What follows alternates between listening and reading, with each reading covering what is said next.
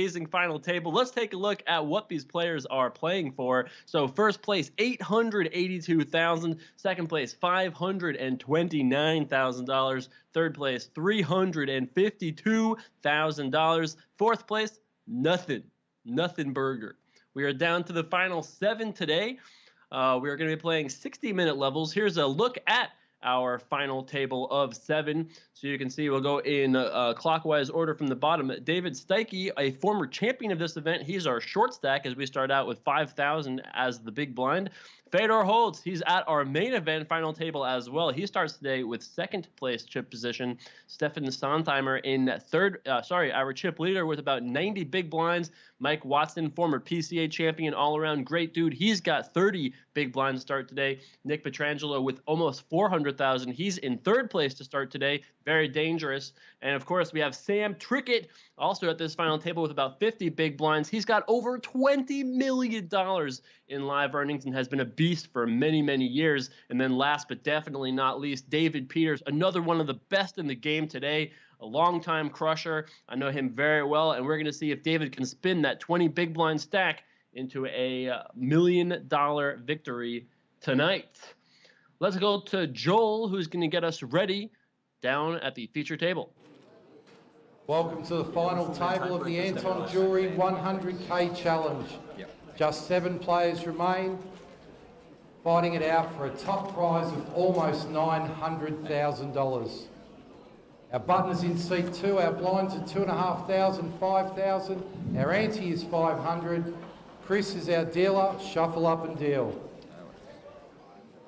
Oh, he's already ruined it actually, sorry. Good start. I ruined it. All right, we are underway here at our final table. To get there, Chris. 7 of the best in the game today. First time. Nah.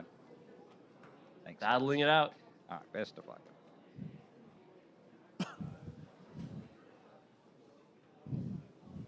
Action's going to be on Nick Petrangelo, under the gun, ace queen offsuit. Certainly going to qualify for a raise here. To call. So those larger blue chips next to each player are the time bank chips. Raises, 13,000, seat 6 fold, seat 7 fold.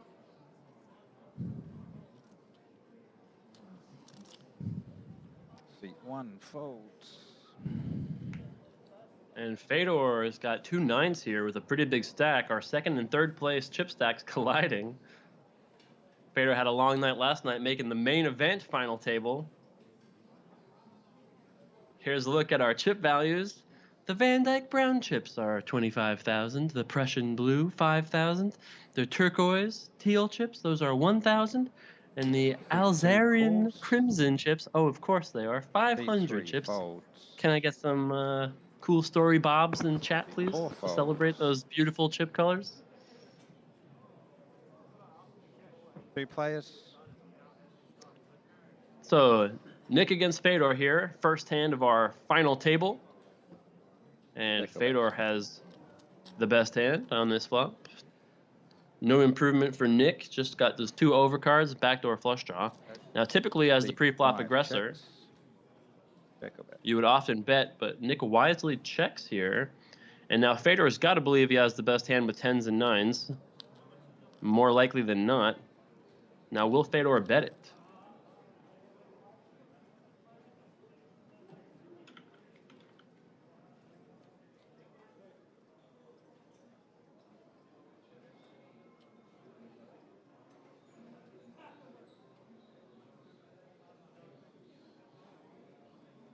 Looks like he will.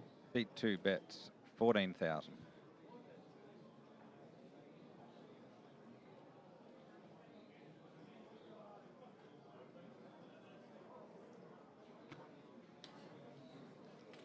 Beat 5 calls. Becker bets it. Nothing changes here on the turn.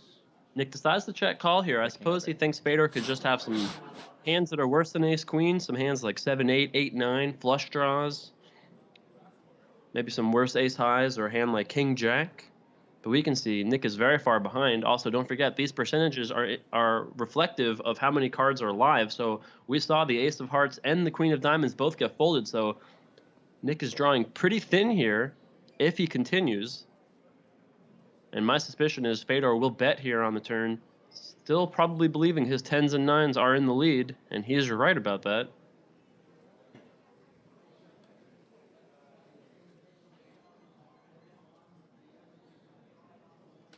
Beat 2 bets, 38,000. Beat 5 folds.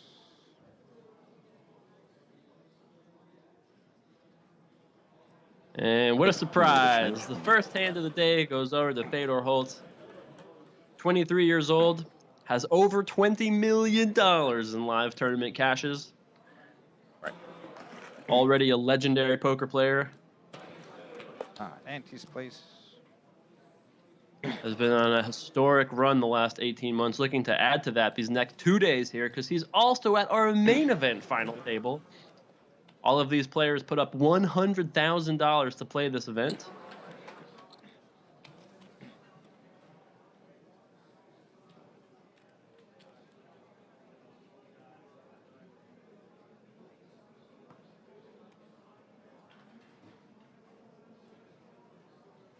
Action is going to be here on Sam Trickett, one of the greatest ever from the United Kingdom.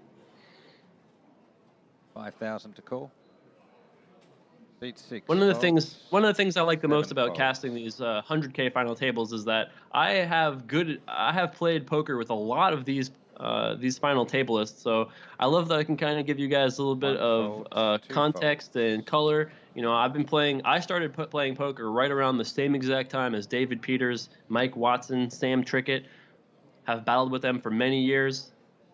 They're all good Beat guys 3 and raises, 12,000. absolute stone crushers, the best of my generation of poker players.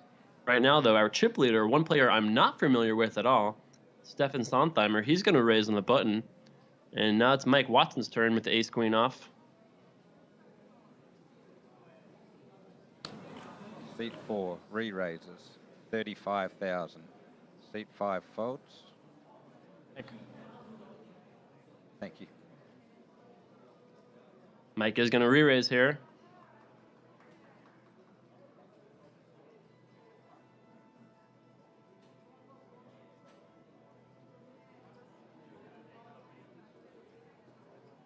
Seat 3. And Mike folds. Watson going to take down that pot. Known as Sir Watts. He won the very last ever PCA. We casted that here on RunItUp.tv last year. Grab your antes, please, guys. So our short stack, former champion of this tourney, David Steike. Second shortest stack, David Peters. Now remember, only top 3 get paid, so 4 of these players are going to walk away with no money.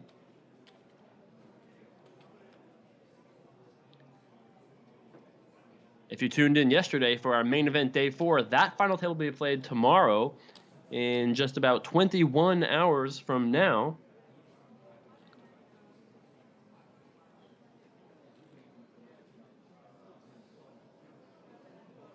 Five to call. Seat 7 folds.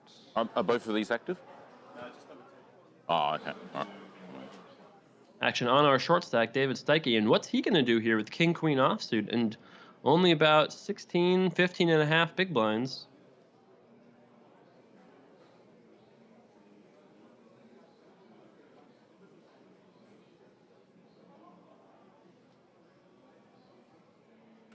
Seat 1 is all in. Seat 2. David's going to go folds. for it here. Oh, and this is not going to get through Sontheimer. David's going to have to find some queens to stay alive in this tourney. Ain't no way Sontheimer's doing anything besides continuing here. Seat 3 calls. Sontheimer does call with ace-king suited. Seat 4 folds. Seat 5 folds. Seat 6 Everybody folds. else quickly out of the way here. And we've got our first all-in confrontation of the day. And David can see he's in bad shape.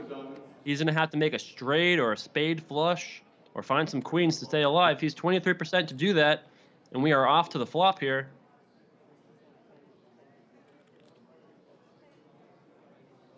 Oh, nice flop for the king queen. And just like that, Sontheimer is well behind. We saw Sam Trickett fold the ace of spades, so Sontheimer's got to find jack 10 or an ace. That shuts off the backdoor straight possibilities. And Sontheimer needs to find an ace and an ace only, 2 outs to bust out David Steike. And that is not going to do it. And now our short stack doubles up. David Peters becomes our short stack, and Fedor Holtz becomes our chip leader. 4, Nick Petrangelo moves up to second 77,000. place. 50, 70, yep. Thank you. And David Steike finds the honey he needed to stay alive in this tournament. And we remain with 7 players. Grab your blinds and David antes, Steike please, won this guys. tournament back in 2009, if I'm not mistaken. He won this tournament for $1.2 million back in 2009.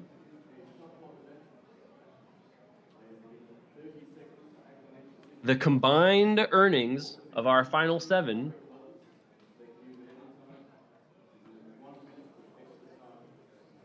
breaks $100 million in cashes. Wow. Up to you, sir. 5 to call. Maybe even closer to 110 million in cashes. We are watching 7 of poker's best Eight, battle it out folds. here for this $1 Two, million folds. first place prize.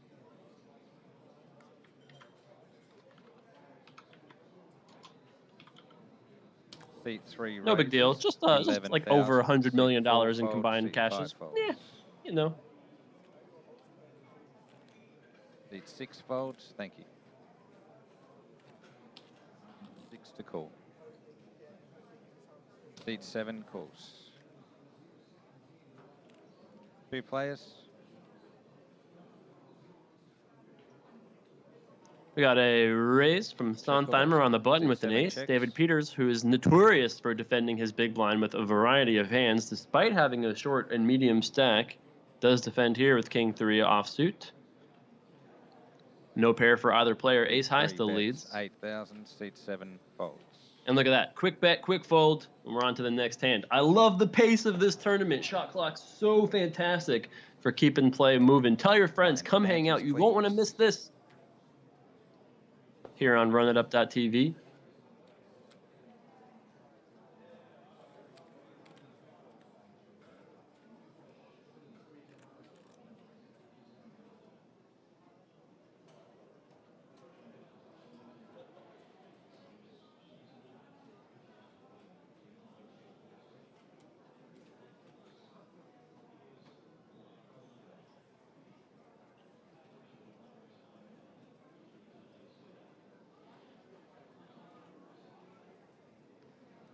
Fedor Holtz here, first position with king queen suited. He's certainly going to raise this hand.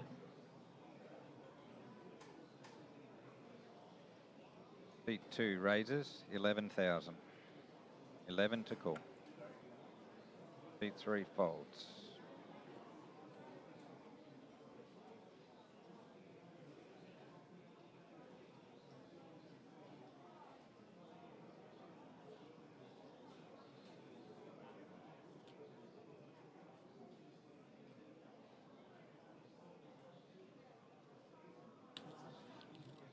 Seat 5 re-raises, 31,000. 6, 5, 6, 7 fold. Do you mind changing for me? And this time it's Mike Watson with ace king. Ooh, and David Steike. He's got a pair of queens here. And my guess is we're going to see another big confrontation here. And David Steike could be one of our chip leaders if he wins this hand. He does move all in. Fedor folds. And Mike Watson's not going to be happy about it, but he's probably going to have to call as well. And we can see David's in a little better shape than he would normally be with queens versus ace king because Fedor folded the king.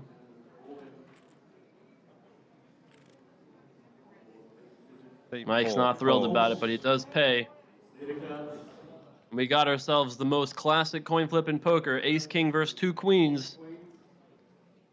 And this is a huge pot.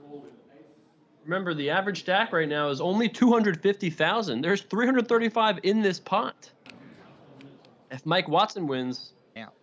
actually, David covers Mike according to these graphics. It's going to be really close. Off to the flop. Ace in the door. And just like that, David Steike is in terrible shape. He has to have it come heart, heart, king 10, or find the last heart queen in the deck. But we can see there's actually the queen of hearts, so. And that's not a great turn card for him. David has one out. Must find the king of hearts. And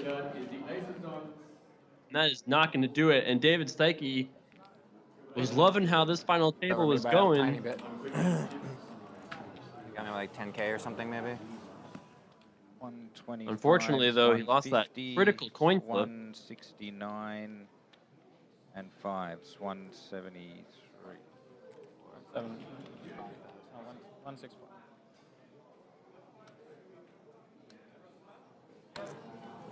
Cover?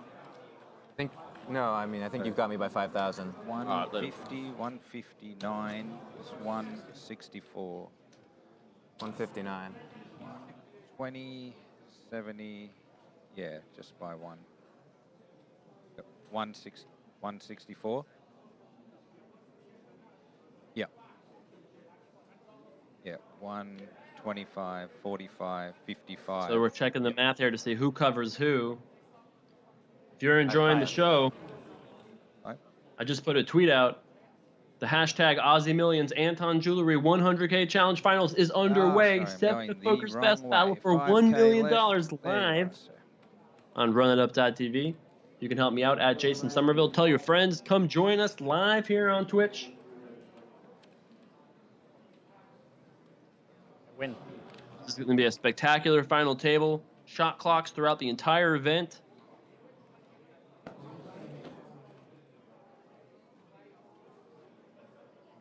And Mike Watson now with a very healthy stack. Not too seriously, but I had a feeling you were in the same general vicinity. Oh yeah, well it's normally the same hand.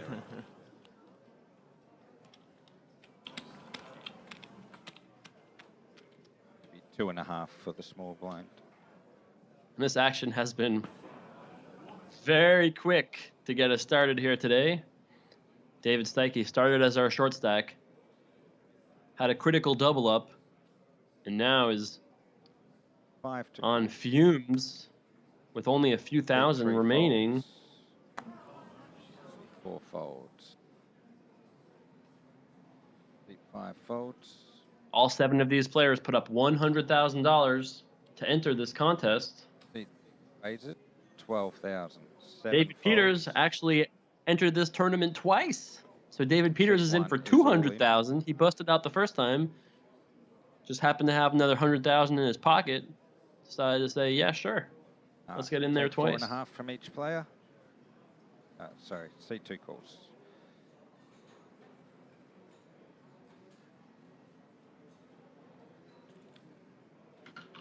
One's locked up. 2 players are remaining. All right, so we got David Steike all in. Sam Trickett had raised with the ace. Check a bet. Seat 2 checks. Seat 6 checks. And that's a pretty good flop for David. Oh, but that's a terrible turn card. Oh, wait, I missed Fedor made 2 pair actually with queens and 7s. So David's got to find a king or a 3. And that's not going to do it. We're going to lose David here. He can't beat either player's hand. Fedor with 2 pair. Yeah, I think Fedor's going to have to bet here. It was checked down till the river prior till now.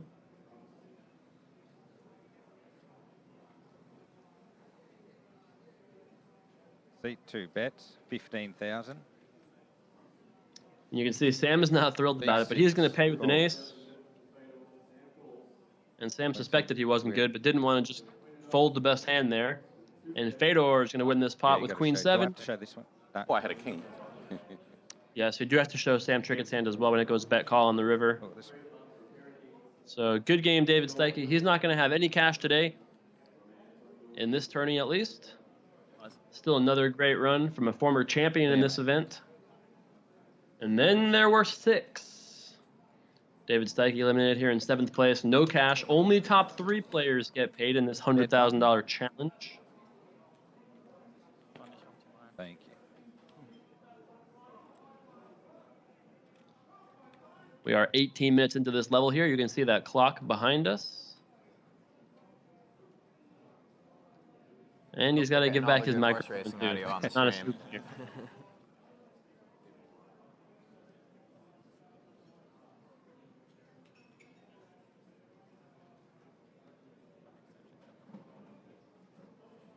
Not really sure why we can't hear what Fedor is saying there. Do we have a mic on Fedor? We must. Maybe batteries. 5 to call. We'll get on that. Wouldn't want to miss Fedor's 5 folds. hilarious 6 commentary. Folds.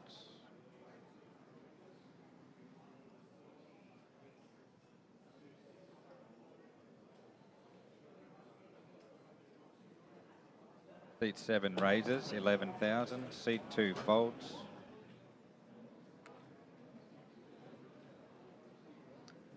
All right, we got a race here from David Peters with 2 8s. On to our start of the day chip leader, Stefan Sontheimer. Apparently, Fedor was talking too quiet for the mic to pick him up, but his mic is on and there. We got ourselves a heads-up pot here between David Peters and Stefan Sontheimer. Check or bet, sir.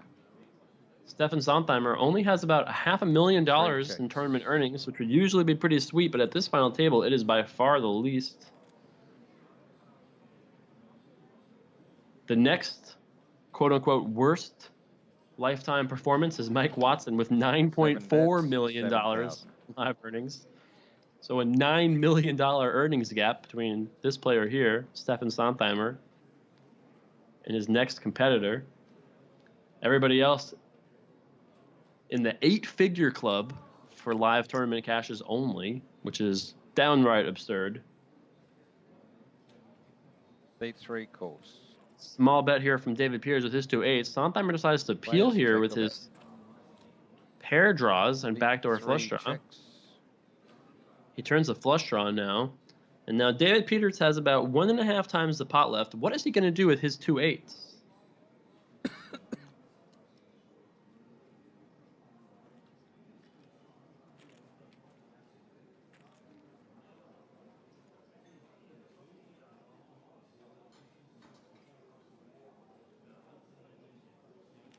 16. Seat 7 bet. David is going to bet here again. And David chooses to pick a small sizing. Now, I don't think this is going to work. Sontheimer is almost for sure going to have to continue here. He may suspect a jack or a 9 might be good. Diamond is almost surely good. And he's getting a pretty good price to call here, getting almost, but not quite, 4 to 1. Seat 3 calls. And Sontheimer does call. We are heading to the river. And that ace changes nothing. If Sontheimer checks, he knows he can't win. The only way he can win is with a bluff, but will he try to bluff here and like pretend to have an ace or that he had trips and play them slow? He's going to just check. And I suspect David is also going to just check. It's hard for him to get called by worse here. Like, what does Sontheimer have to have that's worse than 8s they can call? Like 7s, 6s, a 5? There's not really a lot of hands, given the ace river particularly. I don't think Sontheimer would fold a better hand than 8s, 9s, 10s, jacks. That seems incredibly unlikely given how the action was played out. So I suspect we'll see David just check here, but he's using his full 30 seconds to think it over.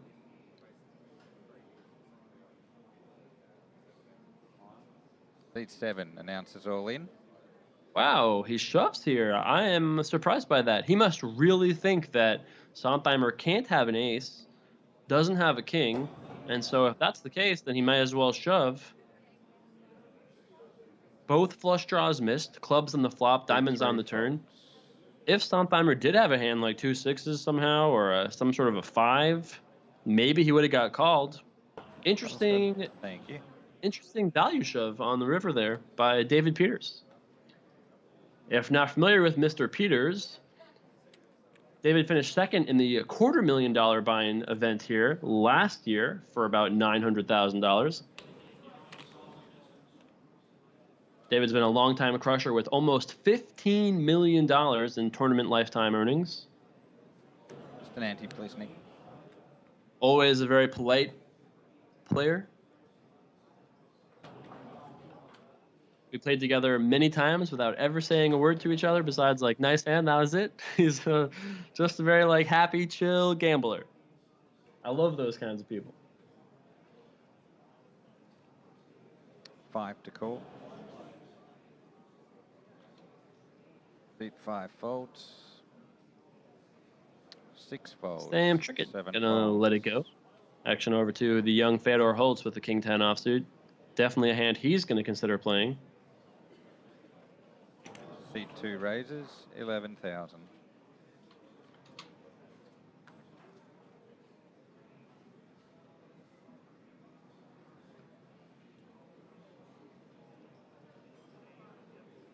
Action here on Sontheimer. 3 folds. Seat 4 folds. And Fedor is gonna pick up that pot. God, we've already played so many hands here. I love the pace.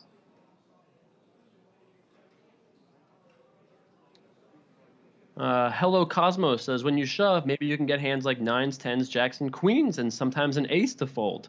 Well, here's the thing, Hello Cosmos. If Sontheimer had 9s, 10s, jacks, or queens, he almost for sure would have re-raised pre-flop given David's short stack. And if in some way, somehow, an ace just calls pre-flop, plays the hand the rest of the way, if he somehow makes aces and kings, I can't imagine how he folds given that he's getting like 2.5 to 1 on the river. 5,000 to call. Seat 6 folds, 7 folds.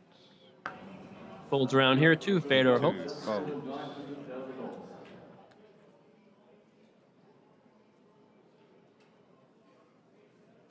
Seat 3 raises, 12,000.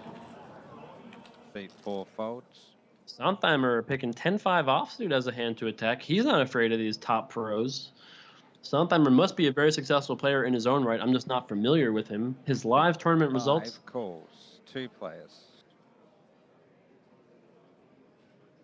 Nothing too spectacular. He does have a $131,000 cash in Vegas last 5 year. checks.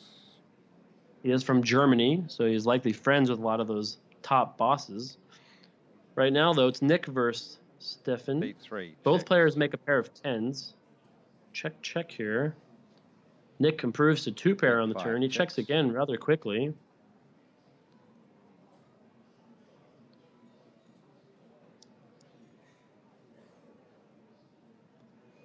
What will Sontheimer do with his 10 with a bad 3 kicker? checks. Check or bet. So Nick improves again. Now queens and jacks. Sontheimer's queens and 10s. Not going to win this 5 hand. checks. I think. Check or Wow, bet. Nick checks again here. I wonder if Sontheimer's going to be content just to check, see if queens and 10s win.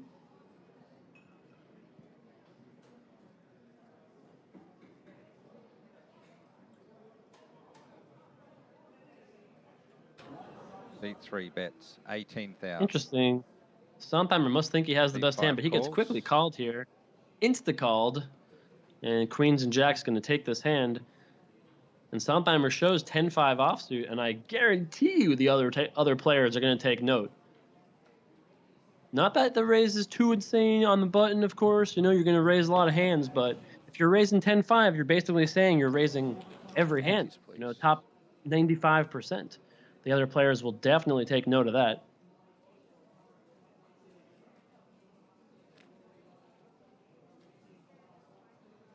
Sontheimer must have thought he had the best hand there, but he did not. 1 ante. This is mine.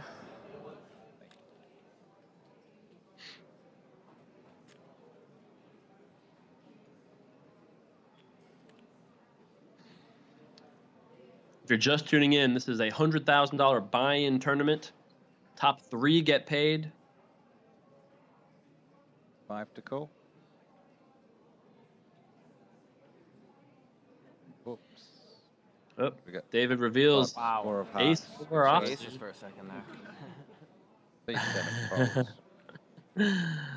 Totally reasonable folds given Big his 2 20 blind folds. stack. Action here on Sondheimer with a very reasonable ace-7 suited. Seat 3 raises 11,000. And he's going to raise it up. I wonder what Mike Watson's going to do here with King 10 on the button. Seat 5. Seat 4 calls. Seat 5 folds. Thank you. Mike decides to call here. Seat 6 And we've folds. got ourselves a heads-up pot. 2 players. If you're just tuning in, I would love for you to help me get the word out. Tell your friends we've got some amazing poker action, the $100,000 shot clock event live on Twitch. Come hang out, runup.tv. There is a tweet about today's stream at Jason Somerville. There it is. Look at that. You can find my tweet over there. You also can get in touch with us using that hashtag Aussie Millions. If you're having a good time, you want to see more action, let us know. Also at Crown Poker. Thanks to Crown for making this happen again 2 years in a row here on Twitch. 10 seconds. And you are watching runup.tv 2 years in a row, the home of the Aussie Millions. 13,500. Seat 4 folds. Sondheimer continues his pre-flop aggression with another bet. And he's going to drag this pot. We started today with 7 players. 3 get paid. 6 players remain.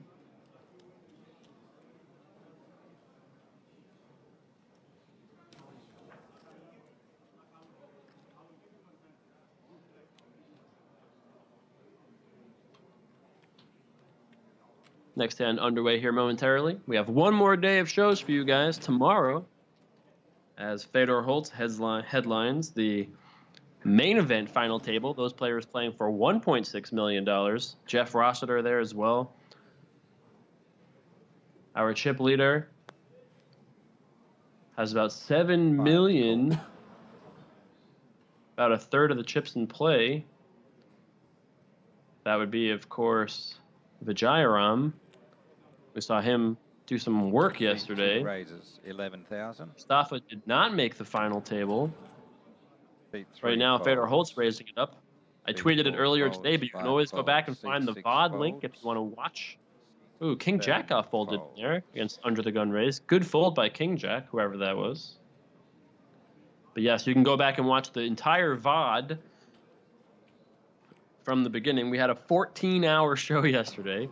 You can go back and watch that from the very first minute on riustats.com. True story, after the play was over last night, I got a message from Fedor himself. Said, awesome stream, where can I watch it? And I told him, riustats.com. So you too can be as cool as Fedor and watch the VOD from yesterday as well. PogChamp, cool cat. First place in this tournament, you're going to receive $882,000. Second place, $529,000. Third place, $352,000. Cool. Fourth place, 0. Seat 3 folds. Seat 4 folds. Seat 5 folds. Well, seat 6 raises 12,000. Seat 7 folds. Sam Trickett going to raise here on the button. Sam Trickett has over $20 million in live tournament earnings. Seat 2 He calls. finished second in the $1 million one drop for $10 million. And Sam also is a players. former champion of this event. He won this in 2011 for $1.5 million. Check or bet, sir. Seat 2 checks. No improvement here for either player. Ace high still leads. Goes check, check on the flop. Ooh, and Fedor spikes the deuce to take the lead in the hand. Shout outs to my good friend and probably my, let's say one of my favorite poker streamers, Nano Noko, hanging out, watching the chat. Helped us out on Twitter. Appreciate that a lot, Randy. We had a great couple of streams last year together from this event. You can find him on Twitch, twitch.tv/NanoNoko. Right now it's on Seat 2 Fedor to bets, act with his 11,000. sixes and deuces. And I think Sam's going to call here with his ace-10, getting 4-1. He has to call 11,000 to win 40, getting a great price. Ace-high could be good. Seat 6 calls. Spade draw available on the turn. Fedor could have some sort of straight draws. And Fedor improves again here. And not only does Fedor improve, but Sam's ace, sixes and deuces, ace kicker is a pretty decent hand. Federer's like, yep, welcome to my life. Nah, I'd just make full houses on the river. Start with one pair, make a full house by the end.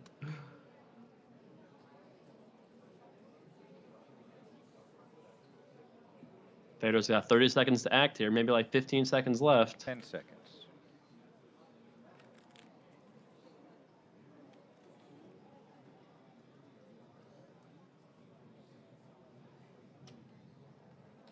Beat 2 bets. 60. Fedor does bet here. 66 to call. Ooh, that's a feisty bet size. So Fedor bets more than the size of the pot. Fedor bets 66,000 on this deuce river. Folds. Nice fold by Sam Trickett there on the end. He doesn't fall for the overbet. Still, I love seeing plays like that. The creativity and cleverness of these players is one of the things that sets them apart from the average poker player. I'm sure all of them would also say that hard work and preparation, spending years and years thinking about poker, breaking it down, digesting it, and just really trying to become the best poker player they can be has helped get them there. And you see that creative overbet didn't work out that time, but like I said, that's part of what makes all these players so dangerous. Fedor said 66 with a 6. That makes a lot of sense. Yeah. I like it.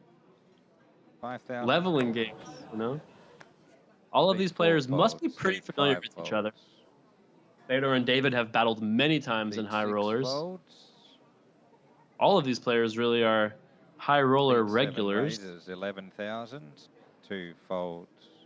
David Peters with 2 queens. He's going to raise it up. Will Sontheimer come along with a 9-6 off?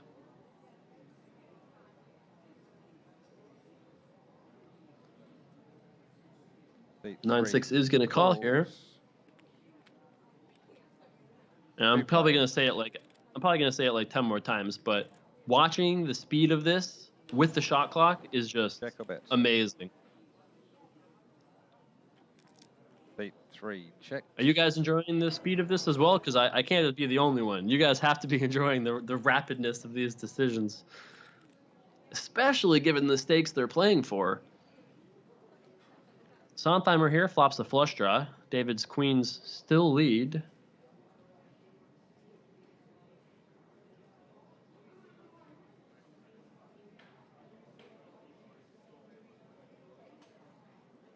Ten seconds, sir.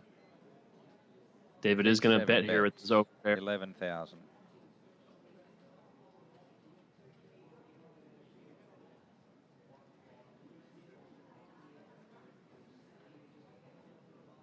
And Sontheimer just throws away his flush draw. He's too afraid of David having a diamond himself. We can see he does not, but he doesn't know that. And David Peters is going to drag that pot. David Peters probably still our short stack, though.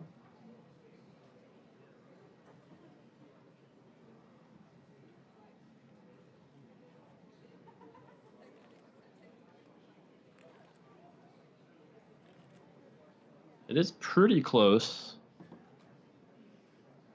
David Peters has probably around 100,000. I think Mike Watson may be the second shortest stack. If you're just tuning in and you want to know the chip counts or the chip colors, we'll pull up that graphic for you in a second once this hand is underway. Those big blue chips are time bank chips, so if you need to have some more time to think about your decision, you can throw that in and get yourself an extra 30 seconds to act. I believe. Haven't seen one of them used yet.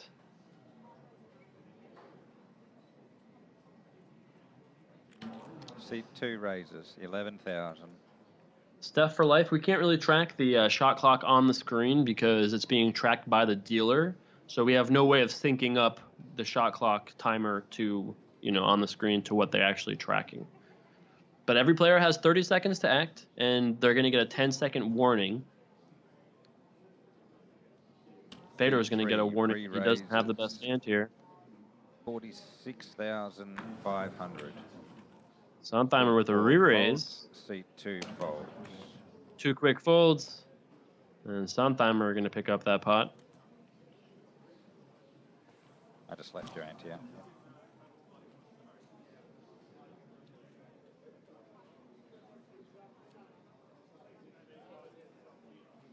And button's going to move over to our start of the day chip leader, Stefan Sontheimer.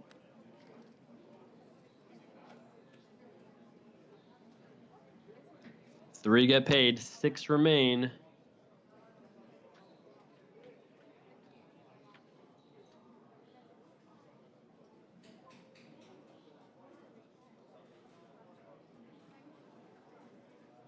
Sam Trickett first to act. Under the gun. 5,000 to call. Seat 6 folds. Seat 7 folds. Seat 2 folds. Bunch of rags for all these players. Now, we saw Sontheimer raise 10-5 offsuit not too long ago. Is he going to raise 8-5 here? Nope, this time he passes. Blind versus blind action here between Nick and Mike. 2.5 to call. 5 total. Seat 4 calls. Option, sir. Just a limp from Mike Watson. Now an ace for Nick. How is he going to play this here? Seat 5 checks. Nick is content to kind of disguise his ace. Just check, see a flop, use position, and what he must assume to be the best hand to try to win this pot post flop. Bet, sir.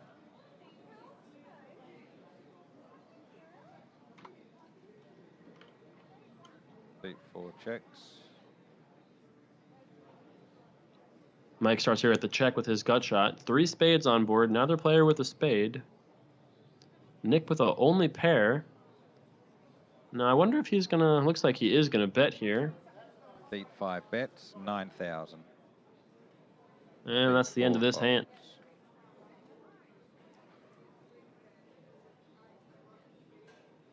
Nice hand there for Nick. Nice little pot. Grab your antes, please.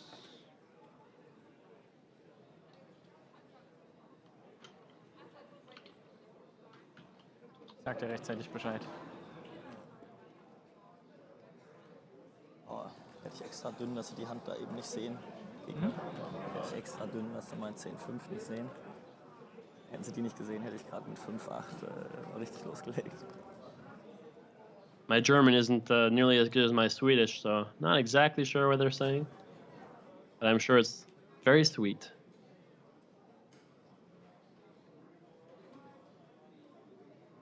$5,000 to call. Fold. Action on Fedor here, the suited king. King deuce hearts was good for him a moment ago. Seat 2 raises, 11,000.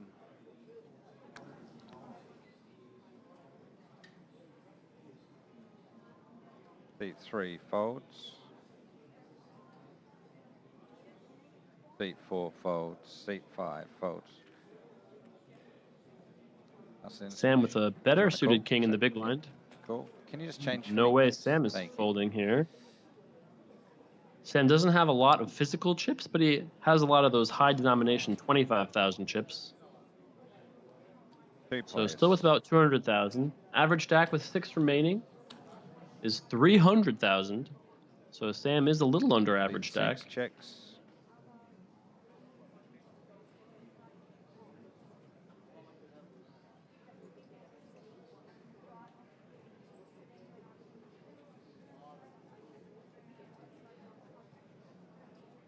It's a pretty good flop for Fedor. Seat 6 Sam Trickett down to 7% chance. He's going to let it go. Move the button around one, please. Sorry. Thanks, guys.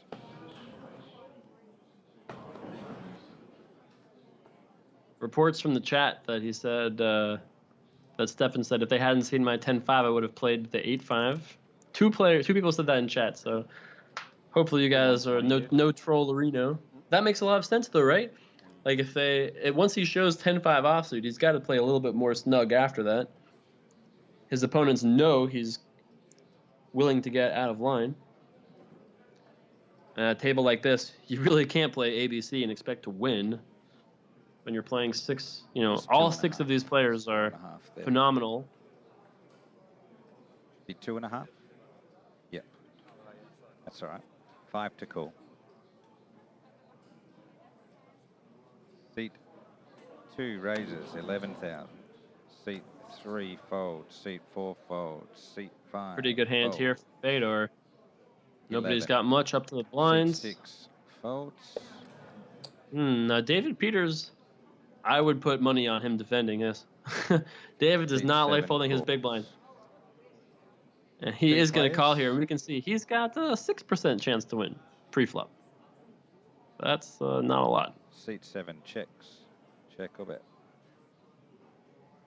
And now his chances have dwindled to 2%. Has to come deuce 5, jack 10, or 3-3. 2 cards away from making the best hand. Fedor with a absolute hammerlock, 49 to 1 favorite.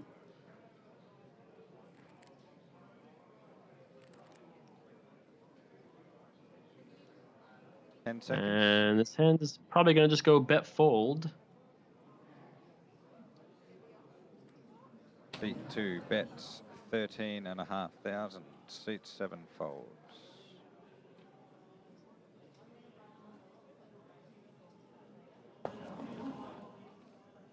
Button moves around one, please, Nick. Can you just move the button around one, please? Thanks, mate. And they are going to win that pot with aces. AI Collector wants to know, is deal making allowed in Australia tourneys? Well, you mean at Crown? Yes. I personally have always thought that makes sense. The players are playing for their own money after all. They do put up the money to enter this contest. So if they did want to make a deal, that is up to the players. Last year at the, I think it was the $250,000 event, we covered the deal making. So we'll keep you posted there. 5 to call.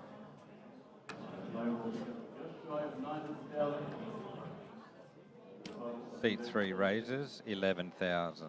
Seat 4 and 5 fold. Got a race here from Sontheimer with King 10 of Hearts. Action on Sam Trickett with a very reasonable 9-8 suited. How is he going to play this hand? Seat 6 folds. Ooh. 11 to I think that's very telling about what Sam's strategy is right now. folds. I mean, yeah, he's Seat facing first folds. position raiser. He still had about 40 big blinds, though. You know, you could have definitely argued a call or raise. Button moves 1, please. But he must want to pick his spots a little bit more carefully, given the fragility of his stack and the fact that we're still 3 players away from the money.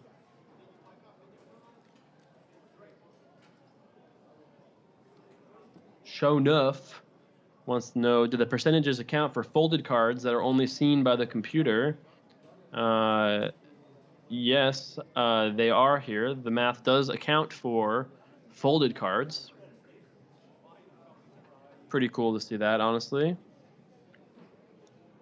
5 to call. I mean, if you have, you know, pocket 3s against pocket 10s, then you know 2 3s are dead. 4 folds. I think it makes sense to show that that player's not doing too well. On Seat to 5 Nick. raises He's going to raise it up. 13,000. Seat 6 folds. 7 folds. 2 folds. Those dark blue chips are 5,000. The light blue chips are 1,000. Playing 2,500, 5,000. Hour-long blinds tonight. And Sontheimer with a very reasonable ace-jack. He's going to defend 3 his big calls. blind. 13. Pass it in a little bit. Thanks. 2 players. Check or bet first, sir. Nick 3 flops checks. top pair here. Queen 6-4 rainbow. Not much for Sontheimer here. He's drawing to running cards. Seat 5 bets. 10,500.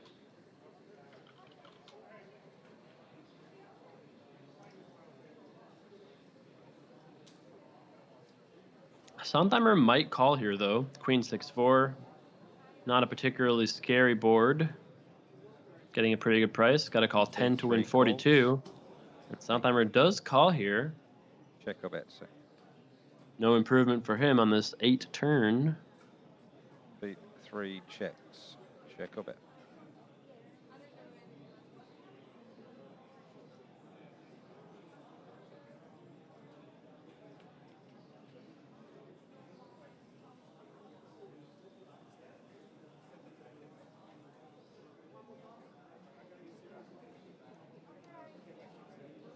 Looks like Nick in a way out. Seat 5 Another bet bets. here. 36,000. And Sontheimer probably not going to be able to continue again here with his 36 exact to call. hand. Too many hands he loses to. But he's going to consider it here with his ace-jack.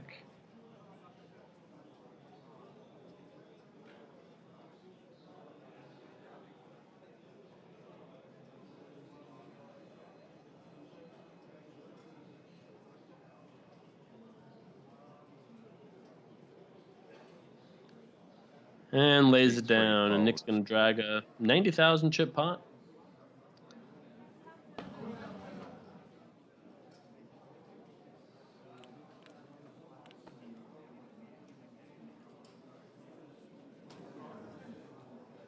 Grab your antes, please.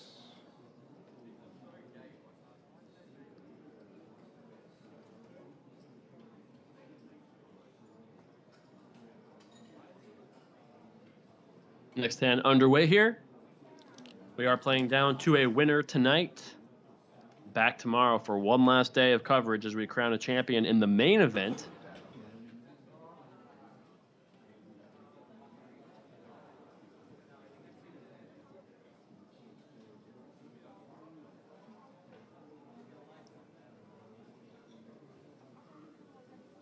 Five to call.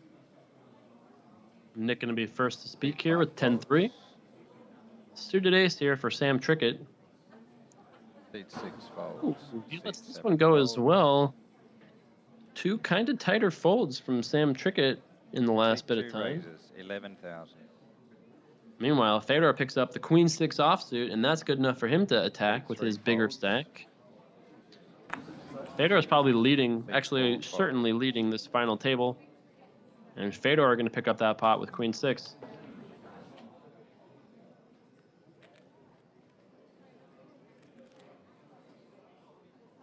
I guess Sam Trickett back to using a regular iPhone now. At one point, he showed me he had a gold-plated iPhone from Macau a few years back. Ist das nicht die Hand, wo ich defende und der 3 Streetsballer? Achte. Auf König 5-2. Ich hab gedacht, so Jacks oder so. Fand ich recht. I believe these two are talking about something about the stream. Ballert das am River noch rein? They're probably like, wow, this is such amazing commentary. Right. How can someone do such good commentary all by themselves? Amazing. 6 folds, 7 folds. And I'm pretty sure he said he had to subscribe to the channel. So thanks, Stefan. Welcome to Team Run It Up, buddy. Anytime.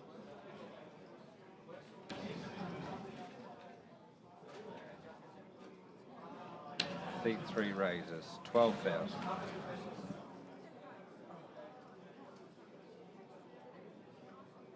We got a raise here from Stefan Sontheimer. Seat 4 folds.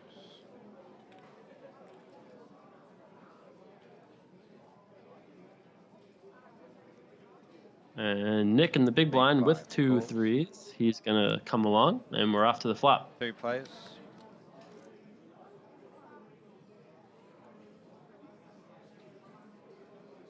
Seat 5 checks.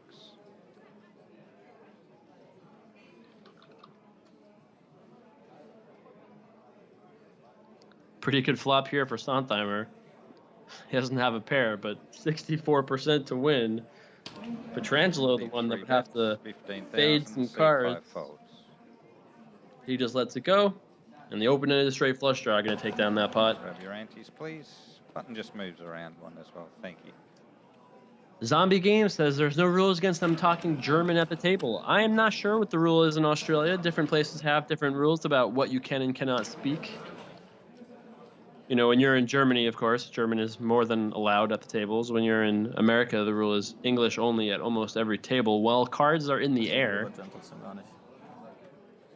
Well, like now there's no cards in the air. Pärchen kannst du schon mal callen. Another stream over there. Ich fange mit den Ass-Pärchen an und die haben einen Beat. Pretty unfair that they've got a view of it and we haven't. 5,000 to call. Yeah, it would be better if we could just see Seat it rather 7 than like having raises, to have people- 11,000. Yeah, like, well, I mean, obviously they can see it from there. We can't see shit. I 100% agree. If there is a screen in a place where only half the table can see the stream, that is not fair to the other half of the table. But of course, all of these players are paying attention to the stream because they want to know what their opponents had. It would be foolish not to take advantage of that information, and that's, of course, why we're on a delay. So David Peter is raising it up with pocket jacks. Fedor calling with the queen 10 of hearts. And now Sontheimer, he lets ace 8 go in the cutoff. Seat 4 folds, seat 5 folds. Sorry, Nick, just a little bit in, please. Sorry, I Thank keep you. forgetting the That's table's so all big, good. my bad. Thank you. 11. Seat 6 calls. 3 players in this hand.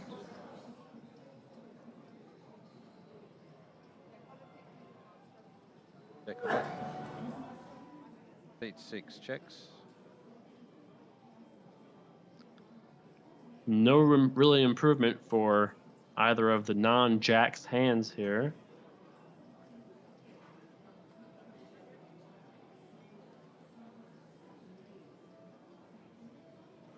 Gotta imagine David's likely to bet here. Doesn't really want to give 2 players free cards. Seat 7 bets, 17,000. Seat 2 folds. Seat 6 folds. And David Peter is going to pick up that pot, up to about 140,000 or so. Take a water. I'm pretty sure the rule at Crown, is English only while cards are in the air. Yeah, I'll take a water. Take a water. Yeah, I'll have a water, please. Yeah.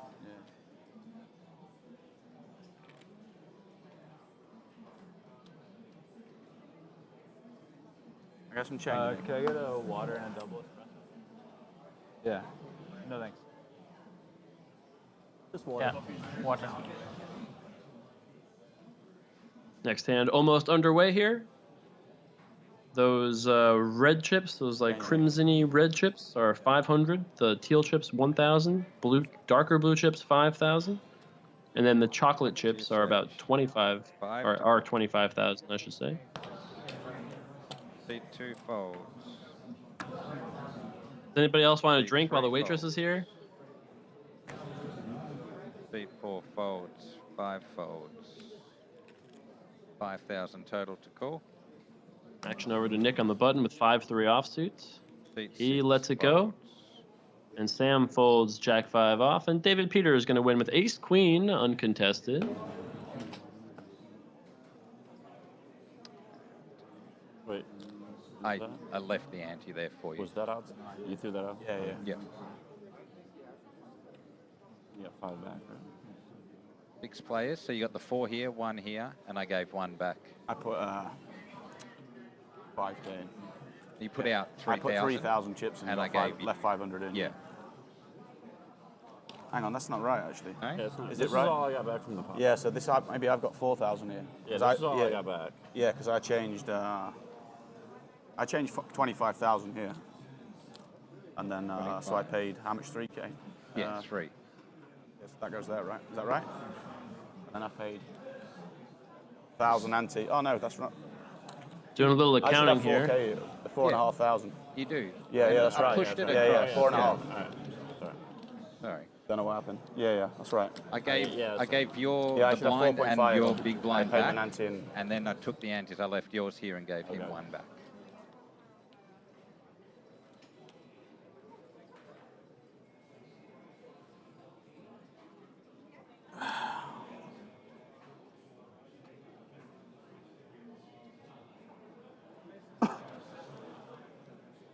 All right, next hand underway.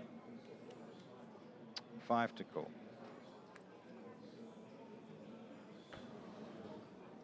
Seat 3 And Stefan raises, Sontheimer with a very 11,000. reasonable king-queen Seat 4 offsuit. and He's 5 going to raise it up. folds. Seat 6 folds. Looks like nobody really has very much. Action over to Fedor in the big blind. And he's going to defend Jack 8 offsuit. Calls. German on German action here. Check or bet, sir. Seat 2 checks. Both players with a straight draw. Fedor needs a 7 or a queen. Sontheimer needs that jack. Leads with king high, though, on this ace 10-9 board. Seat 4 bets. 8,000.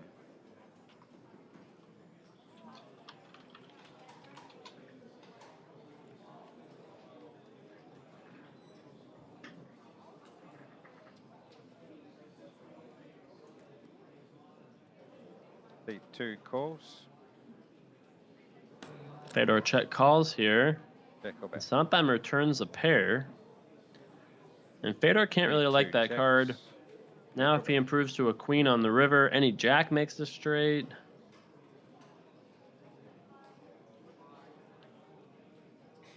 Seat 3 checks. Goes check check here though.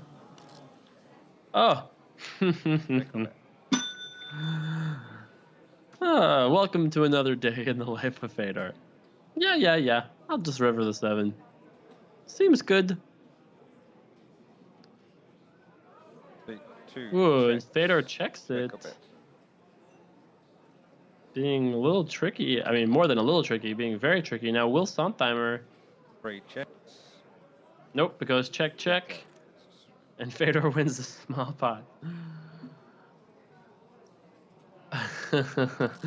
No, I mean, if Fedor had bet on the river, of course, he might have got paid for a small bet. He was trying to go for a tricky little check raise. Antes, please, guys. Instead, it goes check, check, though. And Sontheimer wins. Or, sorry, loses only a small pot. Makes a lot of sense, though, right? With king-queen there, he bets and gets called by what? A 10? Maybe? Not too many hands are going to call that are worse than king-queen. And Fedor needed his opponent to be either a little bit stronger or a little bit weaker. Yeah. Probably need one at some point.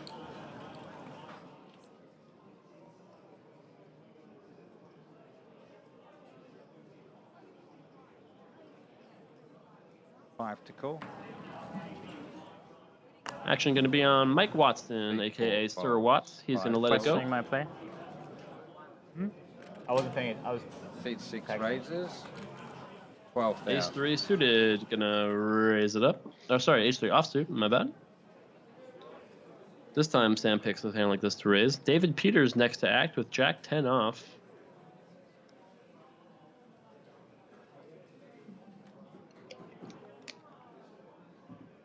Seat 7 folds. Seat 2 folds. David lets it go. Over to Sontheimer now with 7-6, Seat seems 3 like. calls. Thank you. And we're going to see a flop. Ace 3 Three against players. 7-6. Thank you.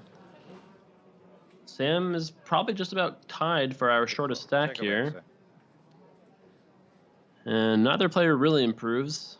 Seat 3 Sam's ace still leads. Seat Sontheimer 6. has a gut shot. Quick check on this Yeah, flop. thanks. And unlucky for Thank you. Sam, Sontheimer now with a hammerlock on this hand with that pair of 7s. Not that he can be too thrilled about it. Thank you. Seat 3 checks. Seat 6 checks. Check on the turn here. Check or bet. And Sontheimer must feel like jacks and 7s are the best hand. Hard for Trickett to have a 9 or a jack here. If you're just tuning in, this is our $100,000 challenge final Seat table. 3 checks. Tomorrow Seat we 6 have checks. the What main have you got, event. sir? Goes check here, and Sontheimer going to win. Last aggressor here in Australia is supposed to show. That's the rule. But tomorrow is the main event final table. All right, guys, the blinds have gone up. 1.6 million 1,000 for ante first. now. 3 and 6. Today, the 100K challenge. Blinds are up to 3 and 6,000 now with a 1,000 chip ante. 1,000 ante, yeah. It's all right for the moment. Joel didn't want to change. Yeah, I guess.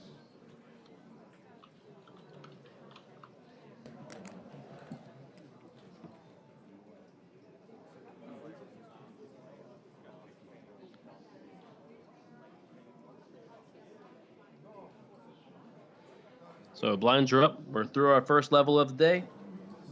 Now up to 3 and 6,000. That's going to put a little bit more pressure on Sam Trickett, David Peters, our shorter stacks here.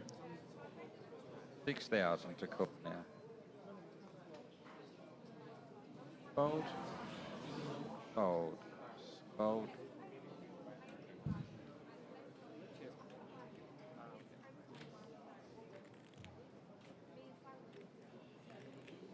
I think action's over on Fedor or the blinds. 2 raises. 15,000. Sounds like Fedor is going to raise here with Jack 5 offsuit. Seat 3 folds.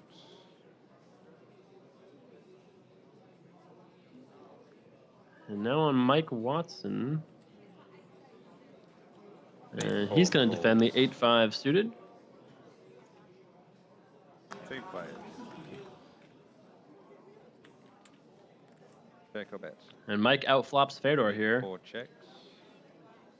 Only with bottom pair, though. Now, Fedor might not bet here on this flop. Pretty connected. He has stone nothing.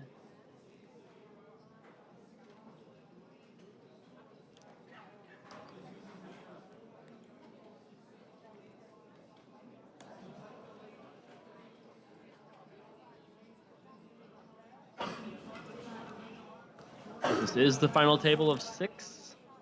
We are playing down to a winner tonight. Top 3 get paid. 21,000.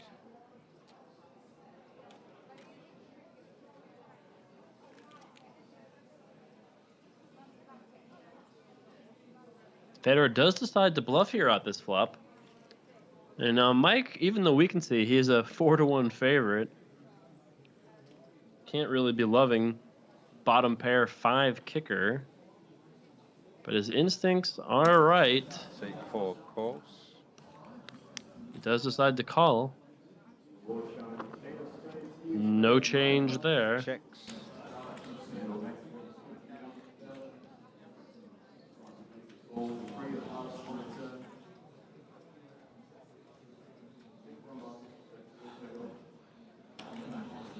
Chairs are so low. It's really bothering. That's right. Yeah, it's so uncomfortable. I'm struggling, man. Action back here on Fedor. Will he fire a second bullet here? That might be enough to win him this pot if he can pull the trigger. 10 seconds. Beat 2 checks. Does go check here. Fedor's got to find a jack to make the best hand. Check or bet. That is not going to do it. And Mike is likely to suspect he might have the winner here. Especially now that spades have missed, straight draw missed, Seat hearts 4 missed. checks. It somehow has hearts, so I think a lot of those draws would probably bluff the turn. And now Fedor knows he can't win if he checks. If he checks, he's just saying you win. And I think Fedor doesn't like just giving up. Will he pull the trigger here? Kind of a tough card to bluff, though. If Mike has a king, he's never really folding. However, a hand like this would be tough to call. Seat 2 checks. Does go check. And Mike's 8s and 3s is going to win it. Now, because Fedor was the... Oh, interesting. So, Fedor just mucks his hand. Please, guys. 3 and 6. Mike did not have to show his hand because Fedor knew he couldn't win and just mucked it. So Fedor threw his cards away without turning them over, and thus the last live hand wins. So Mike didn't have to show, and Fedor didn't have to show. So the reason that Fedor did that is so he didn't have to show the table, oh, I'm raising with Jack 5 offsuit on the button. He didn't want to tip the table to his strategy that he's going to be playing so many hands on the button. Now, they're all going to know that 30 minutes from when that happened, aka right now. But it buys Fedor 30 more minutes of kind of being able to maybe play a little bit looser without his opponents being aware of his strategy. 6 to call.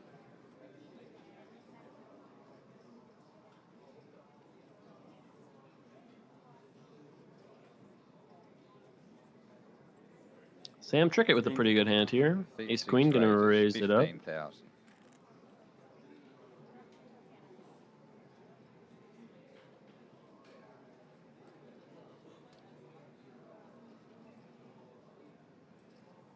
David Pierce with a very reasonable Queen Jack suited. These are our 2 short stacks at this final table. Average stack 300,000.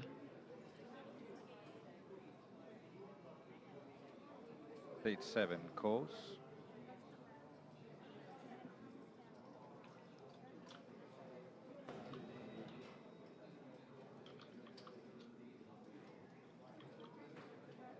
Seat 2 folds. Action around to Sontheimer. Seat 3 folds. 4 and 5 fold. Ace queen against queen jack suited, headed to the flop. David Peters in pretty bad shape here, given the dead cards. Not so bad on that flop. Now we can see there is Jack of Hearts dead, Jack of Clubs dead, Deuce and 4 of Diamonds dead. So David Peters, despite probably really liking that flop, is not in fantastic shape. That being said, Sam Trickett doesn't really have very much here. If Sam bets, David's obviously continuing. The question is he going to raise it or call? 22. 32. 22. 22, apologies. Seat 6 bets, 22,000. So Sam bets 22,000 here, which is a very reasonable bet into about half pot, about 45,000 before then. The thing is, 22,000 is like a sixth of Sam's stack. So if he loses this pot, Kann man gar nicht auskönnen. Seat 7. like he probably will now. Seat 6 fold. Sam's getting a little frustrated here, but he's been playing very reasonably at this final table. Maybe like one hand he could have opened that he didn't, that ace-3 suited or ace-4 suited. Nothing really going his way so far. I was ready to go pre-flop. David? David? David, can I get your reds? 3 or 4? I'll pass it in a minute. We're going to get rid of those red 500 chips. No more points for them. As we are at 3,000, 6,000 with a 1,000 chip ante. They are never needed for the rest of this tournament.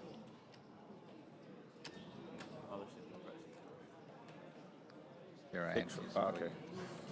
Just an ante, please, David. Gotta let me win one pot, guys. My girlfriend's sat over there. My wife's sat over there. One pot, right, before I go. Pretty depressing. Wait around all week for this. Waited around all week. No, I went out first day. Oh, wow. So I was just like hanging around. I've been to the tennis and stuff.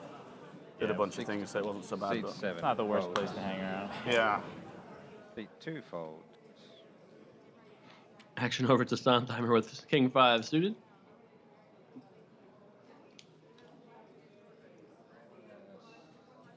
Yes, it's just a call That's a now. call.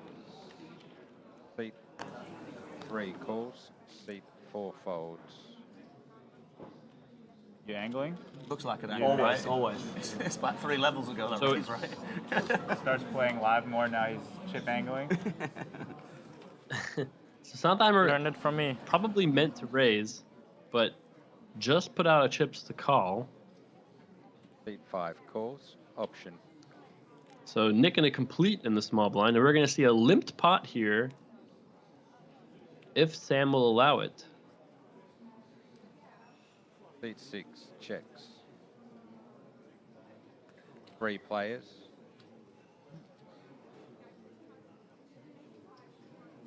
Check or bet.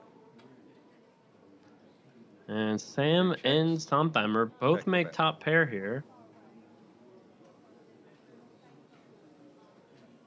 Place in a row. Try again. This is supposed to be Seat 13. 3 bets 8,000. Seat 5 folds. Seat 6 calls. 2 players. Checking or betting. It's a good turn card here for Sondheimer. He's got to find a 6, a 5, or an ace to make the best hand. Remember, this was a limped pot pre-flop, which alters the kinds of hands that Sam can have. 3 checks. Does go check here. Check or bet. And Sam Trickett might actually win a pot. Craigasm. Maybe. I mean, I like his chances. He's probably going to either check or bet. If he checks, he's going to call. If he bets, he's going to get called and probably win this hand. So, or, probably get called and win another bet. 18,000. Sam is going to bet here, and I suspect, given that clubs missed. Yep. Sam Trickett's going to win a pot. Pair of kings and 3s. There you go, Sam Trickett. 1-1. Feel better. Feel a lot better now. He's on the board. Can I get a clappa in chat for Sam Trickett, everybody? Please, let's give Sam Trickett a little Twitch chat round of applause for winning a pot. He did it. Antes, please, and blinds. Here's a look at our chip values. The Alizarian Crimson is actually removed from play, so see you later to those chips. The turquoise chips are 1,000. The Prussian blue chips are 5,000. And then the beautiful Van Dyke brown chips are 25,000. Kappa Ross.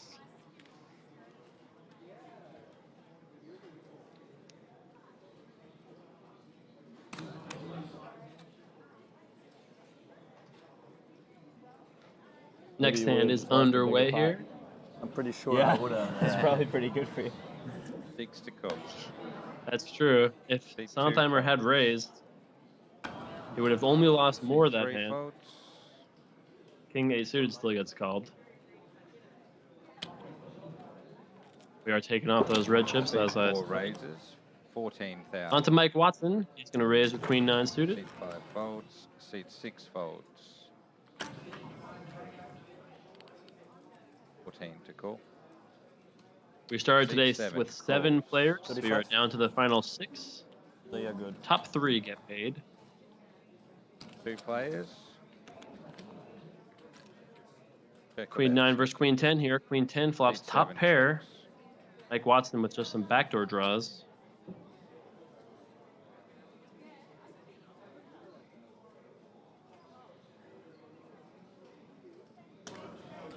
Seat 4 bets 15,000.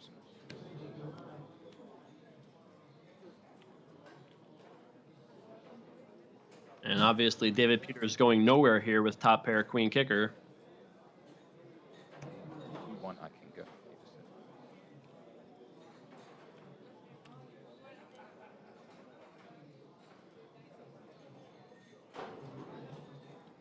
You must be debating between raising and just calling. 10 seconds. On this kind of dry, uncoordinated flop,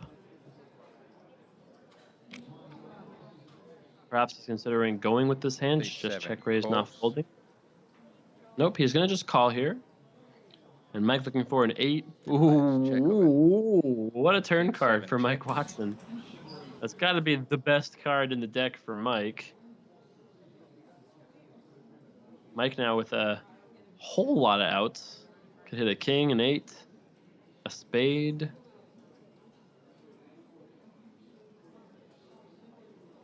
And you would think this would be a kind of card that Mike would bet.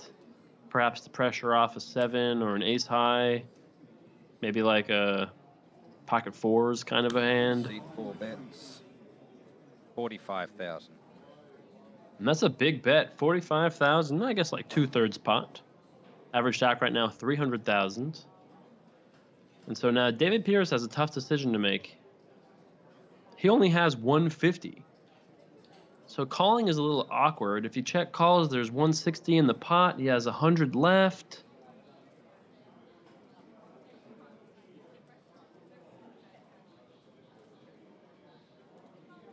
Looks like David Peters does suspect he has the Seat best 7 hand. calls. And David does call here. And we've got a pretty big pot heading to the river, which is a king. Mike Watson, Seat river 7 is a checks. straight. The only good news here for David Peters is that the king is going to be a scary card. And so when Mike Watson blasts this river, David Peters might be able to get away from it.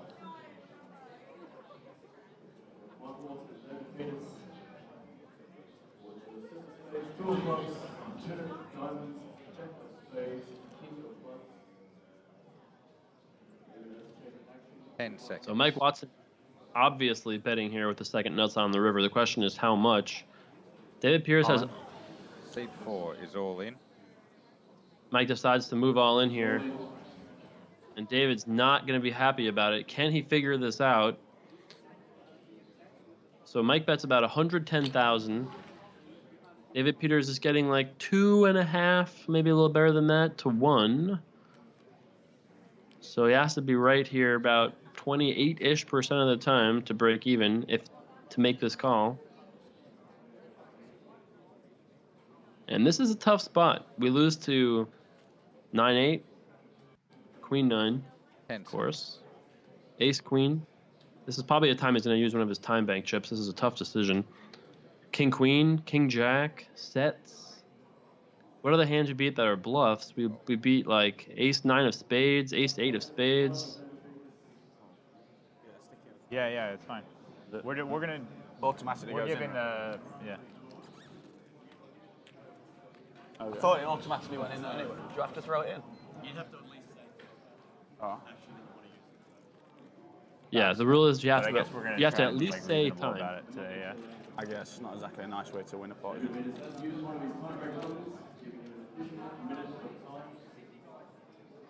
So, David Peters does use one of his time bank chips.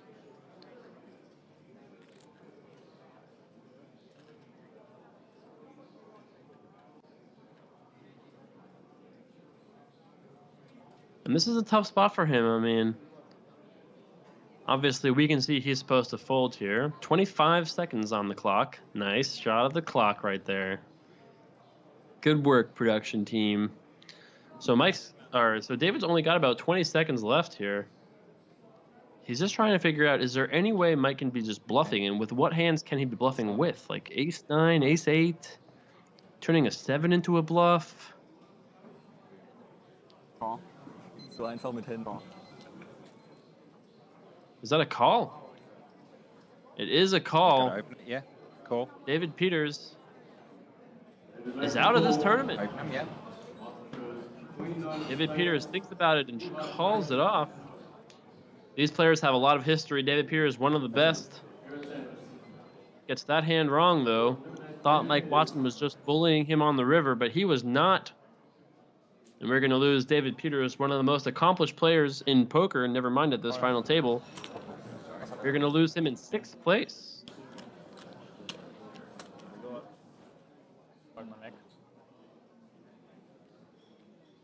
He still had a couple of time bank chips. He could have used one more to think about it, Quite but... the same money final when you don't ladder and get any money, is it? Like fucking... And now we are down to the final 5. Was Top 3 get paid. moving to here, so we got the dead 5 small. remain. Grab your antes, please.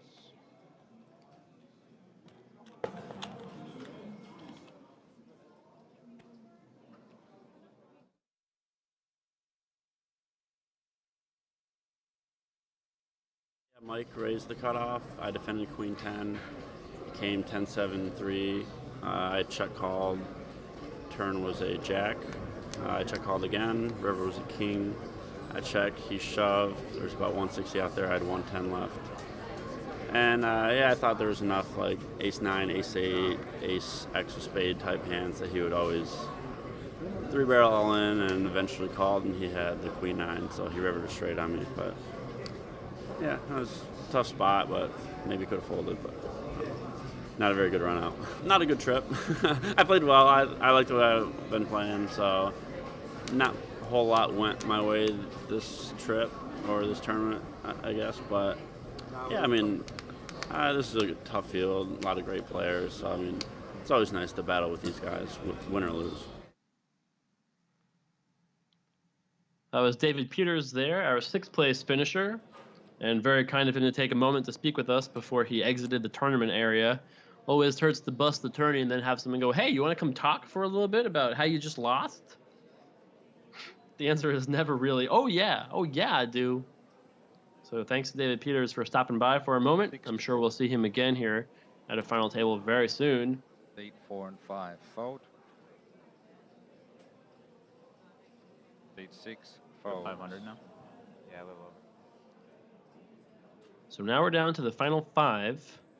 Blind versus blind here between Fedor and Stefan. Beat 2 calls. Option.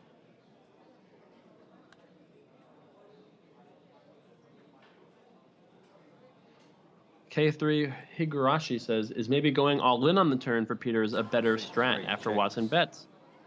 Listen, we're not going to be able to outthink one of the best in the world, but it definitely is an option. I'm sure when he goes back and replays the hand in his mind, he'll consider that as a choice, given how much money was in there.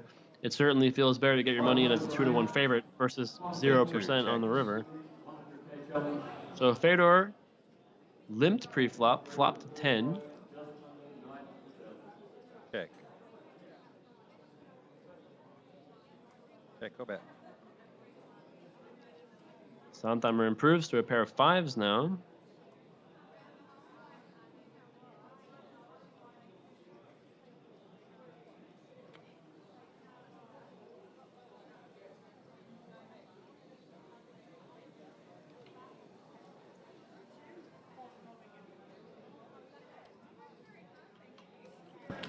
Seat 2 bets, 11,000. Federer decides to bet his second pair now.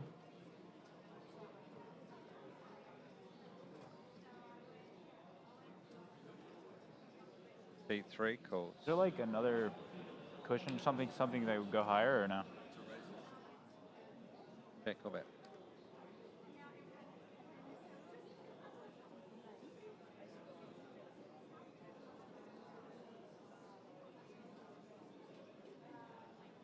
No change here on the river. Fedor's 10 still leads.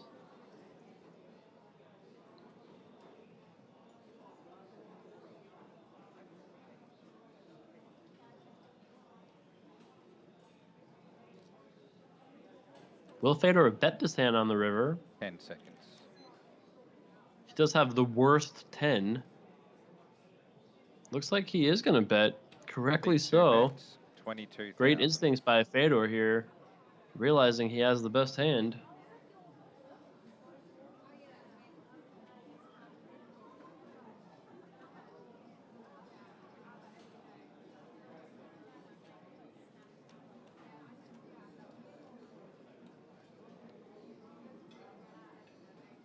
And the stair cam is on.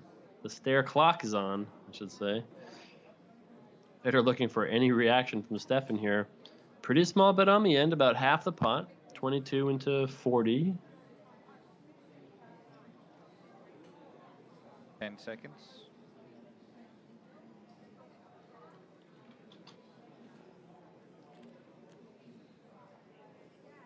Seat 3 fold. And good fold there with the 5. Did not pay it off. Another pot goes to Fedor. Can we clarify what the rule is going to be with the timebreaker chips going forward? We kind of need to have. I mean, can we not change it to just automatically goes in if you have one? Because it's kind of crazy to just kill the hand in a big spot, especially in this situation. If you, I I mean, agree with that. yeah. Kind of distracts your thinking a little bit, doesn't it? Like, time break. Yeah, I mean that's what we're used to from Ario. Yeah. It's only that if you don't If have you've any. still got them, Yeah. we'll make And then if you get down to having 0 and you run out of time, then your hand has to be dead, I guess. Yeah, of course. Yeah, I wanted to be Okay. clear. I don't really. Yeah. As long as we know what the rule That's is. used to, I'm quite happy to make it. Yeah. Red cool. chips out, please Time go. break, it automatically goes in. Saves confusion, same. Yeah. That's 4. So what we're doing now is the dealers 15 seconds in their head, then they tell us when we have 15 seconds and show us the clock. Yeah. I've been doing 10, that's what I was told. 10 in your head and then 20. 20 in my head and 20 in the head, 10 on the clock. If you guys prefer 15, 15. Whatever you like. Okay, that's fine. Which one? 10? Yeah, that's fine. Okay. 20, 10, auto time break if you've got a button. Yeah. Sweet. Okay, so we've just got ourselves some adjustment here. So basically what the players have agreed to is that if a player has a time bank chip, it will be automatically used once the time runs out. Instead of them having to throw the chip in the pot or say time. And once they have no more of those time bank chips, once they run out of time, it's over. Their hand is dead. Just an ante, please, Sam. sorry, man. Thank you. What would you like to ask the next I eliminated always player? have it. Twitch chat?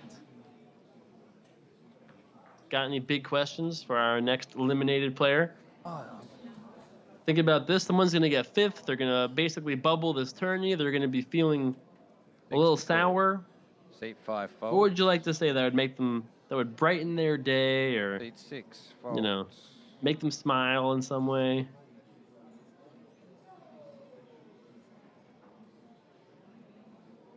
Seat 2 raises, 15,000.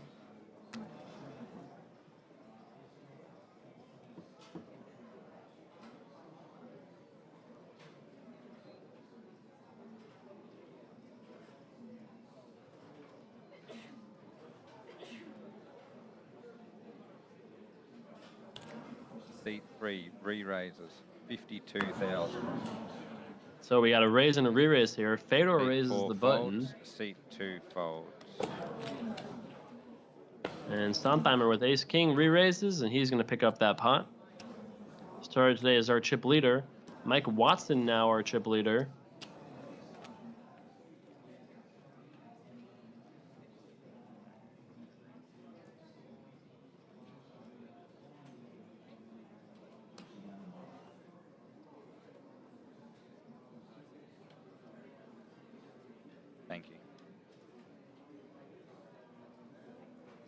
Next hand underway. I like some of your questions, guys. I'm sure we'll ask all those great questions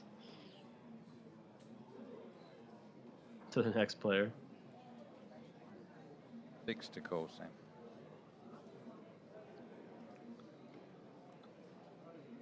Got to reset these graphics here. This is from the last hand. 6 raises, 15,000. Seat 2 folds. So these graphics are wrong. Sam Trickett has raised it up, though.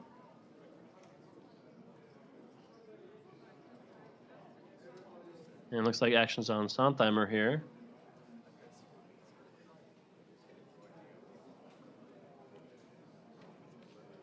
Seat 3 re-raises, 42,000. Seat 4. Got another 5 raise and a folds. re-raise. 2 re-raises in a row here for Sontheimer. So it seems like Sam must have raised 42,000 ace-10 of hearts. Let's see what Sontheimer has.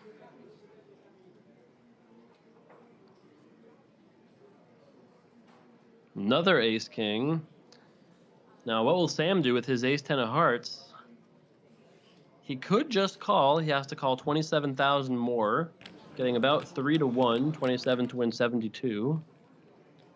We can see he's only 31% to win the hand, so he is getting the right price if he wants to call. Of course, that percentage does reflect seeing 5 cards. 10 seconds. Sam's got 10 seconds to decide here what he wants to do. He could be debating re-raising pre-flop. Could be evaluating folding. Automatic time breaker. Automatic time breaker here for Minute starts Sam. now. So now he's got himself a little more time as he's used his time bank chip.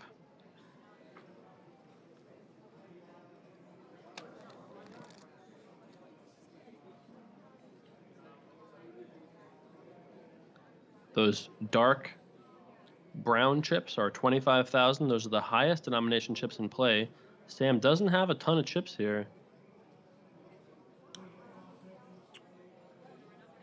And you can see he's a little tortured. He actually kind of like pump faked the folds there. Pretty hard to continue at this point.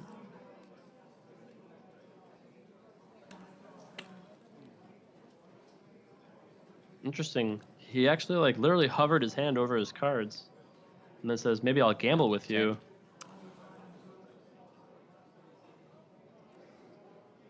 I think Sam's going to fold here. 3, 2, seat 6 folds. He does let it go. Nice fold from Sam.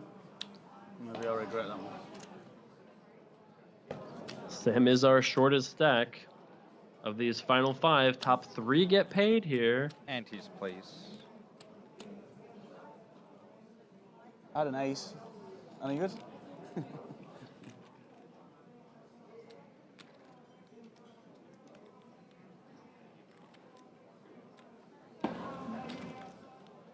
Three, 6.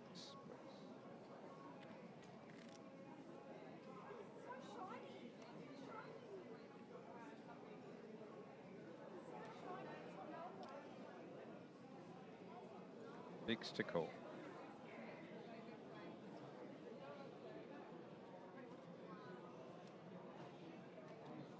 Oh, he had a shitty pair. Should have just Seat gambled. 2 raises, 13,000. Pretty good hand here for Fedor. He's going to raise it up with 2 kings. Seat 4 folds. Got about 20 minutes left here of this level. Then we'll take a quick 15-minute break, come back at 4,000, 8,000 blinds. Seat 5 folds, sorry.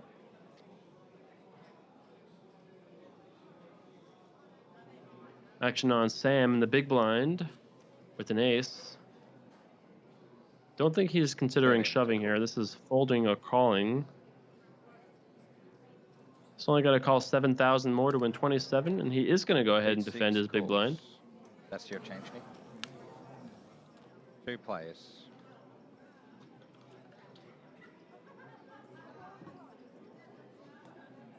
Check or bet. Seat 6 check. Sam catches a little piece of it, but probably not enough to get in too much trouble here.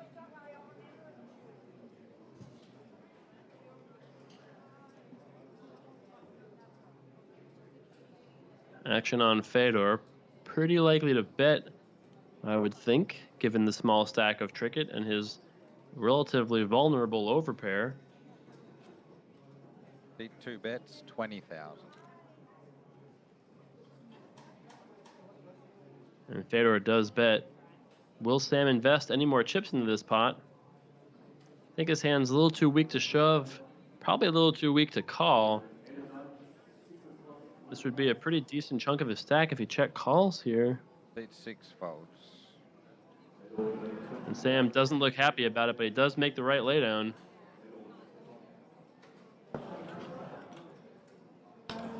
Antes, please. If you're enjoying the show today, I invite you to press that follow button. Come hang out with me 7 days a week here on Twitch. I usually play poker myself on Twitch.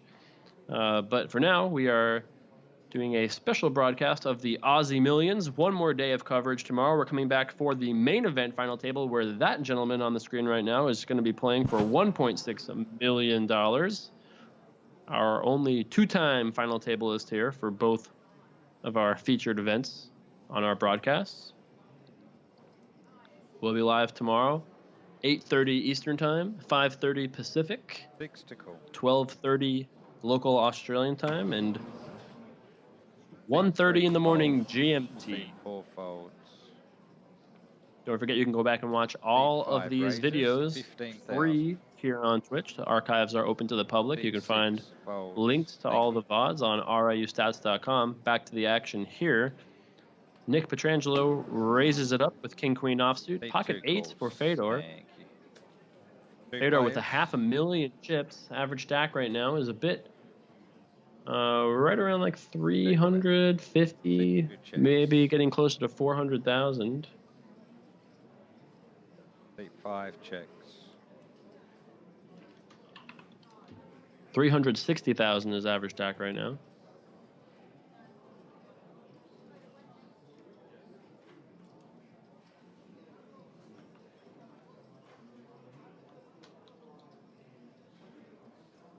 Pretty good turn card here for Fedor. He already did have the best hand, though. Pretty sure Fedor is going to bet now. 10 seconds.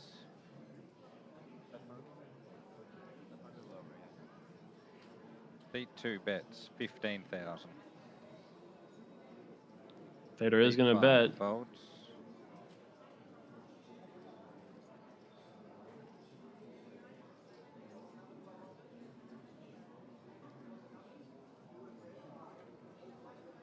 Fedor going to win that pot.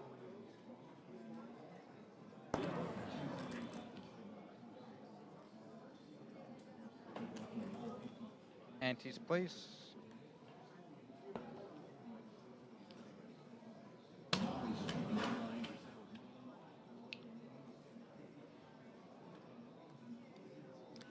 Getting ready for the next hand here. Still playing 3 and 6,000 blinds.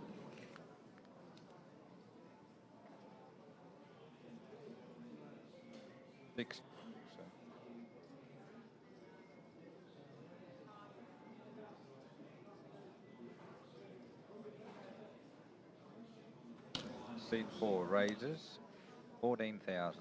Seat 5 folds. Sam Trickett here with a pretty good hand. Mike Watson raised with that 6-5 of hearts, and Sam probably going to just shove for his remaining 20 blinds. Maybe he makes a smaller raise, but pretty committed. Seat 6 is all in. And Sam is going to blast there. Seat 3 folds. Seat 4 folds. Sorry, just pass that in a little bit. Thank you. And Sam going to win that pot. Much needed, putting him back up to about 25 big blinds.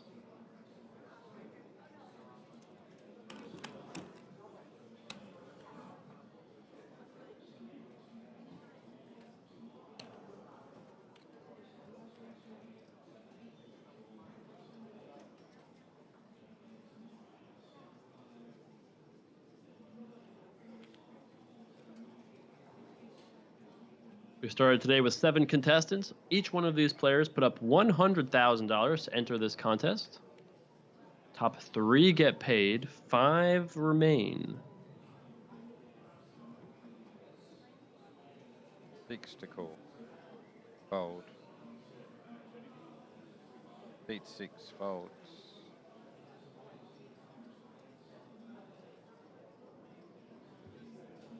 Beat 2 raises 15,000. Fedor going to raise it up here with the 3 10-7 folds. suited as our chip Beat leader. 4 folds. Mike Watson, between Mike and Fedor combined, those who control 1 million chips of the 1.8 million in play.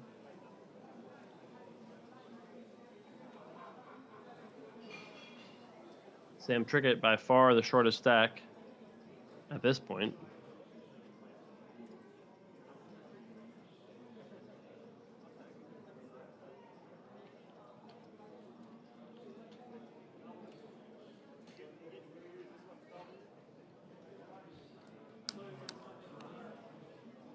All right. Almost reaching the end of our second level of play here. When we get back, it'll be 4 and 8,000 right now, though. Got a few more hands left to play this level. Beat 6 folds. Tell your friends, come hang out. RunItUp.tv. 5 of the game's best players battling it out for almost $1 million first place prize. 15,000. Despite losing 2 great players, our remaining 5 almost combined for $100 million in live tournament cashes. $100 million in poker Like the earnings second combined. we started dealing, I was dying for a piss. Like the second that we started dealing, I was dying for a piss. It's been the longest 2 hours ever. It's pain. Not quite though. We needed David Peters to be at 100.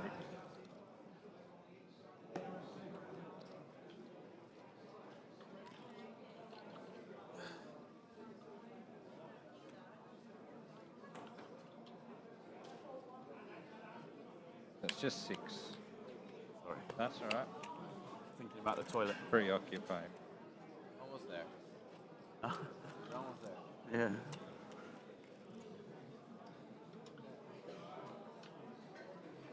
$6,000 to call. Beat 2 folds. Tomorrow we're gonna have the main event final table. That's gonna be a fun show as Beat well. 3 Fedor's gonna be raises. there as well.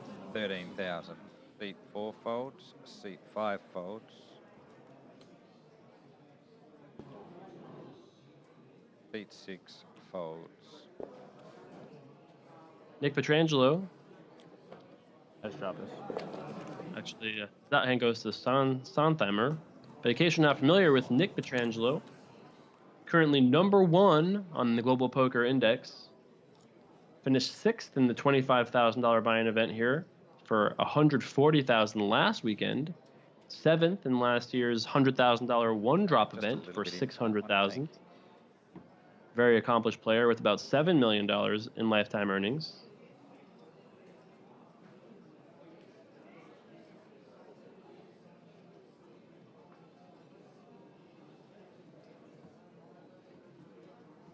$6,000 to call.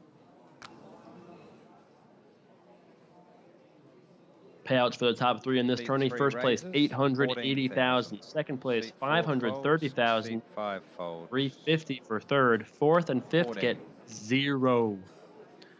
We're going to see a collision of 2 very strong hands here. Ace King against 2 9s. We can see, given the dead cards, this is a 50-50 proposition. Seat 6 is all in.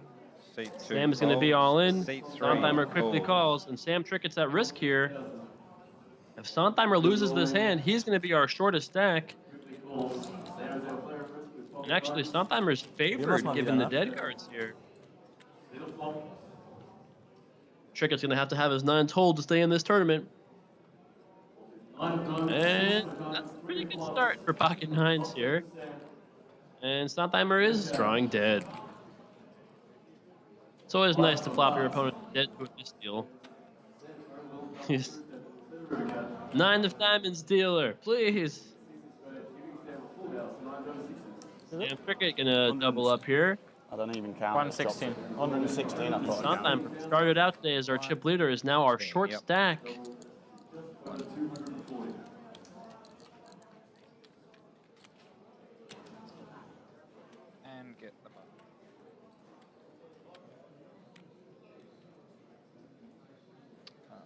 Grab your antes, please.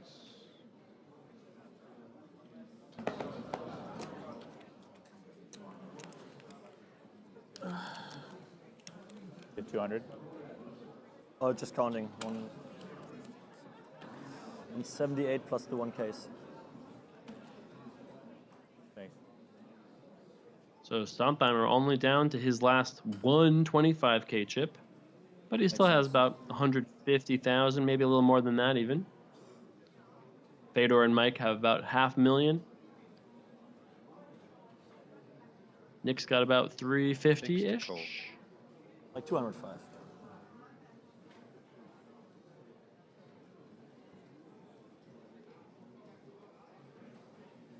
Ace King again now, this time for Mike Watson. 14,000. Seat 5 folds, 6 folds, 2 folds. Down around to the big blind. Likely going to just get folded. Maybe not. Maybe 4-3 defends here. Has to call 8 to win 28, and Sontheimer is going to defend here with 4-3 offsuit. 2 players.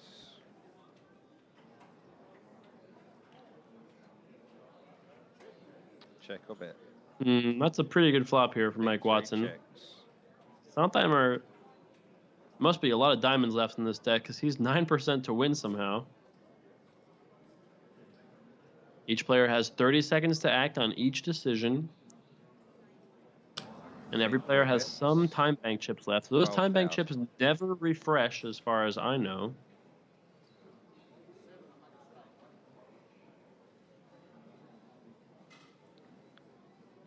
And you would imagine as those just check bet folds. Hard to continue here with 4-3 offsuit.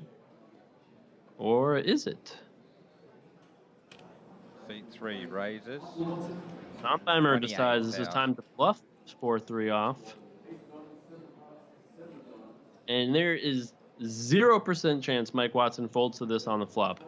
If this is going to work for Sontheimer, he's going to have to fire multiple bullets here. Maybe if a diamond comes off, he can apply some pressure. And this bluff works if Mike just has king, queen, or maybe even a hand like 8s or 9s. Those hands might just fold, but no way is it going to work now with ace king. At least not on the flop. And it's not going to work on the turn either. Now, the only good news about this for Sontheimer is he is probably going to just give up here. When Mike raises under the gun, first position, bets the flop, calls the raise, he is going to have plenty of aces here. And Sontheimer, by check raising the flop, is saying, hey, I have a 7. And even if he had a 7, he wouldn't bet here on the turn. So he does decide to check.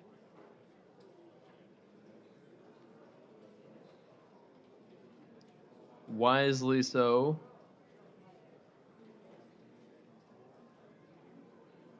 Ten seconds. It looks like Mike's going to bet 25,000. And this hand is over. And Mike Watson may have taken the chip lead with that pot.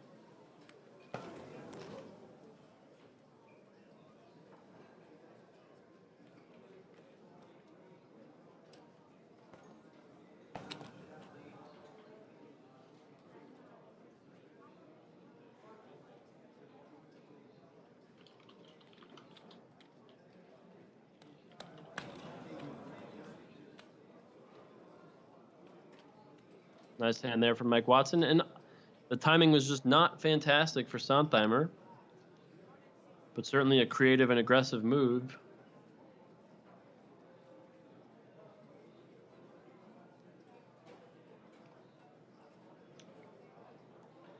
Six to call. Seat 5 folds. Seat 6 folds. Queen 10 now for Fedor on the button. He's going to go ahead and raise us up. Seat 2 raises, 15,000.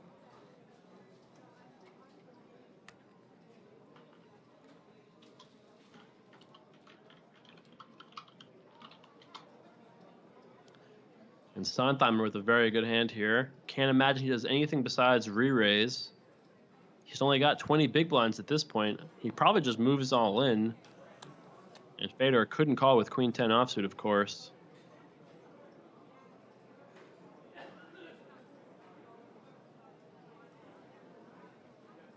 All in. Seat 3 is all in. Mike Watson out of the way with the 4-3 suited. Seat Fedor 2 out of the way. folds. And Steintheimer picks up a nice little pot. Basically picks back up when he lost to that check raise bluff.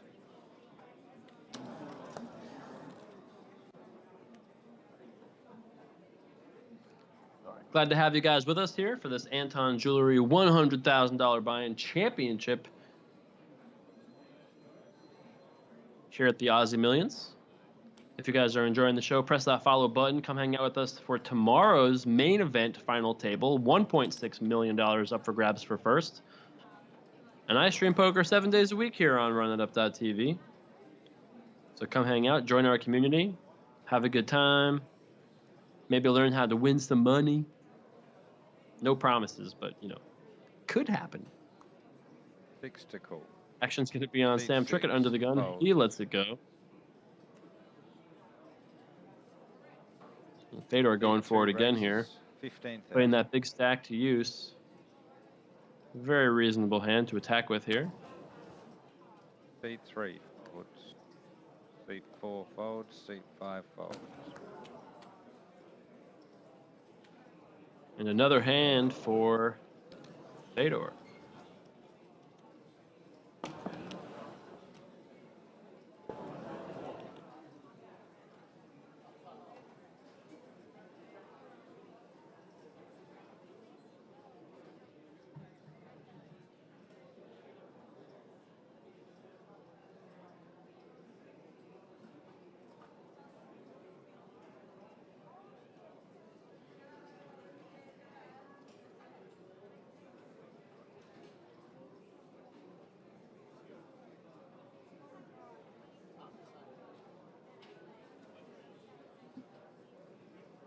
Next hand underway. This time, Fedor is going to take a hand off.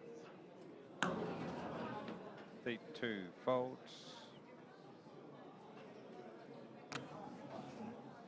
Seat 3 folds. 6,000.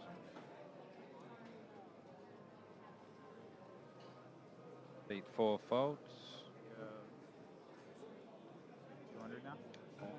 Nick Petrangelo, 2 for 30. #1 rated player on the Global Poker Index. He's going to go ahead and just Seat call. 5 calls. Option.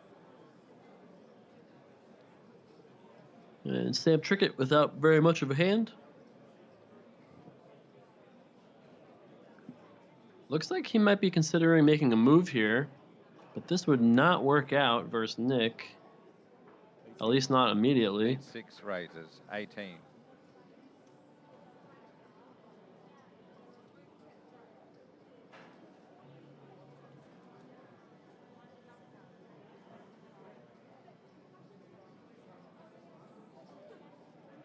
And Sam does decide 9 deuce is the hand he wants to raise with here. In this situation, you often want to raise with your very best hands and your very worst hands.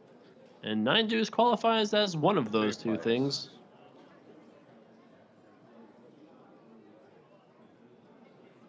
Check a bet. Seat 5 checks. Well, that 9 deuce is looking worse than ever right now.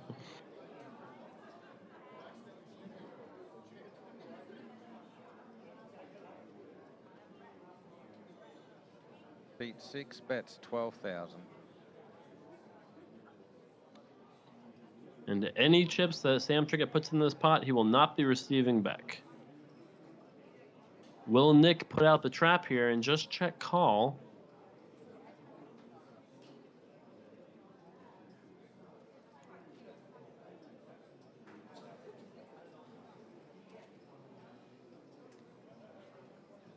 This is the super high roller event here at the Aussie Millions. Each player put up $100,000. These are some of the best players in the world today. Nick decides to check raise here. Doesn't set the trap. And Sam says, okay, well, I believe this is just like saving face. You know, he doesn't want to just snap fold. Seat 6 But he does quickly lay it down. And Nick's going to pick up that pot.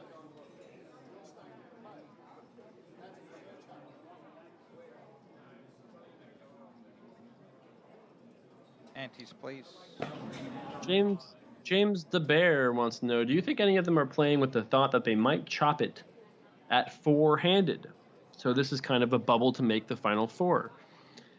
I think that's definitely a possibility. You know, I can't speak for what the players are thinking, but given that third place is 3.5 buy-ins, you could very easily take 100. You could take 150,000 off third place. They could make a deal at 4. You know, I'm not saying they will, but they might. So perhaps they're thinking of that.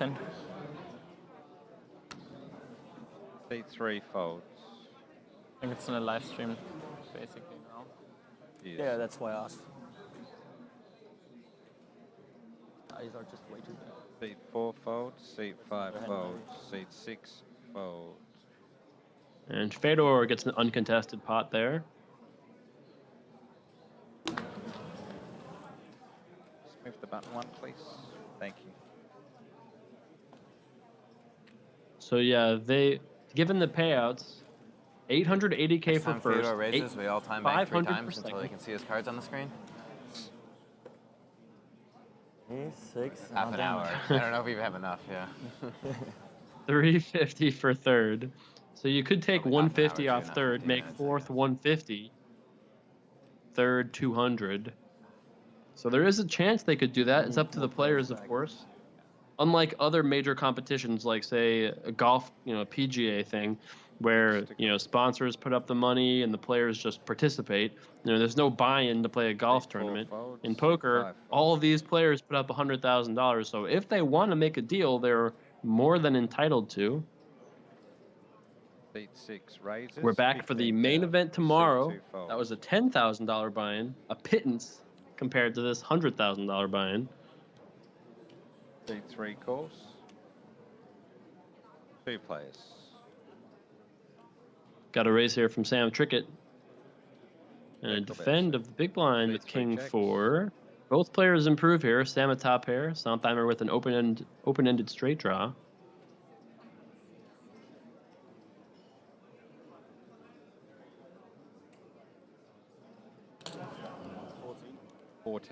Seat 6 bets 14,000.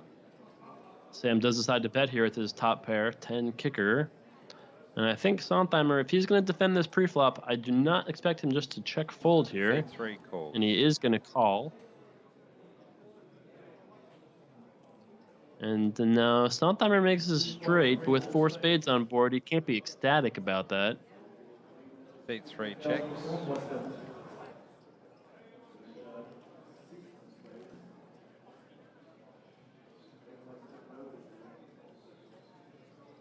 C6 checks. Check, check here on the turn. And Sam needs a spade or a 4. There's the 4. Now this is interesting. Both players have the same hand, 6 high straight, but a bet would win this hand from either player. Will either player try to win this hand here on the river?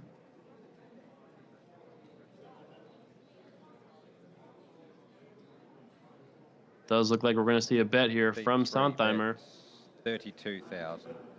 Now, if you're a Trickett, you really can't call. He just lays it down. And our short stack picks up a much-needed pot. At least. Straight at least. It's true. Typical nut player. I mean, wouldn't bet a set. That's true. You didn't have a set. I had top set. Just top set. That's what I had. Top set. Top set? Got you. That's your kid.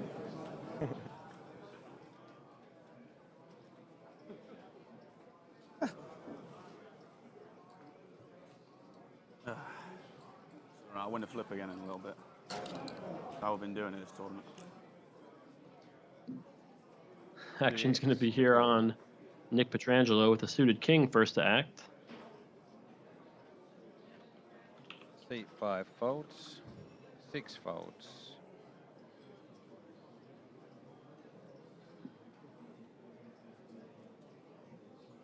Seat 2 raises 15,000. Fedor going to raise it up here at the King Jack offsuit. Fold. Fedor has certainly been our most active player at this final table. Will Mike Watson defend Queen 7 now in the big blind? Certainly a reasonable hand given the price he's getting. 2 players. As we can see, he's 40% to win. Not terrible chances. Check or bet, sir. Seat And 4 Mike checks. does make the best hand here. Starts with a check.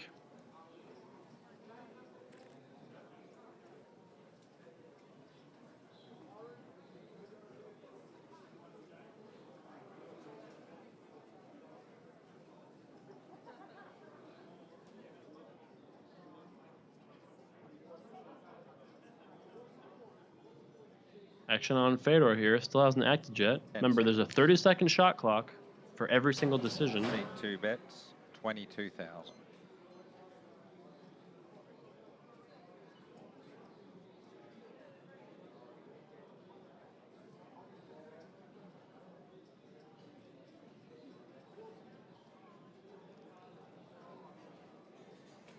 And Mike going to continue here with his middle pair.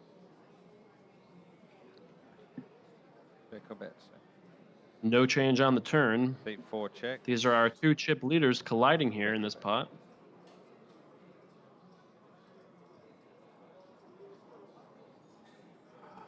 A few more hands here of this level. And we're going to play 4,000, 8,000. That'll put some pressure on the shorter stacks. Remember, there's only 1.8 million chips in play, so that would mean there's only about, 225 big blinds in play once the level moves up. Fedor hasn't acted yet. 10 seconds. Looks like he is going to fire a second bullet here at this pot. And all of a sudden, Queen 7's not looking so great. Seat 2 bets. Still, though, I don't think 67,000. we're going to see Mike Watson just fold here on the turn. Club draw is still there. All the straight draws. All the straight draws. Ace 3, Ace 5, 3 5, 5 6, 6 8, 10 8, Jack 10. Man, there is a billion straight draws and a flush draw. So I don't think Watson's going to just fold here.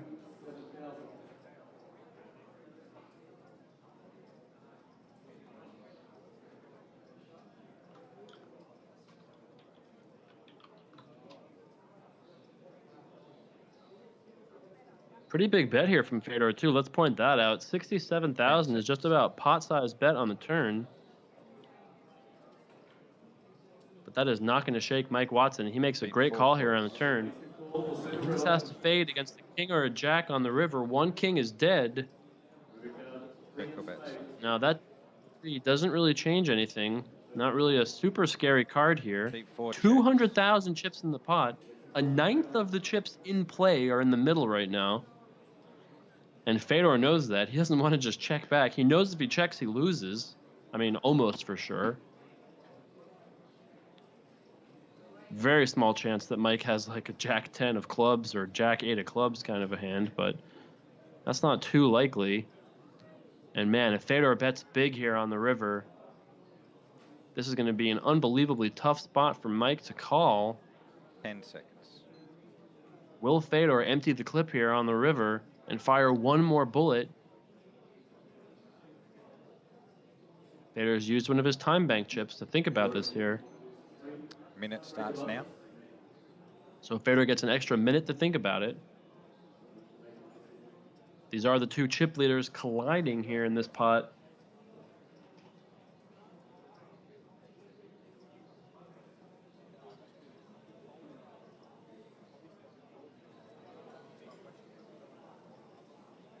$100,000 buy-in tournament. King high on the river. Can we pull the trigger here? Oh yeah, Fedor sure can. He's putting the bet together. Seat 2 bets. 163,000. Fedor does bet. 163,000 on the river here. That is a huge bet, and this is an enormous pot. 1.8 million chips in play. There's 400,000 in the middle. If Mike can somehow find this call here, he'll have won about a third of the chips in play this hand.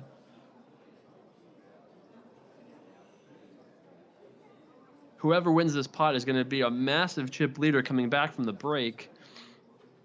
Can Mike Watson figure this out?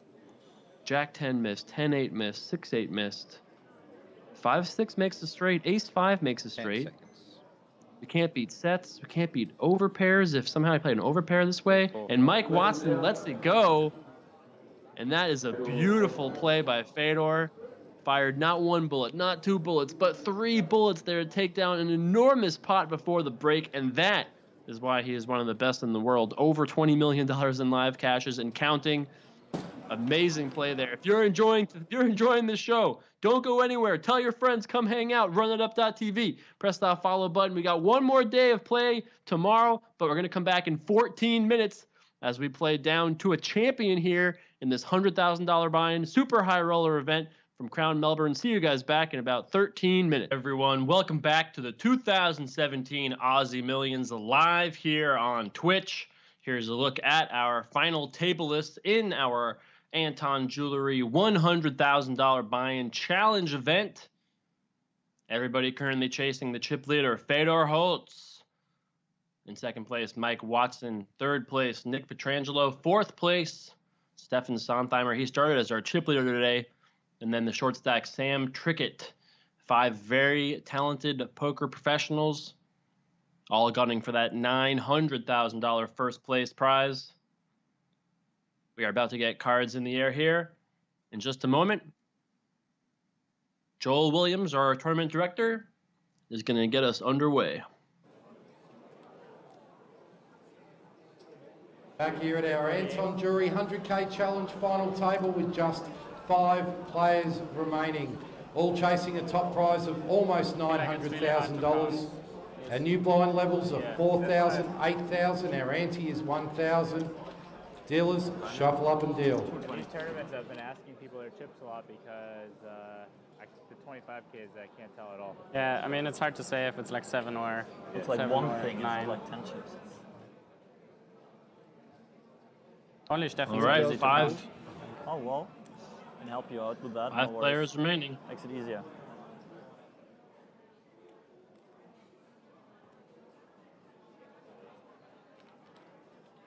Seat 6. We saw that Raises to amazing hand 20,000. before the break. Fedor pulling off successful bluff there against Mike Watson. Action here on Fedor. And he's going to raise it up to 20,000 first hand before the break, or after the break, rather. We're going to play 4 and 8,000, 5 and 10,000 in the next 2 hours here. Cool. So Fedor makes it 20,000. Nick calls. Sam calls. We got ourselves a 3-way pot.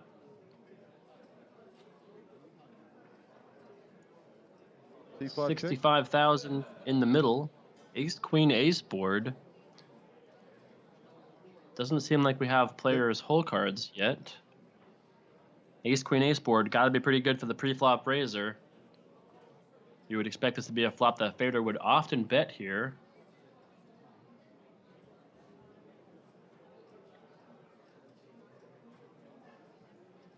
Check.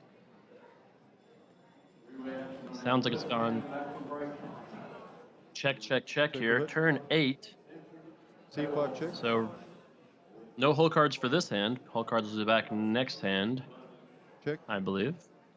Check, check again here to Fedor. Will he fire now, having not bet the flop? He still could have some aces he checks back once in a while. Maybe has some queens. Check.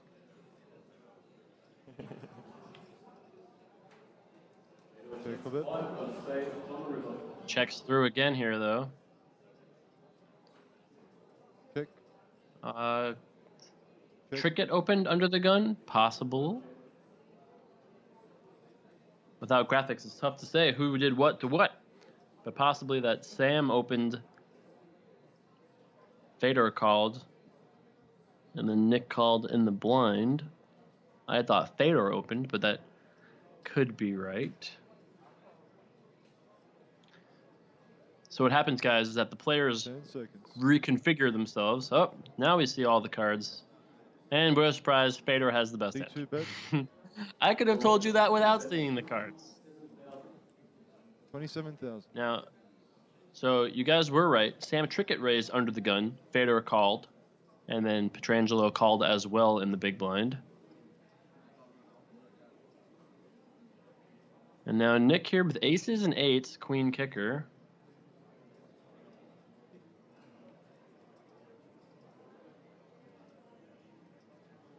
Ten seconds.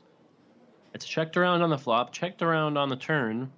Aces and eights doesn't feel too weak. I mean, after all these checks. Time. And Nick's actually going to ask for more time here. Every player has 30 seconds to act on each individual decision. And they all have 3 additional minute time bank chips here. And Nick decides to use one of his 3 on this hand. Those do not refresh.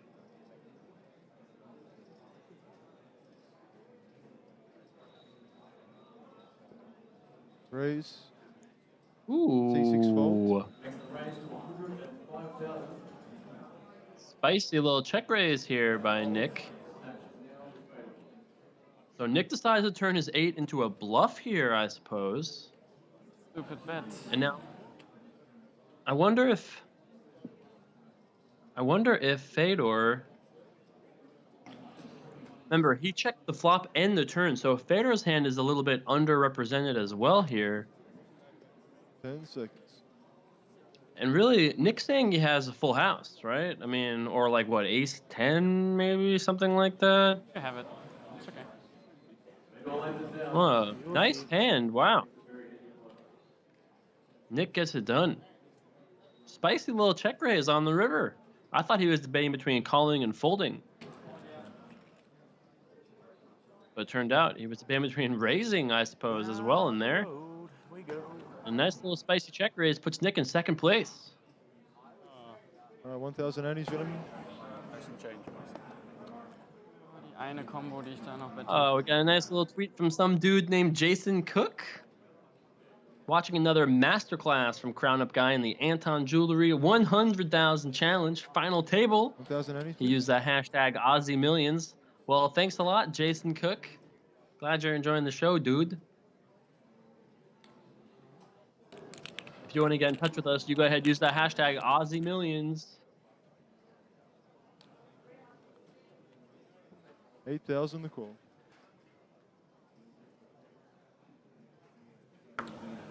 C2 fold. Action's going to be on Sontheimer. Started out as our chip leader today. In 4th place at the moment. Fold. Fold.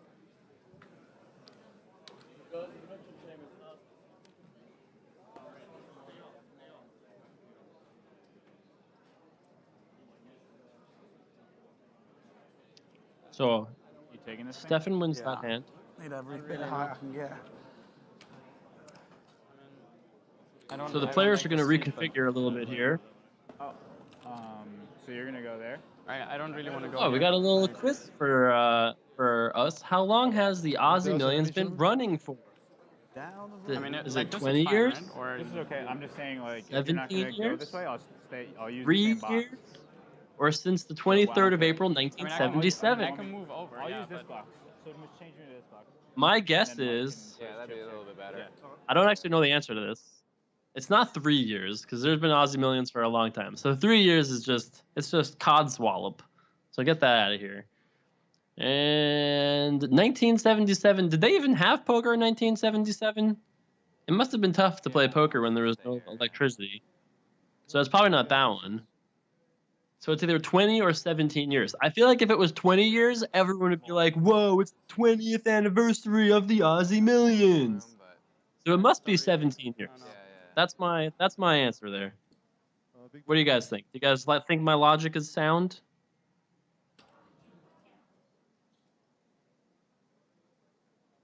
Top card too.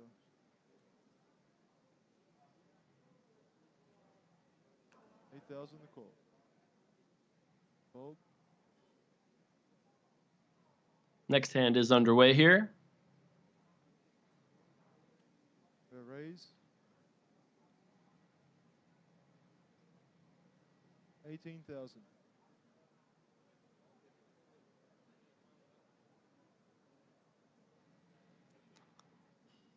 Looks like we got two 9-6s here colliding.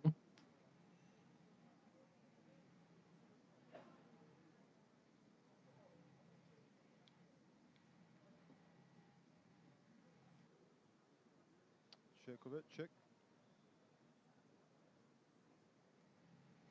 Neither 9-6 is thrilled about this flop. Poker 204 says, do you think using a time bank chip for Nick Petrangelo there helped him get the bluff through? Maybe. D4 bet 16,000. Fold. Certainly could have been part of it.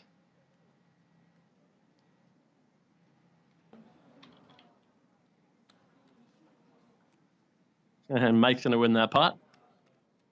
I've just been told that the 23rd of April, 1977, was a very special day. Not the start of the Aussie Millions, but in fact, the birth date of John Cena, fan of the stream. Wow. I'm sure he's watching right now and giggling in glee, just like the rest of us here in Twitch chat.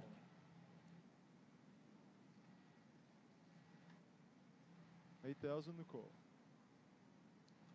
Wow, the answer is 20 years? What? I don't see any gray faces on the screen right now. 4 raises to How in the world is this the 20th year? And nobody told me it was the 20th year.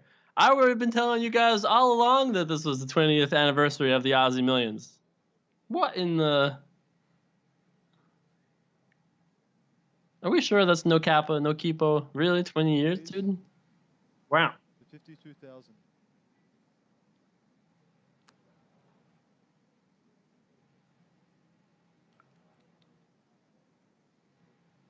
Dang, I've never been so wrong in my life. Now I know what it feels like to go on Who Wants to Be a Millionaire and just be so wrong, embarrassed in front of everybody.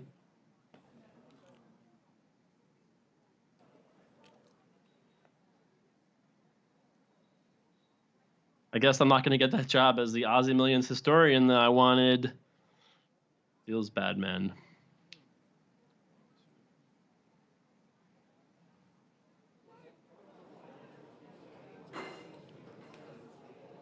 We are playing 4 and 8,000 blinds here at our Anton Jewelry $100,000 challenge event.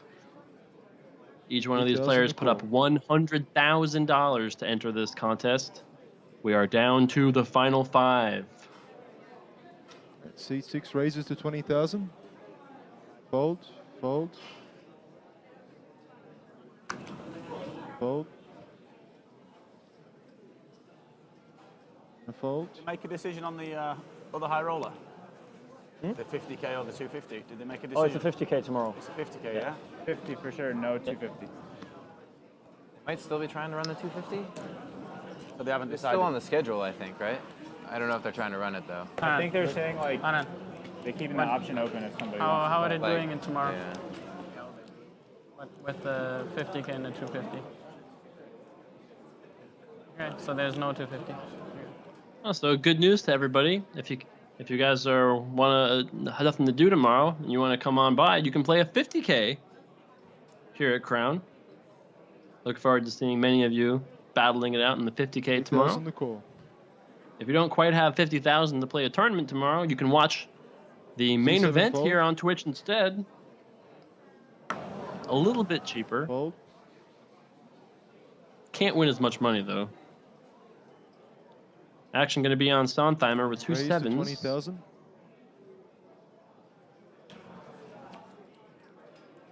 Ooh, and 2 10s here for Watson, and we might see some fireworks pre-flop. Mike Watson almost assuredly going to re-raise here, and Sondheimer might just say button versus blind. Maybe Mike getting a little out of line with his big stack. We could definitely see a pre-flop collision here. So, seconds. D4 raises to 54,000. And we are going to see a re-raise here from Watson. 50, right? So like 150. Mine? Yeah.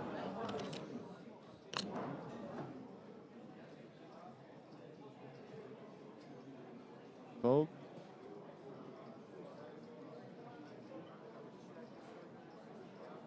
Now back on to Sontheimer here. Started out as our chip leader. And now he's either our shortest stack or our second shortest stack. And with only about 25 blinds behind, I could definitely see him just moving all in here with 2 sevens. And he would be in bad shape if he chose to do that. 10 seconds. Looks like he's going to just call. And that may save him here, potentially. Sontheimer looking for a 7.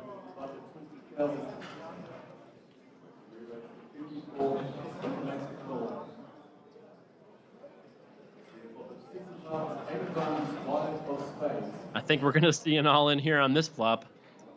Sontheimer improves to an up and down straight draw with his pair. I think if Mike bets, Sontheimer is likely to shove, and Watson will be a 2-to-1 favorite to eliminate Sontheimer. If Mike checks and Sontheimer bets, I think Mike would just check raise all in given the stack sizes. Either way, I find it hard to imagine the money doesn't go in here on the flop. D4 bets, 40,000. Watson does start here with a bet. And now it's on Sontheimer. Do we just flat call here and use position? We are getting 4-to-1.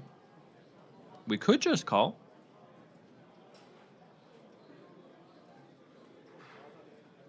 Looks like he's put in his time bank chip.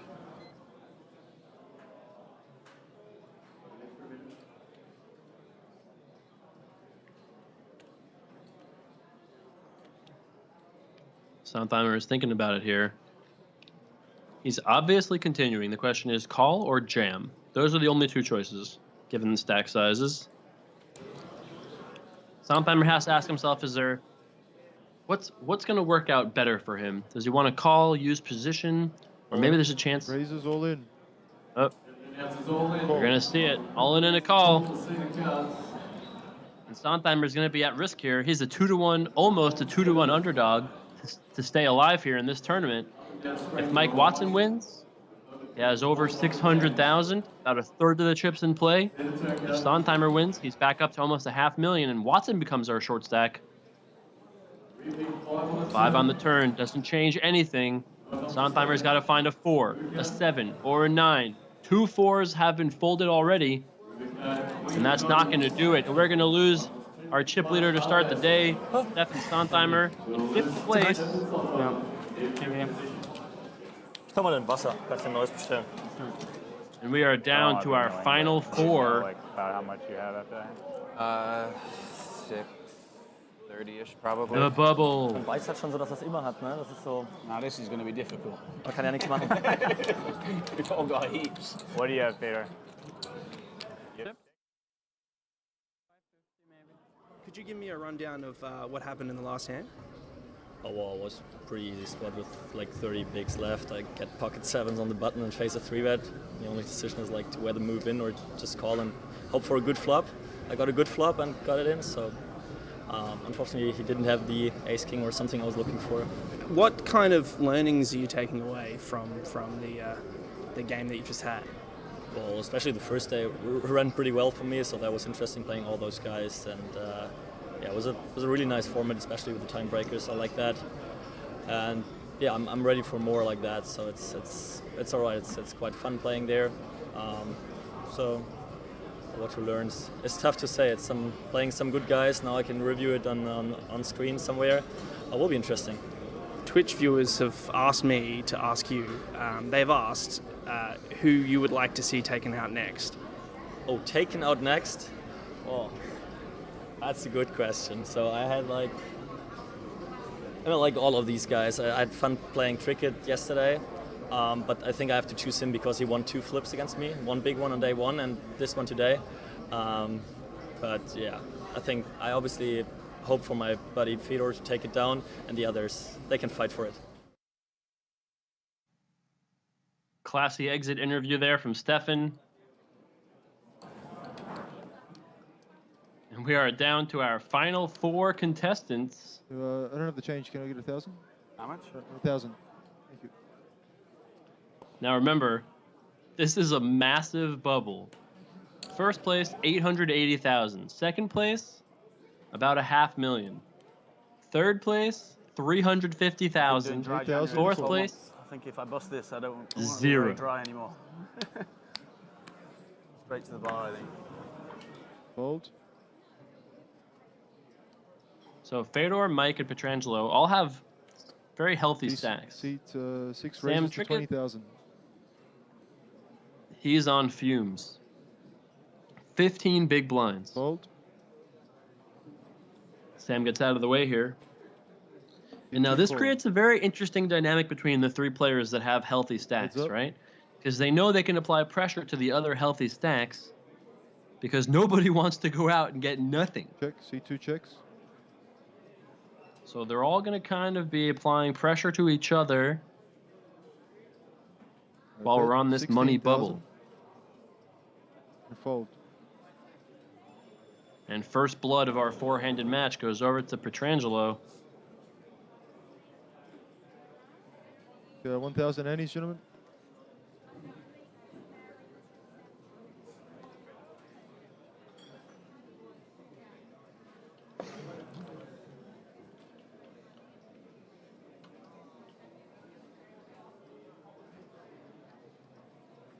Hope you guys are enjoying the stream today. We have one more day of Aussie Millions coverage still to come.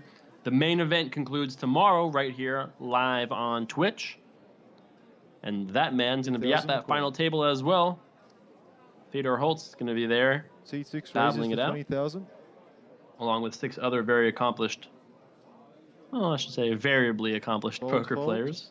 But they're all looking to make a big score.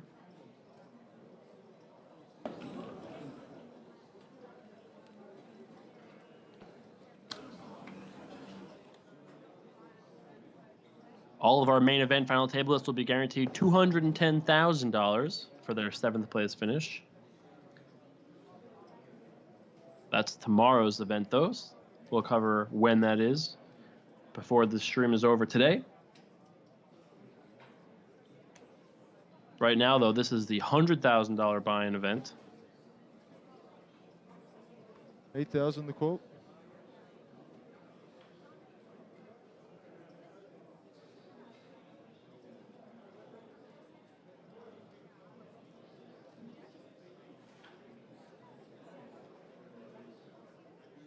D7 raises all in.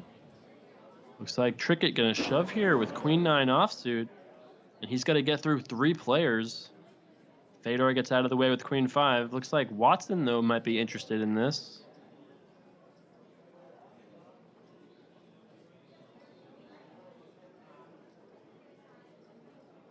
Looks like Watson is gonna make this call. We haven't seen Watson's hand, but it's pretty good.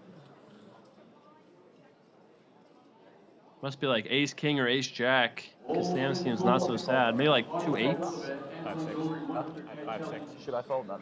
Oh. Yep, ace jack. You said, did I fold any? Oh, yeah. Ace jack for Mike Watson. Sam Trickett with Queen 9. If ace jack can hold here, Sam Trickett will be out, will be in the money. Sam's got to find some queens and 9s quickly. That is not going to do it. 6-5 is not in this pot, guys. Ace jack versus Queen 9. Sam's got to find a queen and a 9. Queen or a 9. That's not going to do it. We are 1 card away from being in the money in this tournament. Sam's got to find a queen or a 9 right now to stay alive. That is not going to do it. And we are going to lose Sam Trickett here in 4th place. The other 3 players are all in the money. No deal was made. All 3 remaining players guaranteed $350,000. Playing for that $900,000 first place prize.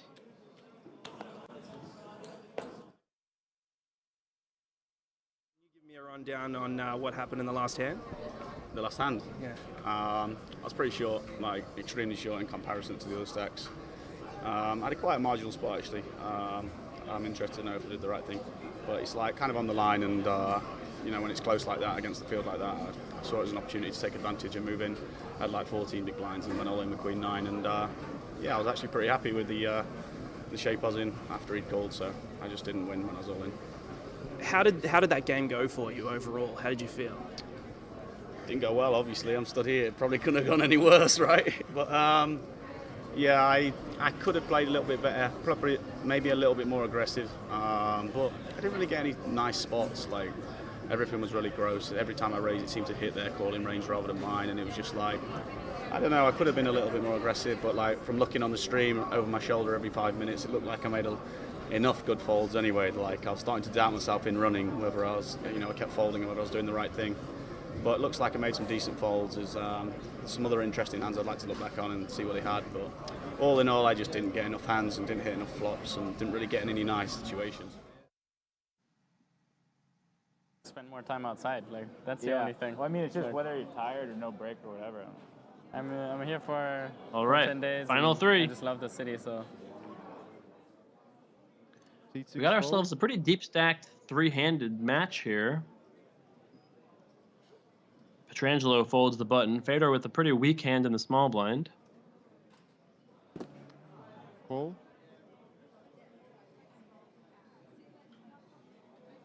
Can I use this So remember, box that Sam was using? third place, Actually, you know what? 350. I can use this box and just move over. Second place, 530. First place, 880. And the first hand of our three-handed match goes over to Mike Watson.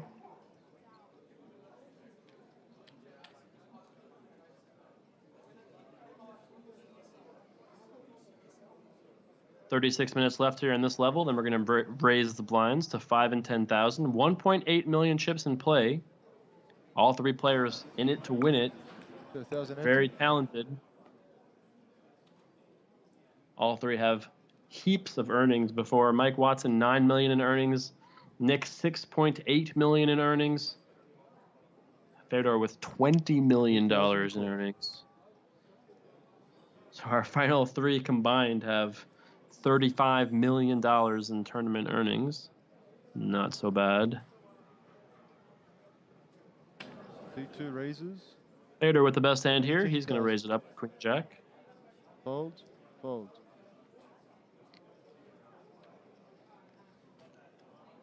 Fedor wins that pot.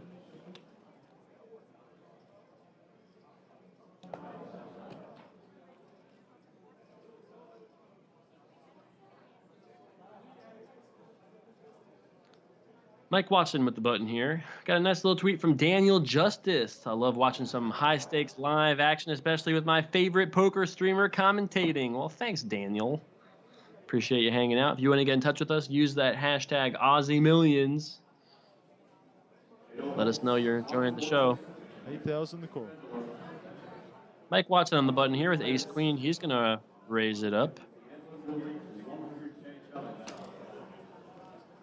C4 raises to 20,000.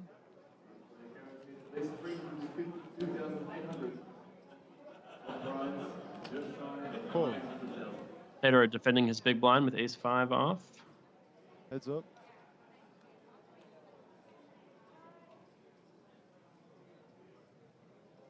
D2 checks.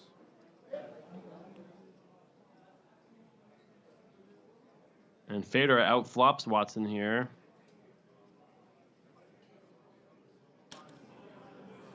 That's 20,000.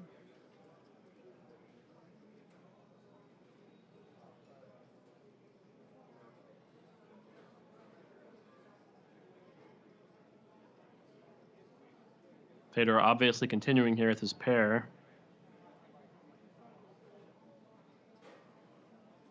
D2 calls. Think of it. C2 check.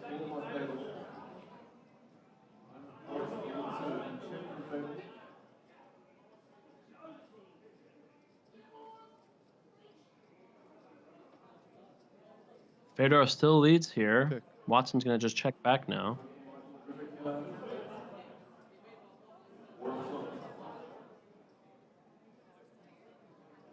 No change. Fedor's 5 still lead.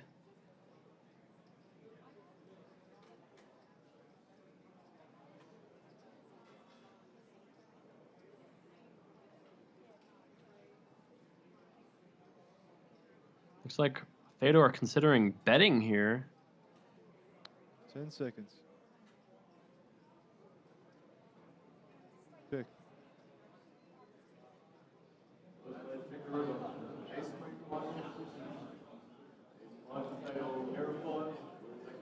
And Fedor is going to win that pot. Check, check on the river.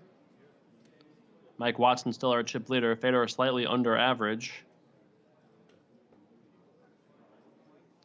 1.8 million chips in play.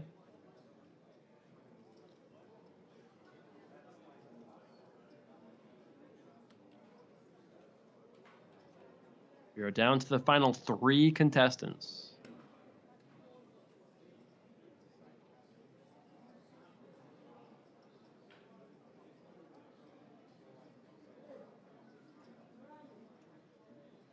$8,000 the call. Seat 6 fold.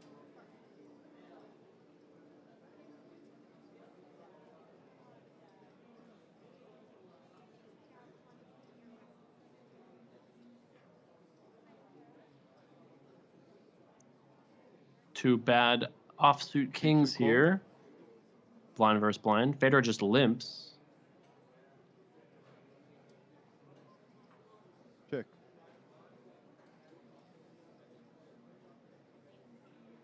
Heads up.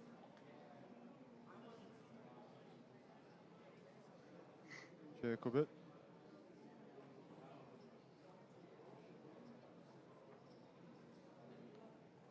Mike with a hammerlock on this hand. Gonna take some miracles for Fedor to win this one. So just a limped pot though, pretty small.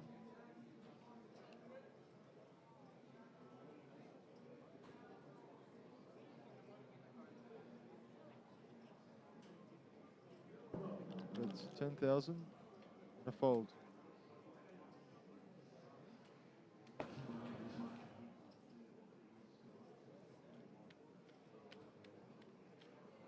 And Mike gonna win that pot. Small little pot, but Mike adds to his chip lead there.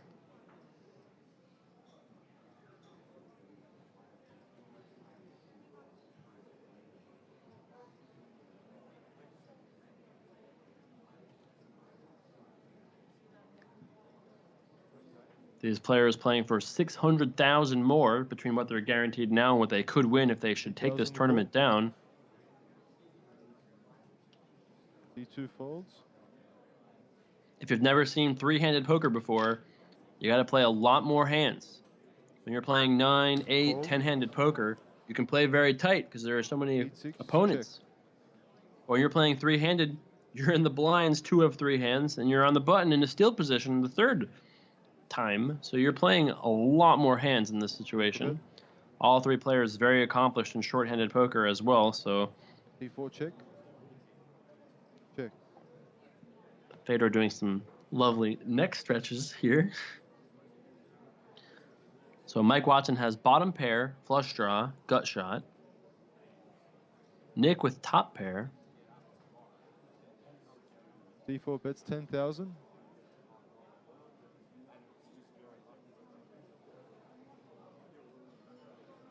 Mike does lead out, and Nick's going to call it.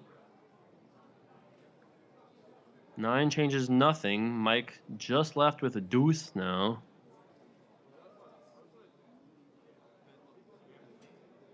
D4 check. Mike decides to check, and now Nick has to evaluate. Does he want to value bet this hand on the river? He must suspect he has the best hand in this blind versus blind situation. Looks like he does, and he is going to make a pretty large bet compared to the size of the pot. 30 into 40,000.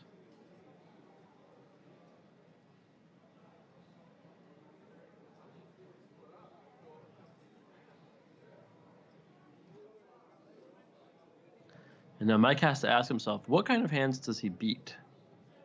10 seconds. Maybe hands like Queen 4, King 4. Good fold here from Mike. And Nick going to pick up that pot. Nick is our short stack, but hard to really call him a short stack when he has 60 some odd big blinds. Move the button already? No.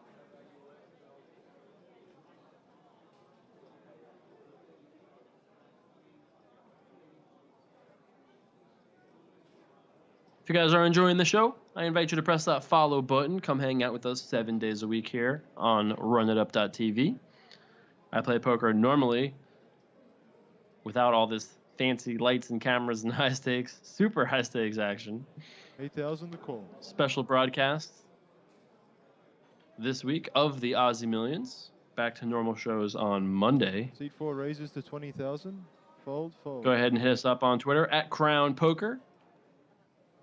Use that hashtag Aussie Millions, and you are watching runitup.tv. Tell your friends, come hang out. 3 of the best in the world battling it out for $1 million first place prize. Nick Petrangelo, #1 ranked Global Poker Index player. Mike Watson, longtime crusher. And of course, Fedor Holt, who has had one of the most legendary runs in poker history the last couple of years, acquiring just about $20 million in live cashes in the last 2 years' time at the young age of 24, 23 years old, Seat 6 fold. something like that. 2 players with an ace here, blind versus blind. Both are going to like their hands, but Mike's going to like his hand a little bit more. Call. Fedor was just a limp here with his ace. Raise. And Mike's going to raise the limp. No way is Fedor going to just fold the ace here.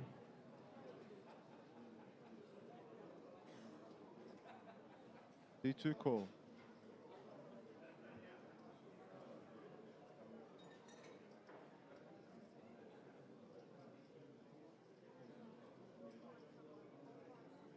C2 Ooh, check. and this could be trouble for Fedor.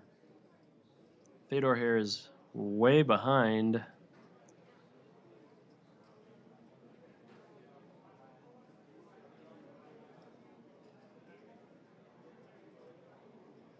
Fedor's got to find an 8 20,000. to tie. Aces and 8s, king kicker. A 3 to take the lead. We're definitely going to see a turn card here. Fedor limped called pre. Got a check call here against the small bet on the flop.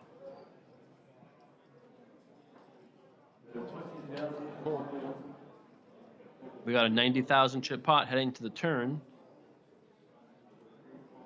And now Fedor can't win this hand. All he can do is tie with a river king.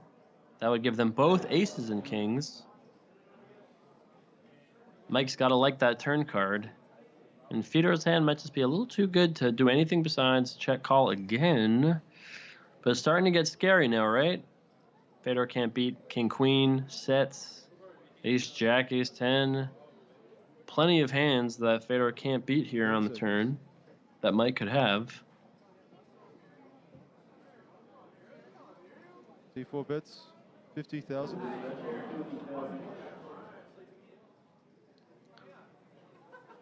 What will Fedor do here against this? About half pot bet, getting about 3 to 1.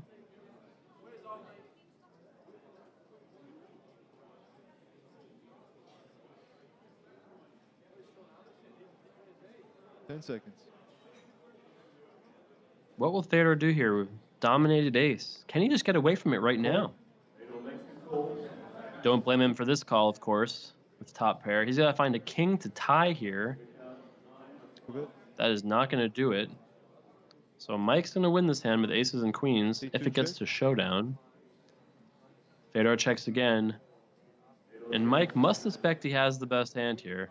That Fedor just has a one-pair hand, but whether it's a king or an ace. Mike probably has a pretty good feeling for what Fedor's hand is. And now he's got to figure out what price he can bet to extract maximum value. That looks like 150,000. 150,000. Now that's a very big bet here on the river. Fedor's got to call 150 to win 340. The problem is Federer doesn't really beat anything. He only beats stone bluffs, right? There's no hand that Mike could have here that Federer just beats, right? King X whatever. So Federer just throws in the time chip. I think Federer has one more time chip left, so he's gonna get an extra minute to think about it here. But let's think together, Twitch chat. What hands can Mike have? Queen Jack, Queen 10. That's bluffing. 8x, turning an 8 into a bluff. Maybe a stone cold bluff, like a turn diamond draw that's now bluffing. Does he really have that hand very often, though?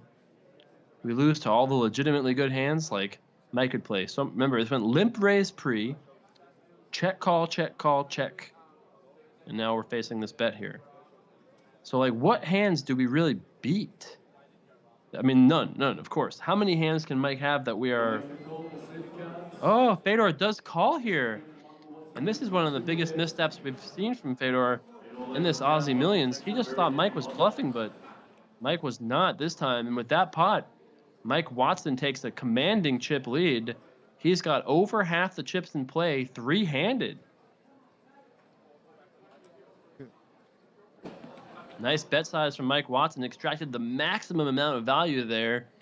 And Fedor just wasn't believing him. Put him on a bluff. But not this time. Maybe that large bet on the river convinced Fedor that he was trying to get pushed off the pot. So Pietrangelo in second. Fedor the short stack. Big blind set. Certainly a rare mistake there from Fedor. C2 fold. So our chip leader, Mike Watson, with the King 10 offsuit. Certainly a hand it's going to play. Raise 25,000.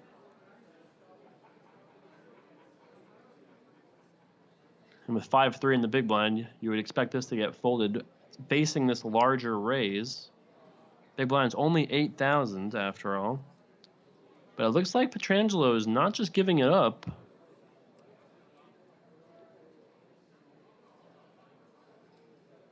Ten seconds. Fold. He does let it go. David Lett sent in a nice little tweet saying, loving the Aussie Millions action with my dirty basement buddies. Good to have you with us, David. Who's my pick for the winner? Well, you would be in a field like this where all three are superstars. You got to pick the guy who has a million chips. So I'm going to pick Sir Watts, Mike Watson over there. He's been around in poker since basically I started. I've always had a lot of respect for him. He's always carried himself in an extremely professional, polite, respectful demeanor. Longtime friends with bosses like Timex and... 4 raises, 20,000. He's doing work here in this tournament. So Mike raises with Jack-9 suited on the button. Fedor in the big blind with a pretty good hand here and about 35 big blinds.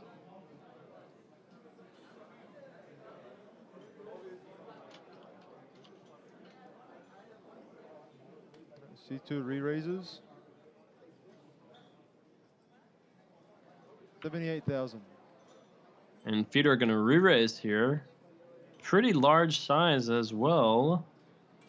Mike made it 20, yeah. And Fedor makes it almost 4 times that.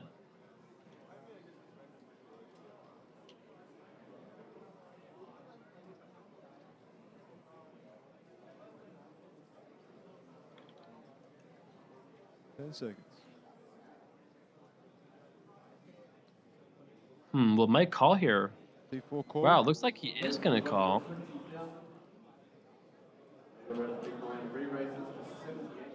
And this is a big pot for Fedor right now. About a pot-sized bet left.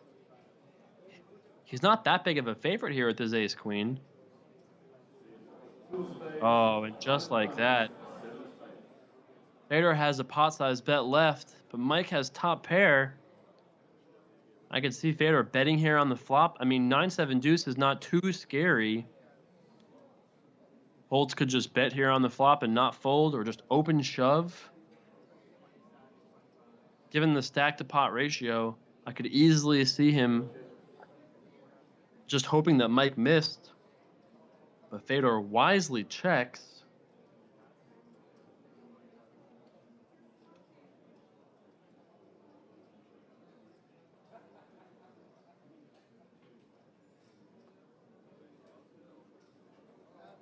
What is Mike Watson going to do here? D4 check. Ooh, he checks back. Very tricky move here. Gives Fedor the 3 card.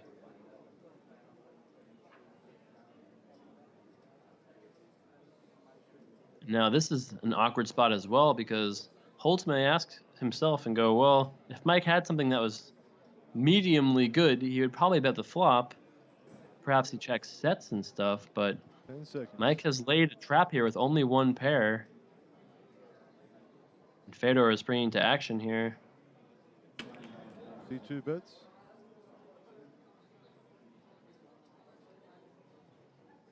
$60,000. And Fedor does bet 60,000 here. And now Mike is obviously continuing. The question is call or raise. There's already 220,000 in the pot.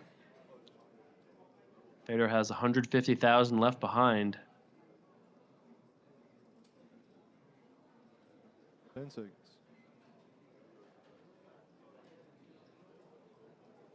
Looks like Mike's going to just continue the trap. And Fedor's going to have to find an ace or a queen to get himself out of this trap. Maybe a king. Ooh, I was going to say that a king would be a spicy card on the river. Now that just might be the most fun river card that could have came off. This is a card that Fedor could bluff, pretend to have ace king, or maybe like a king queen suited kind of a hand. And this is a card that could, and I do emphasize could, get Mike to fold. Looks like Fedor has waved the white flag here though and started off the river play with a check. And Mike Watson must feel like Jack 9 is good at this point. I would not be surprised to see a river shove from Mike. 300K in the middle. He's got to feel like his Jack 9 is good here.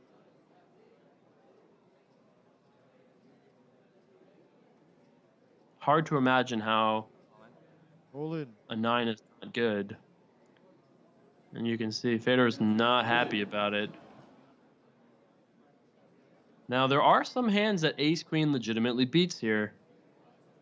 Ace-jack, ace-10, other ace-highs, right? Like ace-4, ace-5. Spades missed, but spades are probably going to play this hand a little differently on prior streets. Maybe a hand like jack-10, 10-8, 6-8. Again, you got to think that a lot of those hands are going to fold, or rather either fold pre-flop to the very large re-raise. C2 fold. Fedor does let it go, doesn't call off his life here, and gives himself another chance to run it back up. But with that pot, Mike Watson now controls 2/3 of the chips in play at this final table. Great position here for Sir Watts. What just happened? He's a little starstruck, a little shocked at what happened there. What just happened? Did you get it in on the flop? Hmm?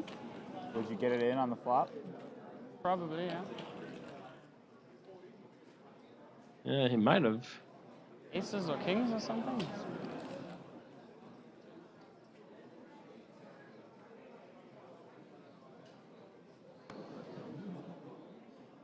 C6 You have fold. 160 now? Yeah. Fold. Mike's going to get a walk here, adding to that tower of his.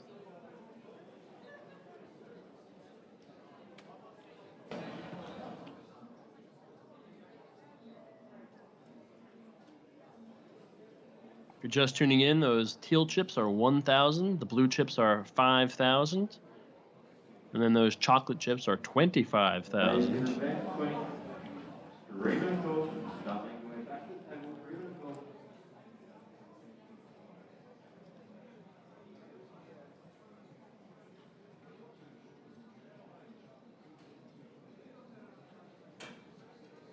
Petrangelo here with the best hand. T2 fold. Fedor has to be very particular with the hands that he chooses.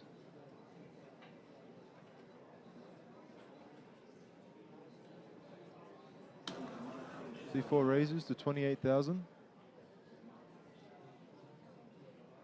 So Mike gonna make a pretty big raise here. This is what I was talking about earlier, that when there's one player who's really short stacked, the big stacks love to pressure the middle stacks. Because even though Nick has a good hand with an ace, he doesn't really want to play a big pot right now, with Fedor having under 20 big blinds.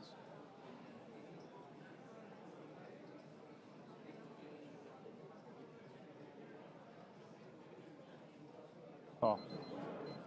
Call. Good call. Yeah. Yeah.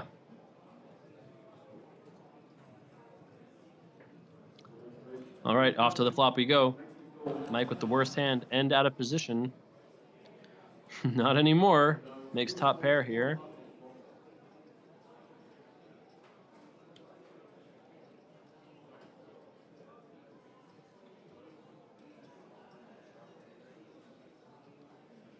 Action is here on Mike.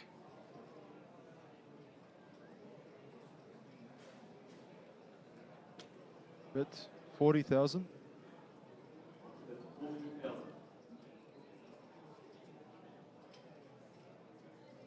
Mike gonna start here at the bet. He made a pretty big raise pre. And now what do you do here with ace six? Looks like C6 Nick has call. already decided to call.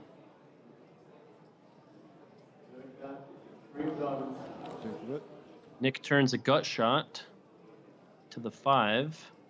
10-7 still leads though.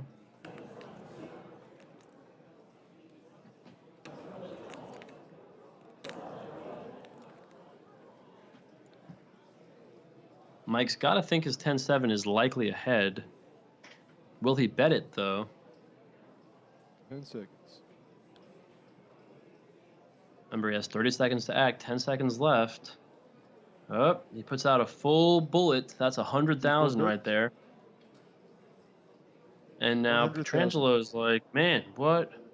Like, this is a spot that's just not very fun. He knows Fedor is really short stacked. Does he really want to commit 100 of his 400,000 here? Next one out gets 350,000. If you can survive to get second, you lock up an extra almost 200,000. 10 seconds. Petrangelo thinking about it here, but might be time to just let this hand go. He does lay it down. Nice pot over there for Mike Watson. And his rampage continues here.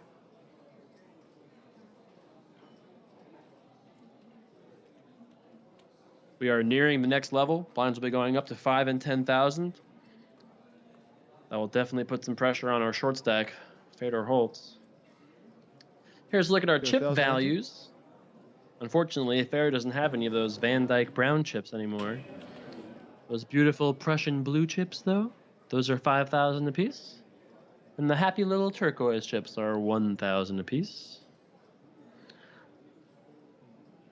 Next hand. Underway. Mike Watson with a pretty good one. Queen 10 suited on the button. C4 raises to 20,000 and fold. Call.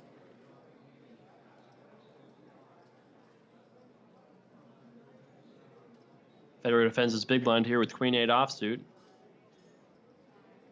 No pair anywhere. Two check.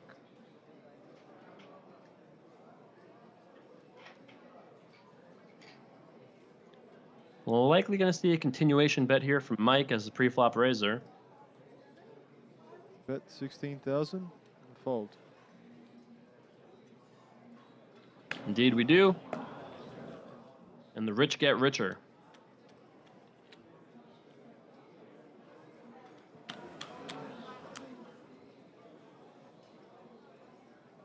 Mike just calm, cool, and collected.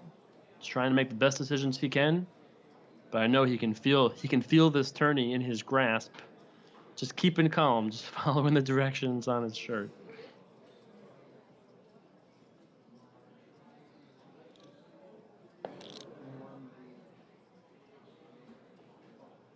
$8,000 the call. C6 fold.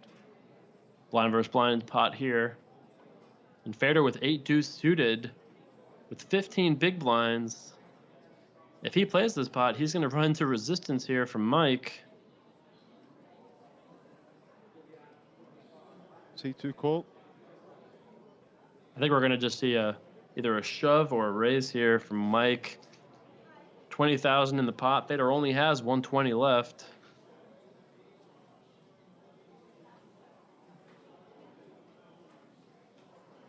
A raise.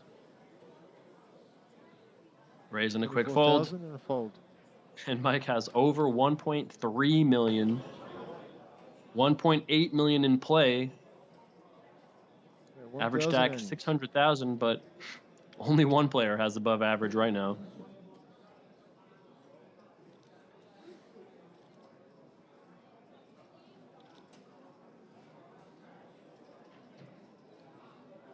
This was a $100,000 buy-in event. We had 2 rebuys in this tournament. None of these players did rebuy, so they're all going to have nice little paydays from this tournament. Tomorrow, the main event concludes here on Twitch. Right now, though, very reasonable hand for Fedor to play.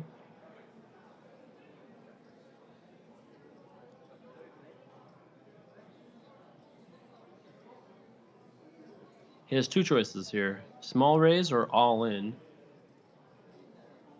C2 raise. It's like he's 20,000. chosen the small raise path. Fold and a fold. And a small pot, but much needed, goes over to Holtz.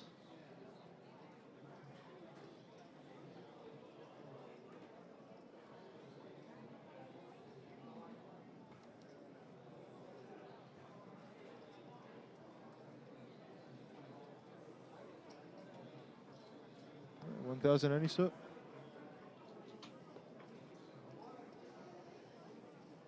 We got 5 more minutes here at this level before it goes up to 5 and 10,000 blinds. 8,000 the call.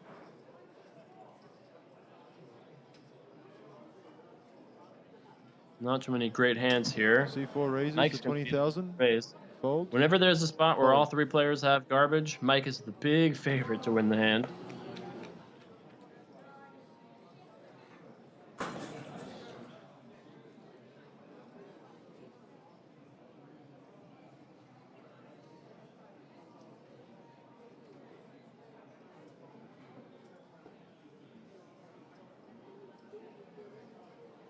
Next hand underway here. Looks like Fedor is down to his last time bank chip. Those do not refresh. The plan is to play another full level, take a short break, play 2 more levels. And if we haven't determined a champion by then, there's supposed to be a dinner break. But 18. my guess C6 is we will raises not to make it to dinner 18,000. break tonight. We're going to see, I think, Fedor shove here against Nick's Ace-8 open. And I wonder if Nick's going to find a call with Ace-8. Not a fantastic hand. All in. C2 Fedor goes does all in. call. Mike's going to fold his hand. Fold. Now, Ace-8 is not a fantastic hand. We can see he's flipping. Getting about 1.5 to 1. Has to call 100,000 to win 150,000.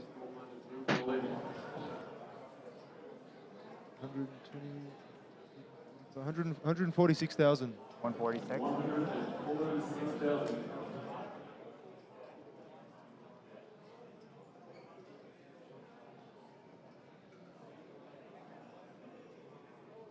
I wouldn't call this versus most people.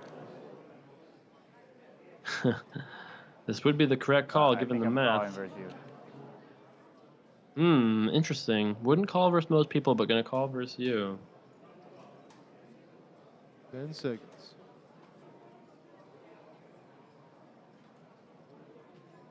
Oh, he does make the call. And we're going to have an all-in and a call here. Makes sense. Fedor is going to have his fours hold. Otherwise, we're going to be heads up. If Fedor's fours do not hold, we'll be down to the final two, and that's an ace in the window. And all of a sudden, Fedor is a huge underdog to stay alive. He's got to find diamond, diamond, or a four to stay in this tournament. It's another ace. So Fedor dead. Don't two even think fours, about it. four Sit of down. diamonds or four of spades. Fedor standing up. And that is not going to do it. Good luck in the main. And we are going to lose Fedor Holtz in third place. $350,000 for his performance here today. And we're going to see him back tomorrow's final table for the main event. Yeah, get fish out. Supposed to at least wait till the rec player leaves the table, you know?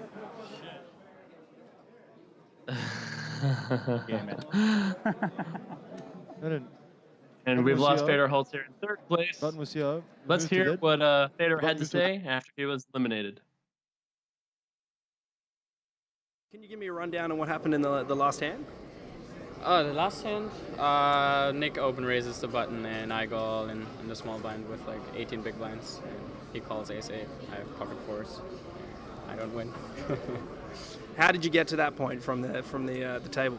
I had like quite a big stack and then I lost like two kind of big hands where I had decent hands. And yeah, just one hand is like, both hands are tricky ones, but I don't know. I think I played fine, so nothing too special.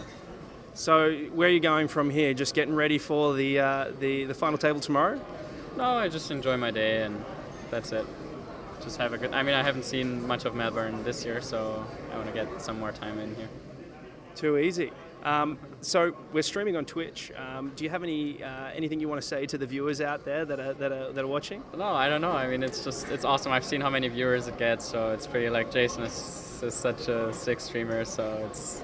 I watch myself, so I'll go and watch now. Well, you've all seen the pinnacle of my streaming career. Thanks for the compliment. Wow. 1.8. We're all loved by Fedor. Fedor loves all of us. He loves me. He loves all of you. Wow. That's it, guys. We're peaking in life right this second. Right this second. Wow.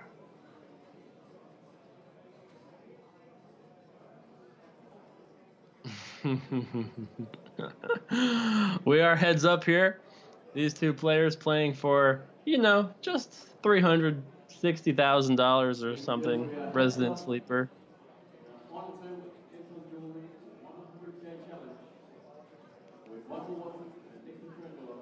Heads up for 300,000 more. Both these players guaranteed 529,000. And we got a pretty deep heads up match between Mike Watson and Nick Petrangelo. So Mike's going to raise here on the button. It's funny, I casted Mike's PCA win. Check. Now I might cast his 100K win. We'll see. He is certainly the favorite here, heads up, with a 2-to-1 chip advantage. But Nick is definitely a crafty, wise, tricky player. Right now, Mike Watson turns a straight draw.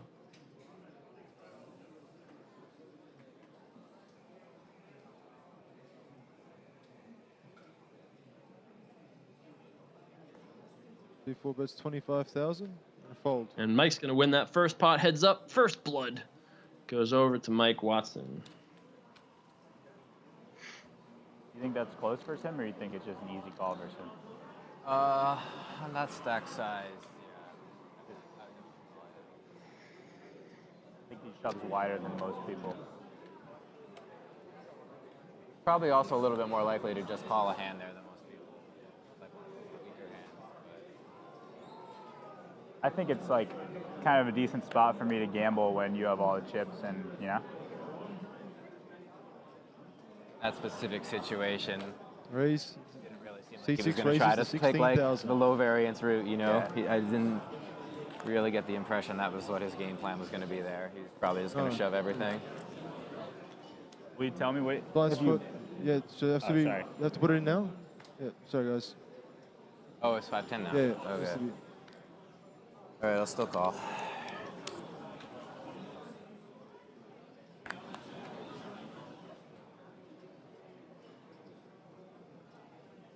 Check. Don't know Petrangelo's hand, but we know Mike doesn't have very much.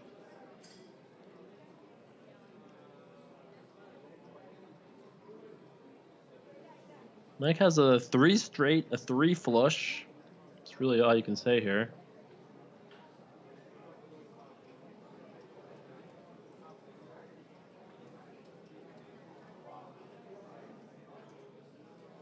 D4 raises to 30,000. Fold.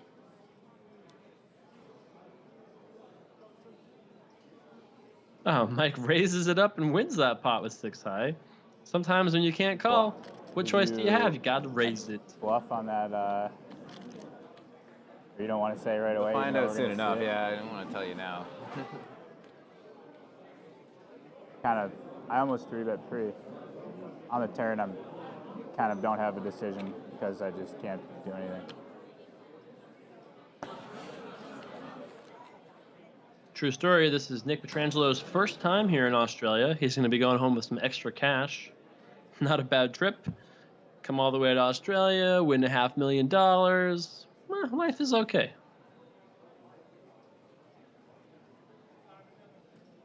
Probably 500. D4 raises to 22,000.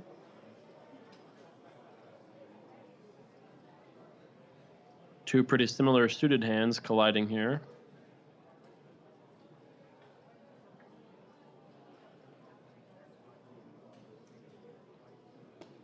Cool. And we're off to a flop.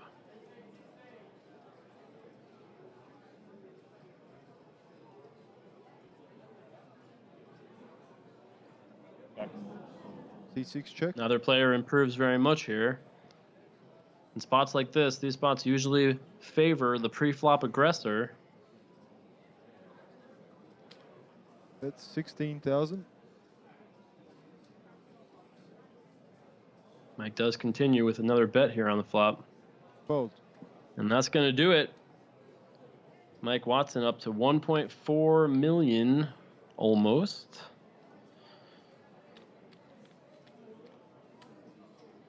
$1.8 million in play.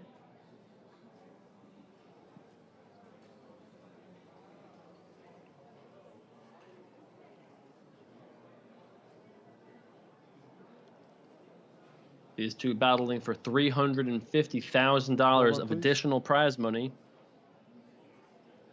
C6 raises to 20,000.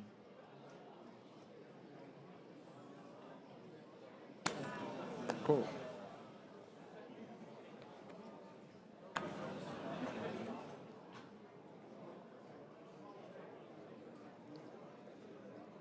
Two ace-5s heading to the flop D4 here. check.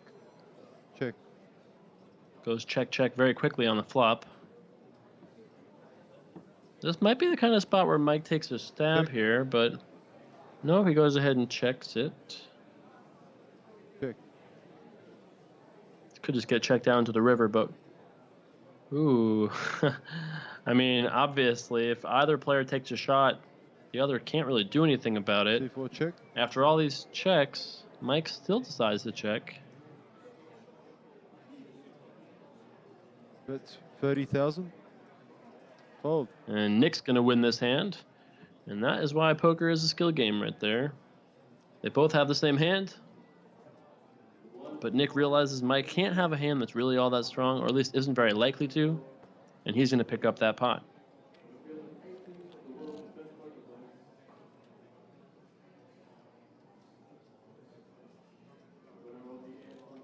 Looking like it'll be a little bit less of a late night tonight than it was yesterday. Yesterday's show reached over 14 hours. How long does it take for them? How long does it take? Raise. C4 Okay. raises to Okay. 25,000. Cool. All right, Mike Watson going to raise it up. And Petrangelo calling with that ace-7 offsuit. Check.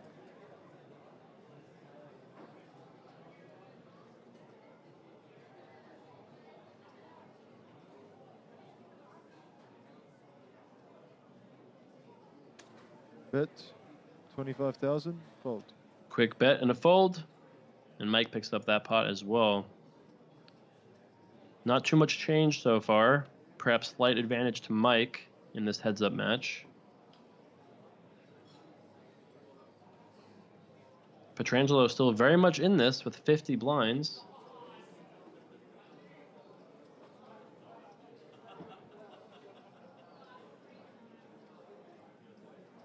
By the way, we missed it officially on the stream, or at least I missed it, but the blinds are now 5 and 10,000. No ante heads up. Just to keep the game moving quickly.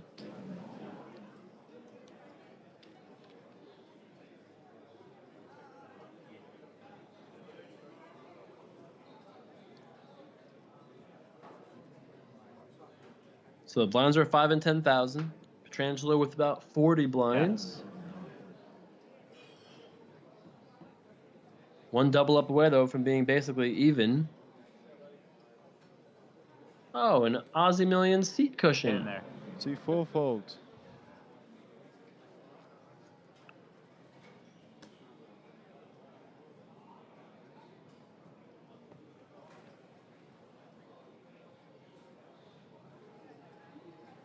Just some quick folds there, nothing too much to talk about.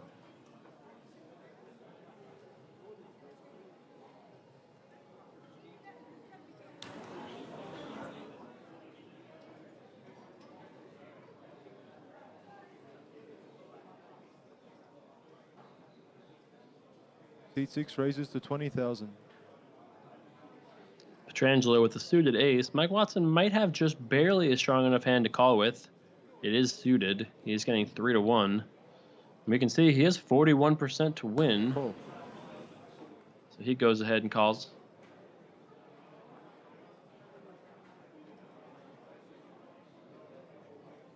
Check a bit. C4 That's check. right, the Beast 510. All you have to do is enter a $100,000 tourney, make it to the final two, and you too could win a free butt pillow. PogChamp. Whoa. Just when you thought life couldn't get any sweeter, free pillows. Cool.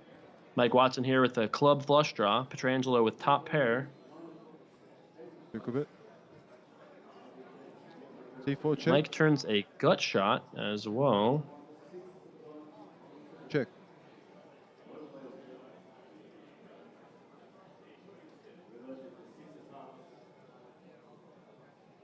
Nothing materializing here for Mike.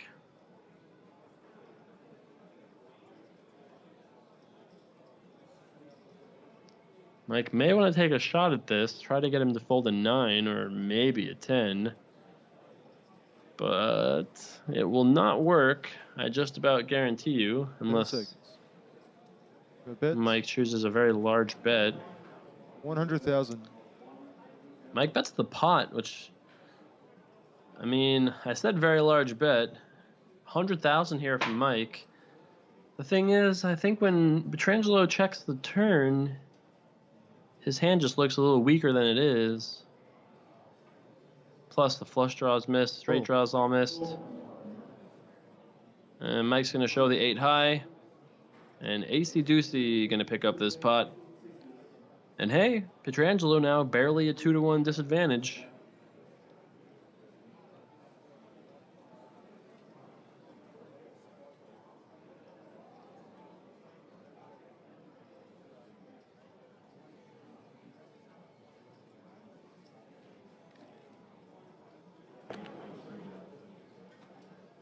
Mike back on the button here.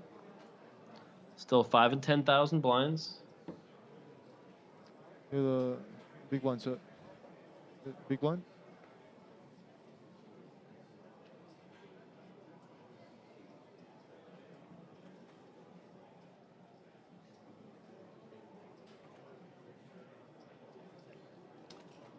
C4 raises to 25,000. Mike and race here on the button with King Deuce offsuit.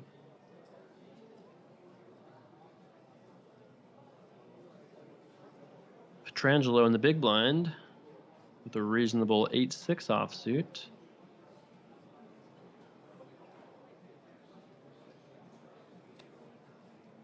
Ooh, he's going to re-raise here. This is the first time we've seen a re-raise in this heads-up match.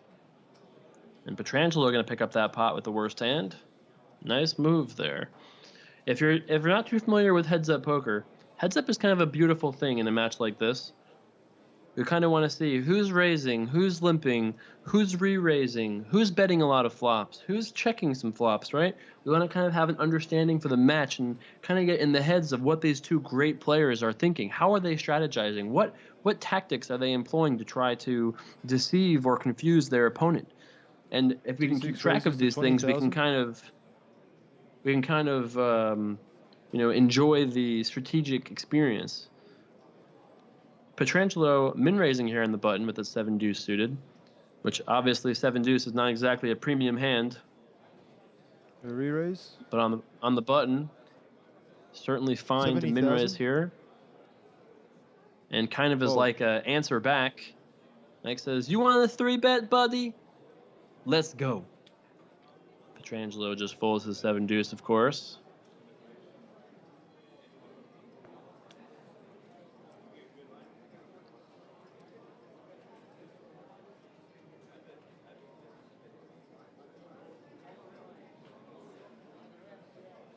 Still just about a 2-to-1 chip disadvantage.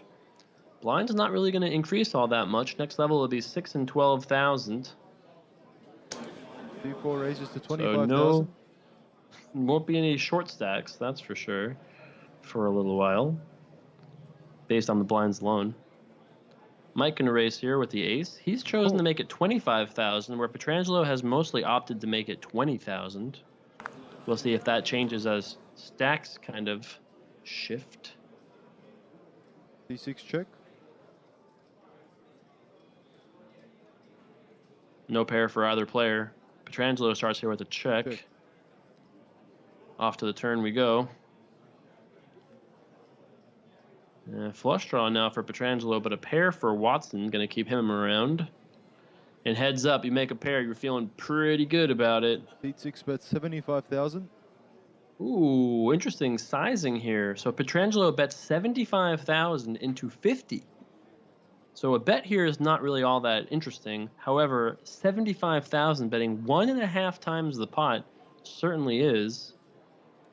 And Watson, who would have had a very rudimentary call on the turn with just a 6, now has to ask himself, why did Nick bet so much? And maybe he could even lay down a hand like this. But no, he knows his 6 is likely good. He beats a lot of hands, 10-9, 7-9, 5-4. Now Nick realizes that when Mike calls the turn against an overbet, Mike has to have something good, right? He would have shaken all the trash, right? Mike has to have at least something reasonable on the turn. Check. So Petrangelo does shut down here. Check. And I think Watts will be content to check it down. Sees the 10-5 suited, shows the ace-6. And Sir Watt's going to drag that pot, putting him back to 1.3 million.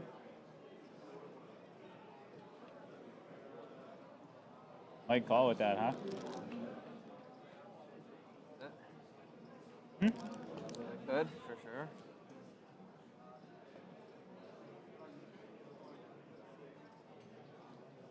Definitely a good call there by Mike on the turn. USA versus Canada here in Australia.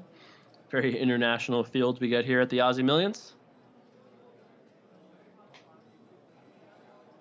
Mike Watson with this cash will be just almost If he wins the tourney, he'll be in the 8-figure club in cashes. With his cash, he's almost there already. 2 very reasonable hands for a heads-up play. The re-raise. And now the question is going to be, what will Pietrangelo do with a very reasonable ace-queen offsuit? Will he re-raise or just flat call here? Cool. Ooh, a very quick flat call. And we've got ourselves a re-raised pot, 140,000 in the middle right now. Pietrangelo leading. He stays in front with this 9-high flop. Pietrangelo with about 420,000 left behind. Watson was the aggressor pre-flop.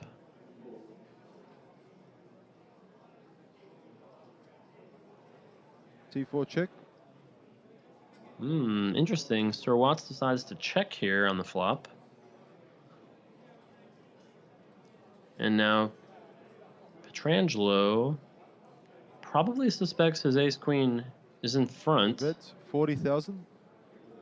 Makes a small bet here, though. I would be pretty shocked to see Watts just fold. Getting 4.5 to 1. King-Jack sometimes is the best hand right now against like 5-6, 10-8, Jack-10, stuff like that. Not too often, but, you know, could. 10 seconds. King or Jack would probably be good as well. Ooh, wow, he folds here. Interesting. Correctly folds, given Pietrangelo's hand. A little surprising because of the sizing.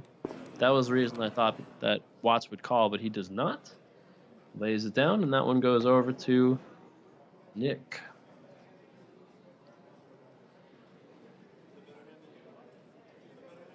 $882,000 for first, $529,000 for second. Not a bad day for either player in any case. There has been no deal made. We would have heard about it. We've watched these players since they got down to the final 5. Raises to 25,000. There has been no break, timeout. 50,000 in the middle right now as we head to the flop. Ace King against unknown cards for the time being. Not a great flop for Ace King. Okay. Still against 2 semi-random cards. Ace King is probably a favorite. No, they're not really random because he did call pre, so you take out the worst hands, but I would still guess that Mike may have the best hand here. He goes ahead and bets it. You know, pretty unconnected board. And Pietrangelo, who's acted very quickly all day today, I do not expect him to, take this time and then fold his hand. Let's see if we can kind of figure out where Nick could be at here. He defends pre-flop. Check calls this flop. Cool. So Nick could have a hand like Queen Jack, D6 check, 10-9, 6-7, 7-8, 10-8, Queen 10. Ace highs, could have some ace highs, ace 8, ace 7, ace 10. Could have a pocket pair. We've seen him flat some other hands that were a little unconventional. Could have a hand like 5s. Might have some hands like King 10. All in all, though, I think we got to like that king if we're Mike Watson.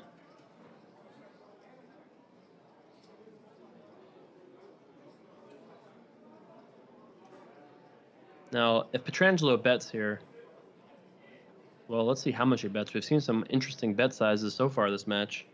10 seconds. That's going to be a big bet. Oh, baby doll, that's a big bet. That looks like 170,000. 170,000. So we like that king on the river, but do we like it for 170,000? And Mike's like, what? I thought I made the best hand here. Quick call from Mike. And that's a Queen 10 straight on the river. That overbet gets paid off. And stacks are evening up here. I definitely think we have to pay as Mike there. Ace King, our hands is just so strong. Kings and Jacks, ace kicker. We sometimes win, right? If Petrangelo sometimes is doing this with like King 10 or King Queen. But that time, he had a little stronger hand than that. And we got ourselves a heads-up match. Got another question here for you Twitch chat know-it-alls. What was Melbourne City briefly named as? Was it A, Batmania, B, Liverpool, C, Tasmania, or D, Losina? A, B, C, D, vote now. Seat 6 raises to 20,000. I would definitely live in a city named Losina. Cool. Just saying.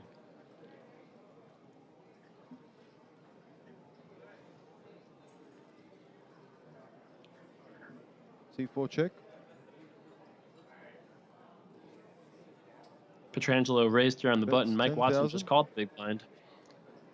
He has flopped top pair with the backdoor flush draw. Certainly going nowhere, especially against this small min bet.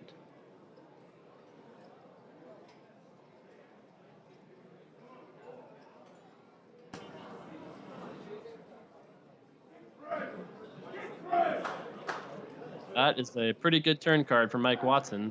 C4 check. No flush available, no straight available. Check. Petrangelo just checks back here on the turn wisely.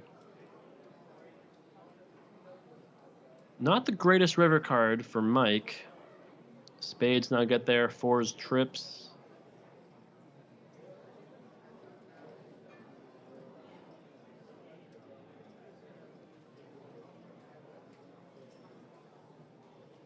C4 bets, And 40,000. So bet fold here on the river. Fold.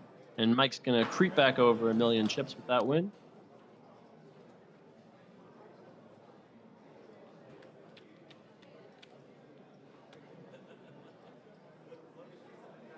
Nice hand over there for Mike Watson.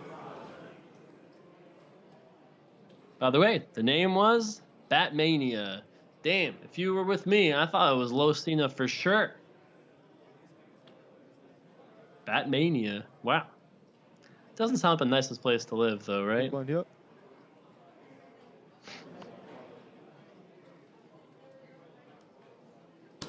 C4 raises to 25,000. Cool.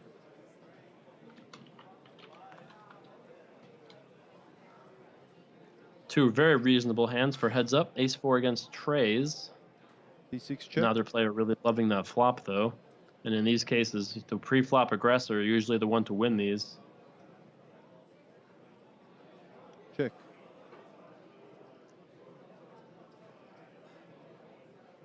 Check, check on the flop. Nobody thrilled D6 about check. this here.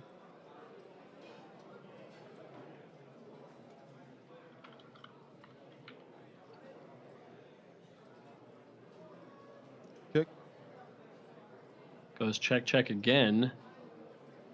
And threes are good. Check. Petrangelo checks one more time. And now Mike might say, well, maybe my ace just wins. Ace-4. But it Fails. does not. And you can see Mike grimaces for a second because he knows a bet on any street would have won him this pot. Instead, it gets shipped over to Nick.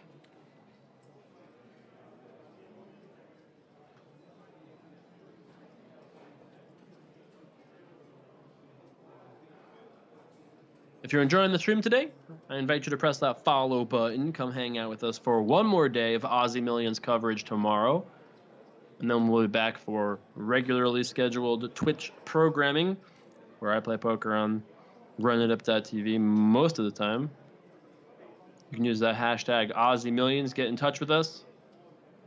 C6 fold. Thanks to our hosts, Crown Poker. Let them know you're enjoying the stream. And tell your friends, come hang out. We're playing for $350,000 right now, live on runitup.tv. We are here on a 30-minute delay. Big blind 10,000.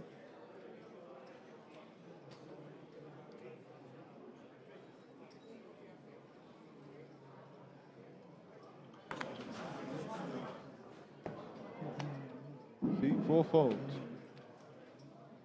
And no contest there. players for Blue Room, entries currently available for our Aussie Millions Event 22, Element Hall 6 Max Tournament. $5,000 entry, you'll start with 20,000 in tournament chips. If you're interested in playing, head over to tournament registration now. Entries and re-entries available for the first 4 hours.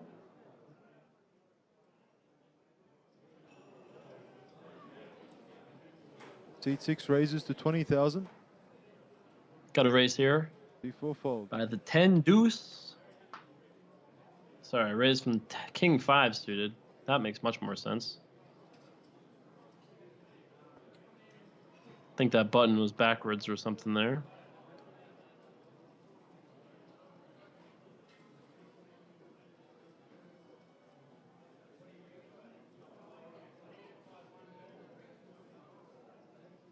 Oh. 2 cards pitched. This is the top one. That's the top card. Yeah, yeah. Little misdeal almost, but not quite.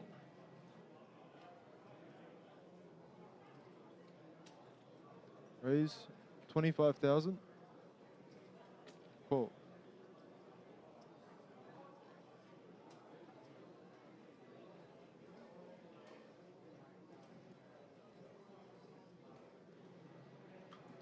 Seat 6 check. Interesting flop here. Watson makes a pair of 10s. Petrangelo with an up and down straight draw.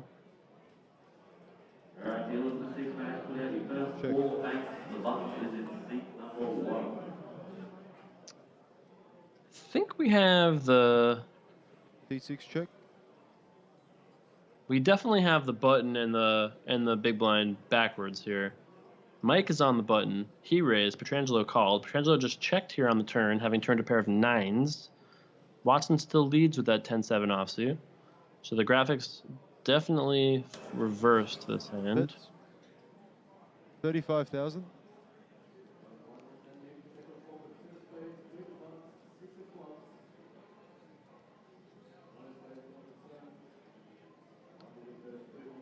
Can't think Petrangelo is going to just fold here. He has a pair, open-ended straight draw. I mean, you could have the best hand with a pair of 9s. That's not a call. That looks like it's going to be a hefty raise. Raise. 140,000. Big raise here from Petrangelo. And Mike's 10-7 kind of shrinks up, facing that level of aggression.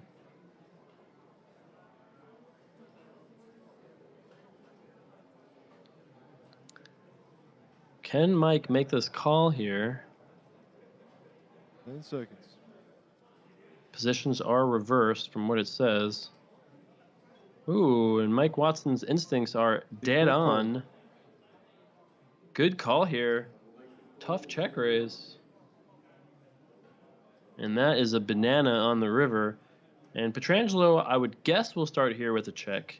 Like, his 9 could be good. Like, there is a chance of that. Wow. Interesting. The bigger he bets, the... Wow, this looks like a big bet. Ooh, if that's going out, that's 300,000. Ooh, wow. Wow, wow, wow, wow, wow, wow. This is going to just work. 10-7 can't. Wow. Amazing instincts from Petrangelo. He bets the pot here on the river, basically. He just must suspect that Mike has a one-pair hand better than his that isn't very good. I mean, amazing instincts that he's turned a 9 into a bluff here like this. And if Mike called and was wrong somehow, Mike would be the short stack. If Petrangelo wins this hand, Petrangelo will be the chip leader. 10 seconds. If Mike calls, though, I mean, this is time to use one of those time bank chips, I think. But well, let's see if Mike can figure this out. Time breaker. Yep, so Mike's auto using a time bank chip here. You can see he is deep in thought. He's like barely even noticing that this is going on. Go ahead, beep away, little clock. See if I care. So he has an extra minute now to think about his decision. And this is a big decision, right? This is a potentially tournament-deciding decision. If he calls here, Pietrangelo is down to 30 big blinds. If he calls and he loses, Pietrangelo is a 2-1 chip lead. Now, of course, we know that if he calls, he'll win. But this is a tremendously tough decision with only a 10 here. Big check raise from Pietrangelo on the turn. And no matter what happens, you got to give both these players props. Incredible bluff. But how do you call here for a pot-sized bet? 300,000 on the river here. Time is running out. He might use one of his time bank chips. No, he's going to let it go. And wow. That is an amazing bluff by Pietrangelo. I don't know how he knew that Mike had him just barely beat. But he did literally everything in his power to win that hand, and you got to give him credit. That is an amazing river bluff. And credit to Mike for thinking about it as long as he did. But hey, we got ourselves a new chip leader. Nick Pietrangelo making it happen, showing why he is the #1 ranked player on the Global Poker Index. Wow. Well played. D6 raises to 20,000. So Nick Pietrangelo going to raise it here on the button. Mike Watson defends the Queen-8 offsuit here. That was an incredibly fun hand of poker right there. Wow. That's why you tune into the Aussie Millions right there. Amazing bluff. Really incredible. I want to rewatch that hand, honestly. That's very impressive. Don't know Pietrangelo's hand here. He just raised the button. He bets 10,000 here on this flop. We've seen him do this a few times before where he just bets the minimum. Cool. I love some of these unconventional plays that Pietrangelo has made here. Check. We do. Watson calls the flop for a minimum bet. We don't know Pietrangelo's hand, but we know Watson doesn't have very much.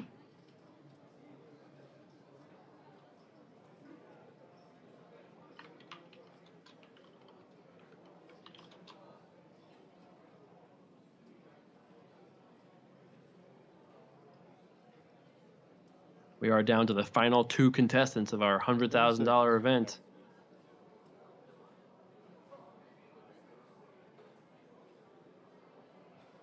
He reaches for chips and says check.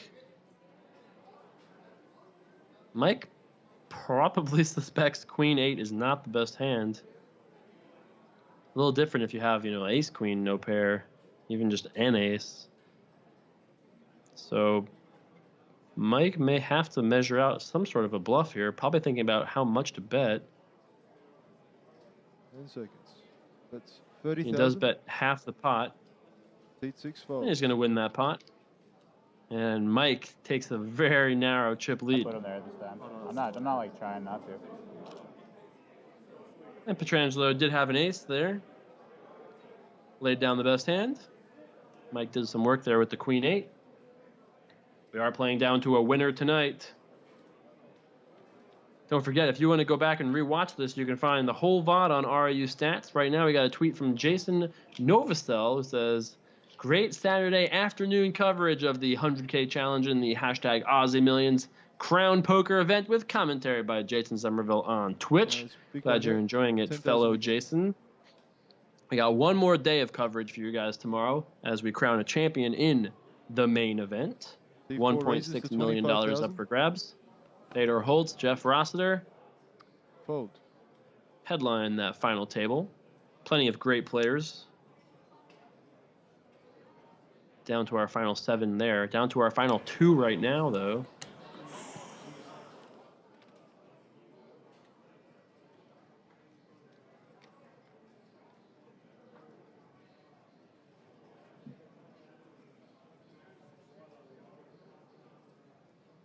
All right, players of the 6 max, 60 seconds total. Start taking your seats. We'll be underway in less than 60 seconds. Dealers must then seat 1. Starting line 50, T6 raises to 20,000.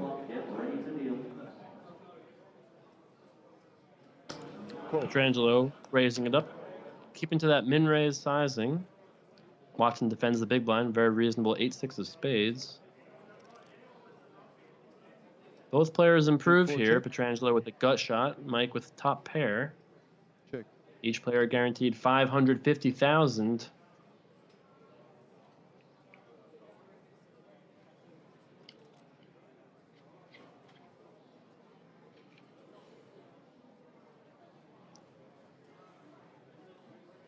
Watson's still a 3-1 favorite here. C4 bets 30,000. Call. All right, players with 6 max 30 seconds. Watson's 6s and 5s still lead. Petrangelo must realize King 7 likely not the best hand. C4 checks.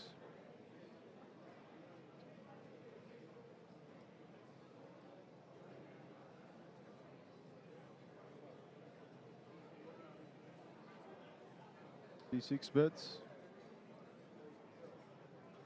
200,000. All right, dealers with 6 match.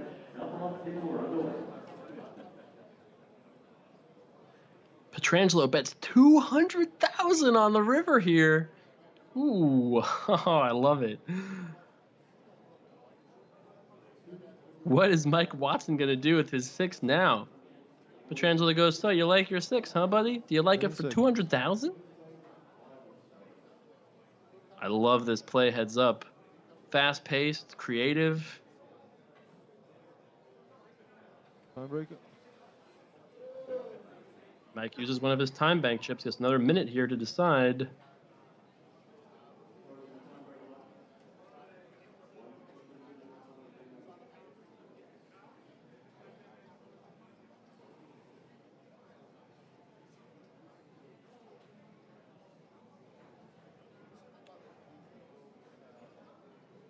Ooh, and Mike lets it go. And Petrangelo picks up that pot. Another nice pot with a bluff.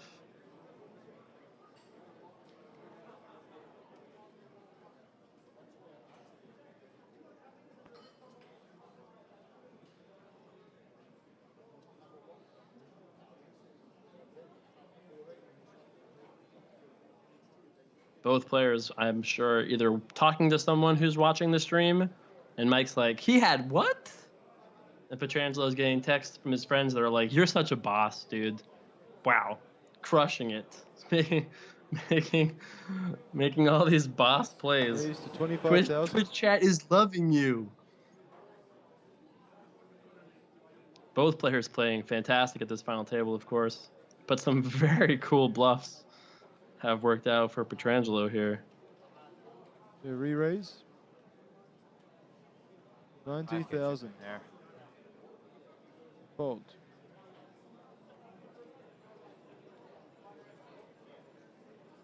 Another pot for Petrangelo.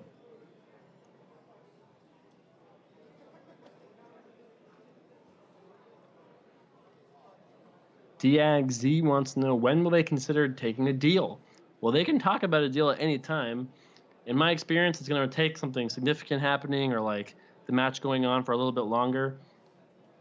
But I would guess that both players think they have an edge in this spot. Both players think that they are, I mean, they both are very capable, very successful players.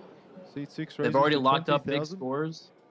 And I mean, it's going to sound weird, of course, but $350,000, while buys you a lot of turkey burgers, is only 3 buy-ins in this event.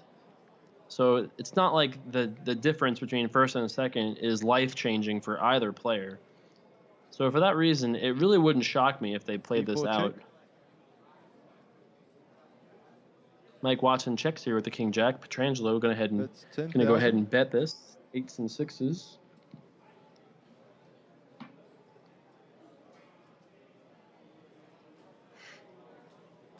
Cool.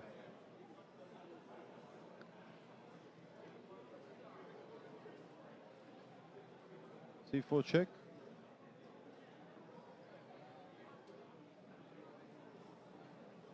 No change on the turn here.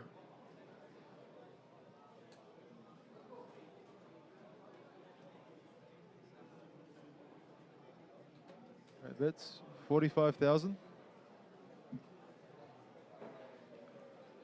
Petrangelo bets again here on the turn.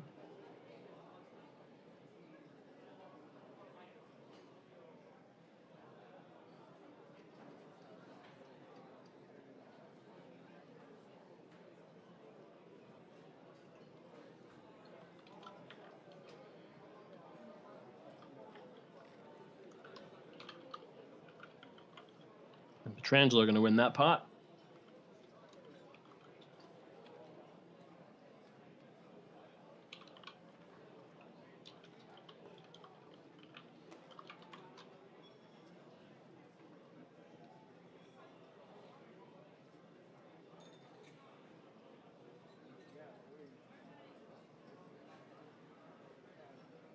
Next hand underway. Mike Watson first to act here on the button. Still playing 5 and 10,000 blinds.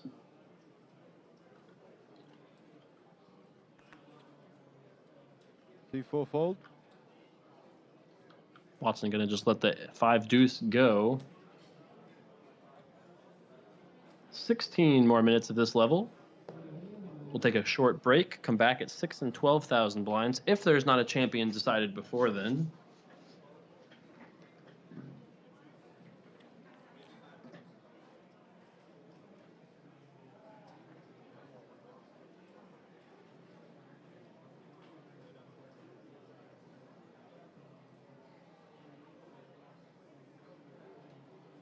C6 raises to 20,000.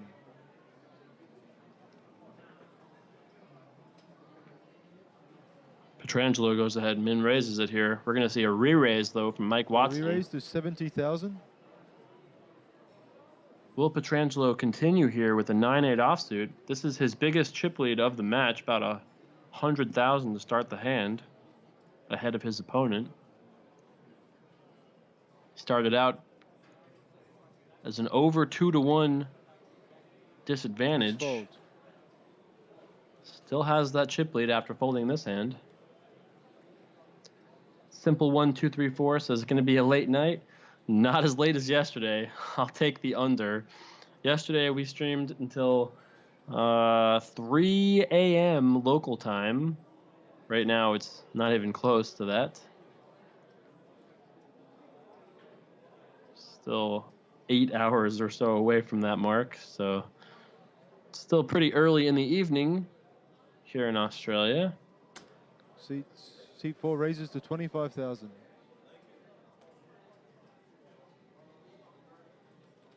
Re-raise to 90,000. Mike Watson raising the button. Petrangelo decides to re-raise with a 4-3 suited, and that gets it done. Another successful pre-flop aggression from Petrangelo, and he gets back on his phone. Mom, I'm doing it. I'm bluffing him every hand, Mom. Get the T-Tours. Mike Watson looks the same as he always does. He's just a chill, calm, cool professional. C6 raises to 20,000. Petrangelo goes ahead, min raises it again here with the A6 offsuit. Creeping towards that million chip mark for the first time. 70,000.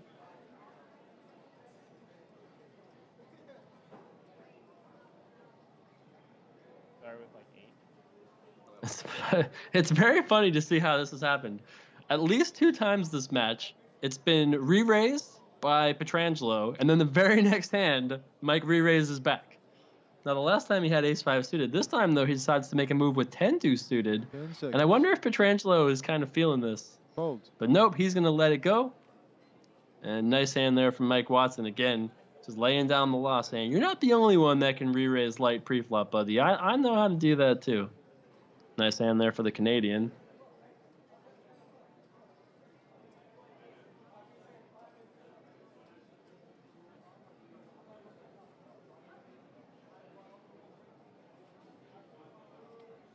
Original says, is it cool for the players to get info what the opponent had 30 minutes ago? Yes.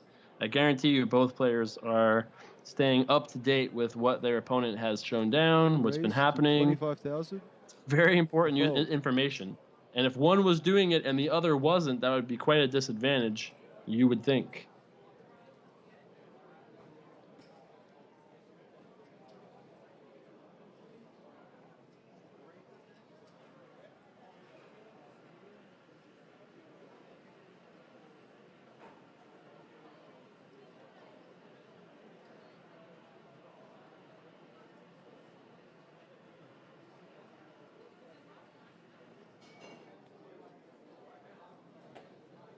Petrangelo's turn to have C6 the raises 10 to deuce suited. 20,000.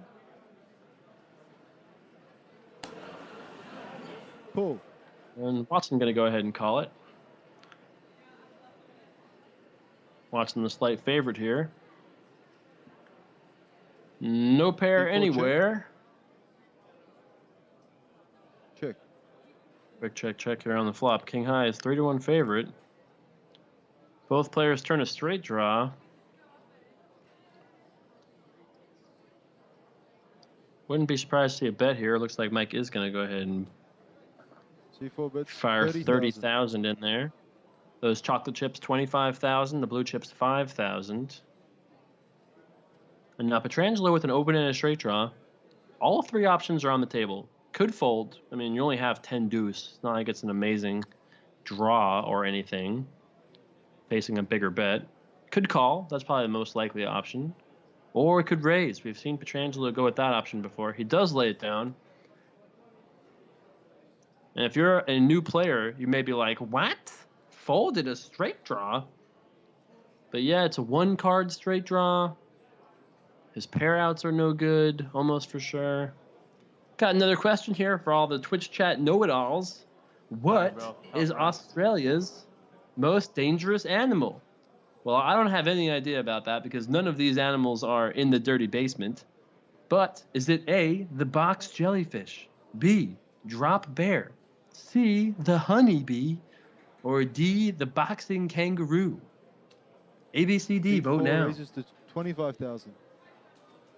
Pull. I'm pretty sure at least 75% of Twitch chat never leaves the house, which includes myself. Check. So maybe you've seen this on the Discovery Channel or when you were like Netflix and chilling and watching like Australia's deadliest animals. Check.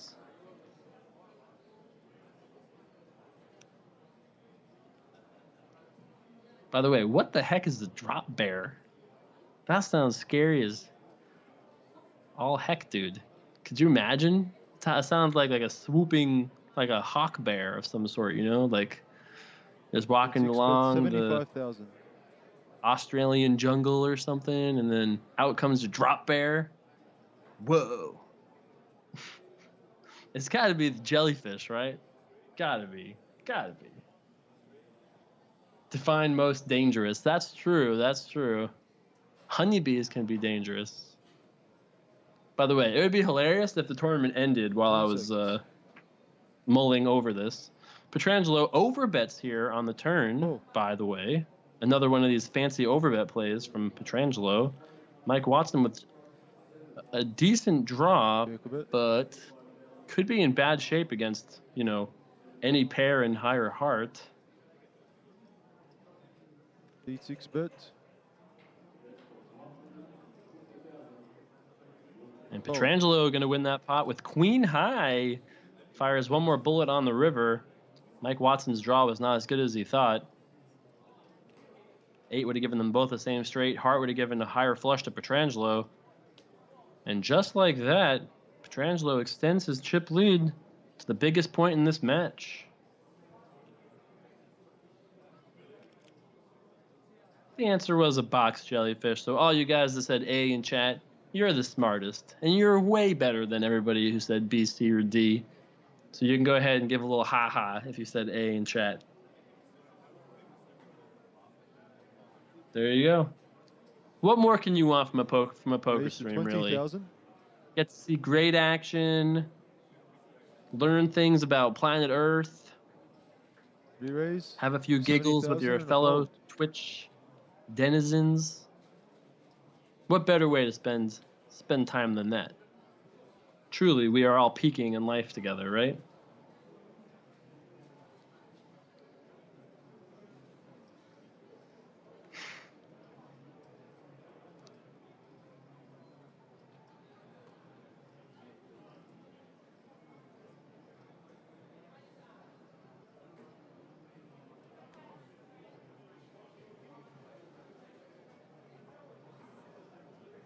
Seat 4 raises to 25,000.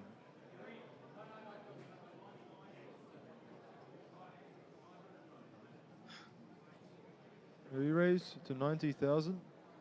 Fold. Petrangelo re-raises here with the honeys, and he wins that hand.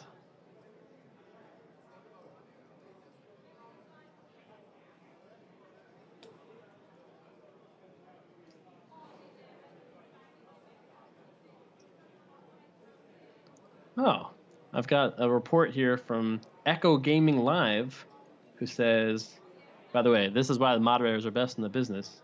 A drop bear is a hoax in contemporary Australian folklore featuring a predatory, carnivorous version of the koala. This imaginary animal is commonly spoken about in tall tales designed to scare tourists. While koalas are typically docile herbivores, and notably not bears, drop bears are described as unusually large and vicious marsupials that inhabit treetops and attack suspecting people or other prey that walk beneath them by dropping onto their heads. That was beautiful. Thanks, Echo Gaming Live. You've made us all smarter. The more you know. The things we learn together, Twitch chat. Cool story, Bob, is the perfect response to that, by the way. Cool.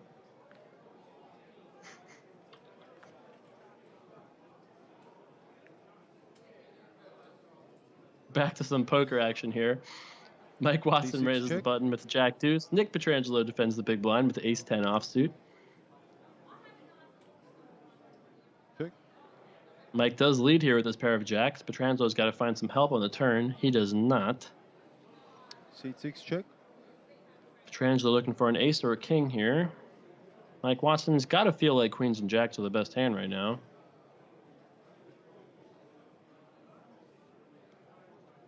It's 25,000.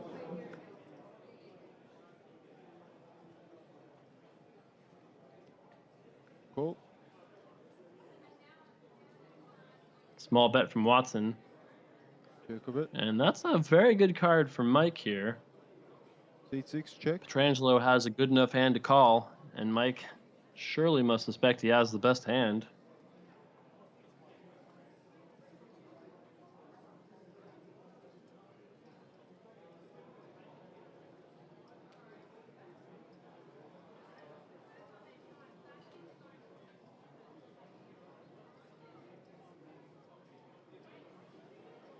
Seconds.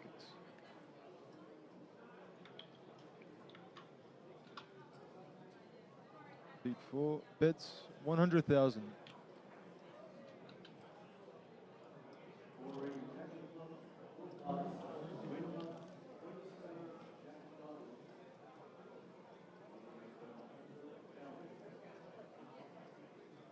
Mike does bet here, bets the pot on the river.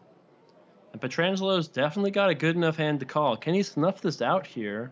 If he calls and loses, we got ourselves an even match again. If he can fold, he'll maintain that small chip lead.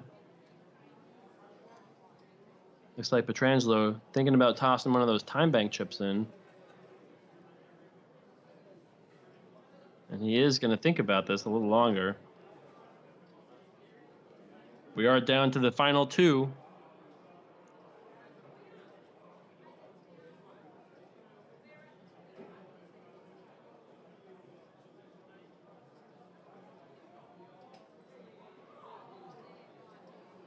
These two battling for $350,000.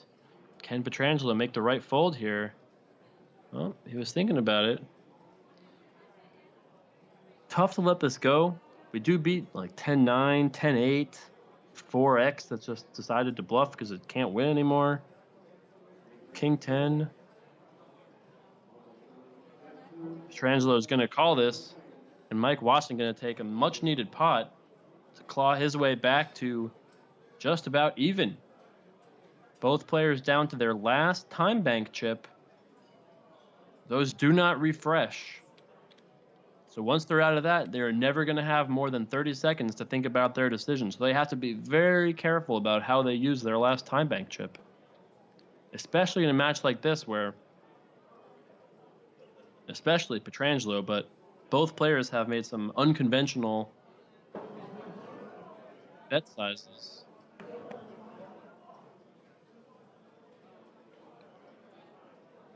See, 6 raises to 20,000. Cool.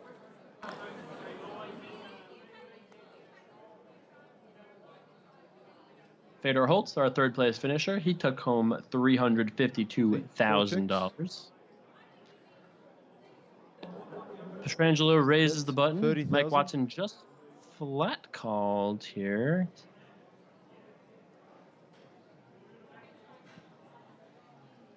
I suspect this may not be correct. Cool. Nope, okay, is correct. Petrangelo bet 30K. Mike Watson called. Of course, he has to check call on the flop, and he just flat calls pre-flop with ace-9. Ace-9 is a significant favorite against all the hands that Petrangelo is playing on the button here. And it looks like we're going to see another overbet on the turn. C6 bets. And Mike going to quickly fold. Oh, turned the joint. This time Petrangelo made a big bet, or at least was looking to make a big bet. With the nuts. Mike Watson, though, laid it down. Petrangelo's instincts definitely serving him well at this final table. There's a reason why he's the #1 ranked player on the Global Poker Index.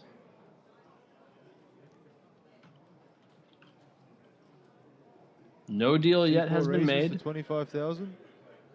This may be the last hand before the break. Cool. 9-5 for Watson. King 3 suited for Petrangelo. B6 check. Petrangelo with the second nut flush draw here. Mike Watson with just a gutter ball.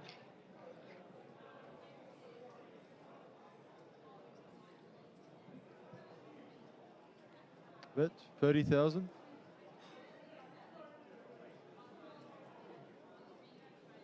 Mike continuing his aggression here on this flop. Petrangelo looks like he's going to cut out a raise, and that's going to be the end of this hand, I suspect.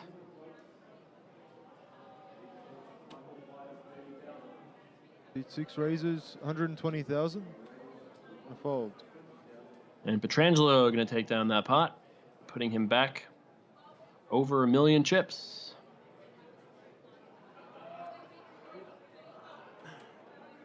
I think that's the last hand here. So when we come back, we're going to be at 6 and 12,000. If you're enjoying the stream, don't forget, press that follow button. Come hang out with us tomorrow as well. We'll be back for the main event, final table, our last day of coverage here of the Aussie Millions. Thank you guys for hanging out. When we get back, the blinds will be 6 and 12,000. 2 more hours before we take a dinner break, if that happens tonight. But we will see how that goes. Thank you guys for hanging out. We'll see you to the 2017 Aussie Millions. We are down to the final 2 contestants in our $100,000 buy-in challenge event. Mike Watson against Nick Petrangelo. We can see Nick has the chip lead coming back from the break. Blinds are going to be 6 and 12,000.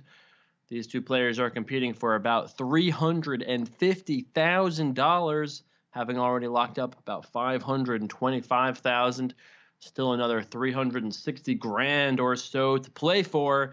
Tell your friends, come hang out. RunItUp.tv. It's happening. We're doing it. We will be playing down till a champion tonight.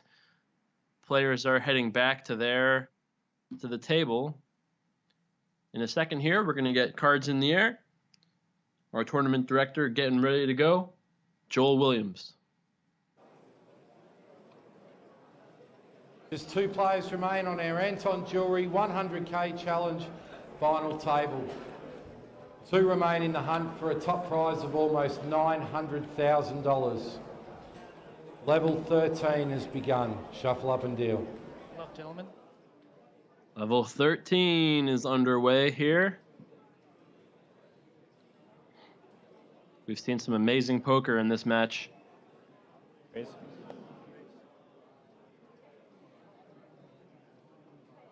Starting off here, Nick Petrangelo with an ace. He's sticking to his nearly min-raise strategy. And Mike Watson going to just lay down the 6-4 offsuit.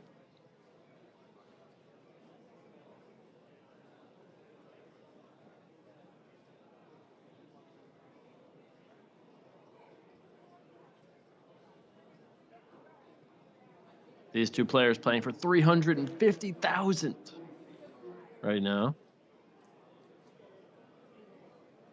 I'm really excited for this heads-up match. Nick has made some amazing plays in this heads-up series. Several of his bluffs have gotten through. And Mike, always disciplined, always patient. But for the time being, what do Australians call a can of beer? Is it a Johnny, a Cena, a Stubby, or a Frothy? A, B, C, D. Vote now. What do you think? What do you think? 2 calls.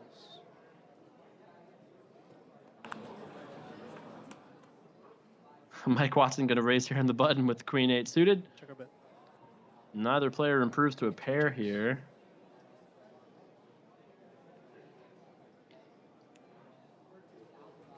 One bet's 30.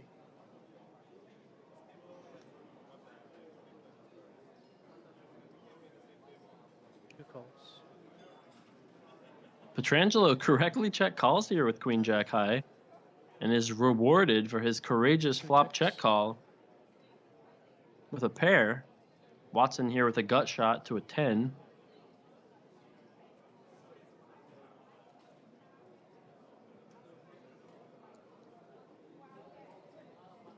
One checks.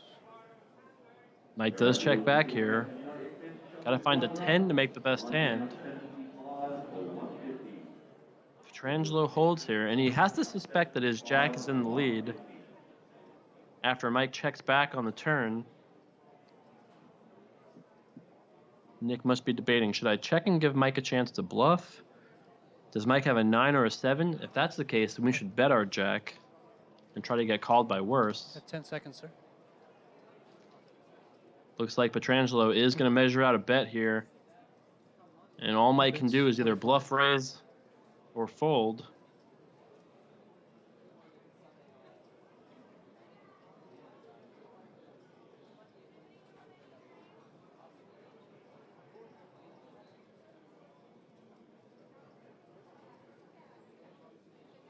One folds. And Mike's going to let this one go. Thank you.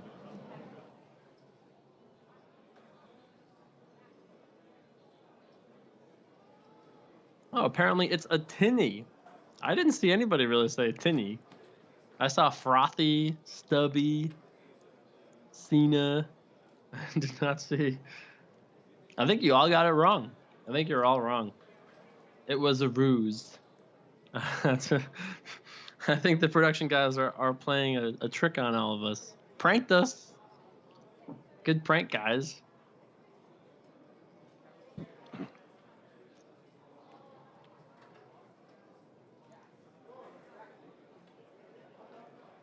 Two bets, 25. That wasn't even an option. Wow. Dude, it was always an option. The Illuminati. What are you talking about?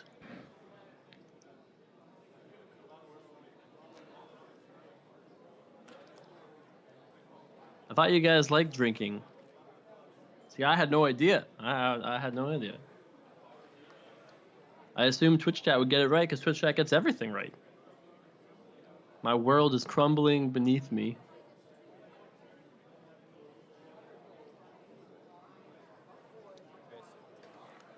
bets 30. Queen 4 going to get raised here by Mike, making it 30,000 straight. 2 calls. Nick Petrangelo with his biggest lead of this heads-up match, almost 2-1.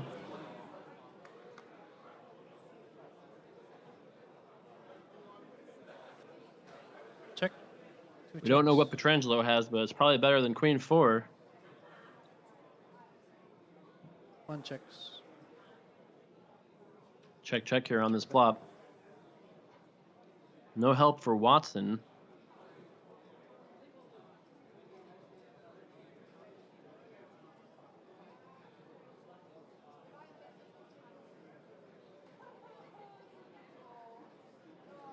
Petrangelo might have a hand like 6-7, Jack 9. Plenty of reasonable hands to bet here. Pairs, trips, straight draws, pure bluffs. Whatever it is he has, he's going to get it done. Oh, and we're going to make sure we get that in there. King 5, turned a pair of 5s, definitely good enough to bet after it goes check, check on the flop. And Petrangelo with a 2-1 chip lead, his biggest chip lead of this heads-up match, and his biggest stack in this tournament ever, peaking in the tournament.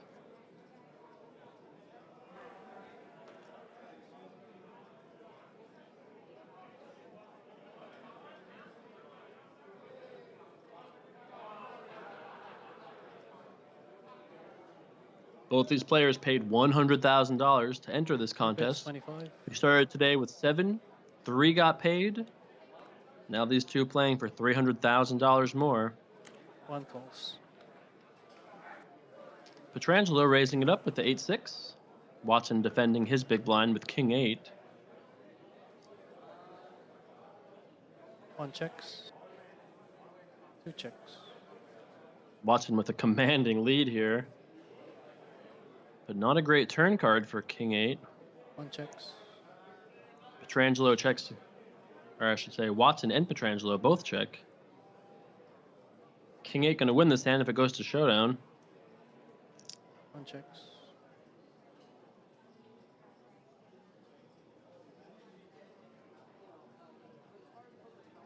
12. 1 calls. 2 folds.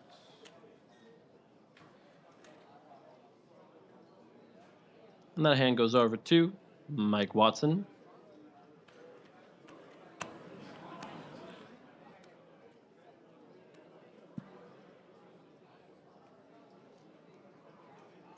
Button goes over to Mike as well.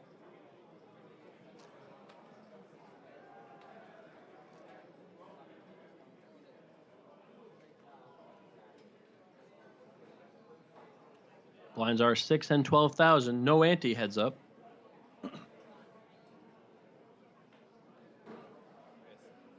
Bets 30. Two pretty reasonable hands here. Mike goes ahead and raises the button. And Nick's going to defend the big blind with his Jack 8 offsuit.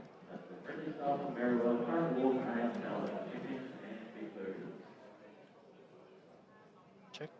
2 checks. Top pair here for Petrangelo. Gut shot to the 3 ball for Mike Watson.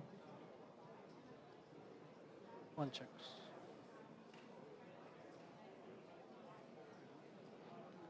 Mike turns a double gut shot now. A 6 or a 3 would both make him a straight.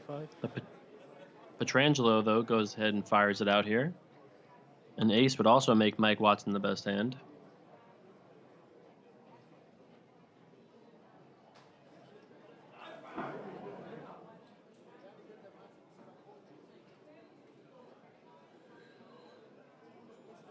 One calls 45.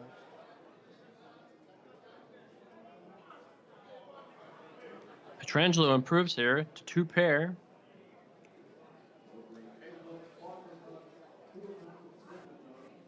Mike Watson with just ace high.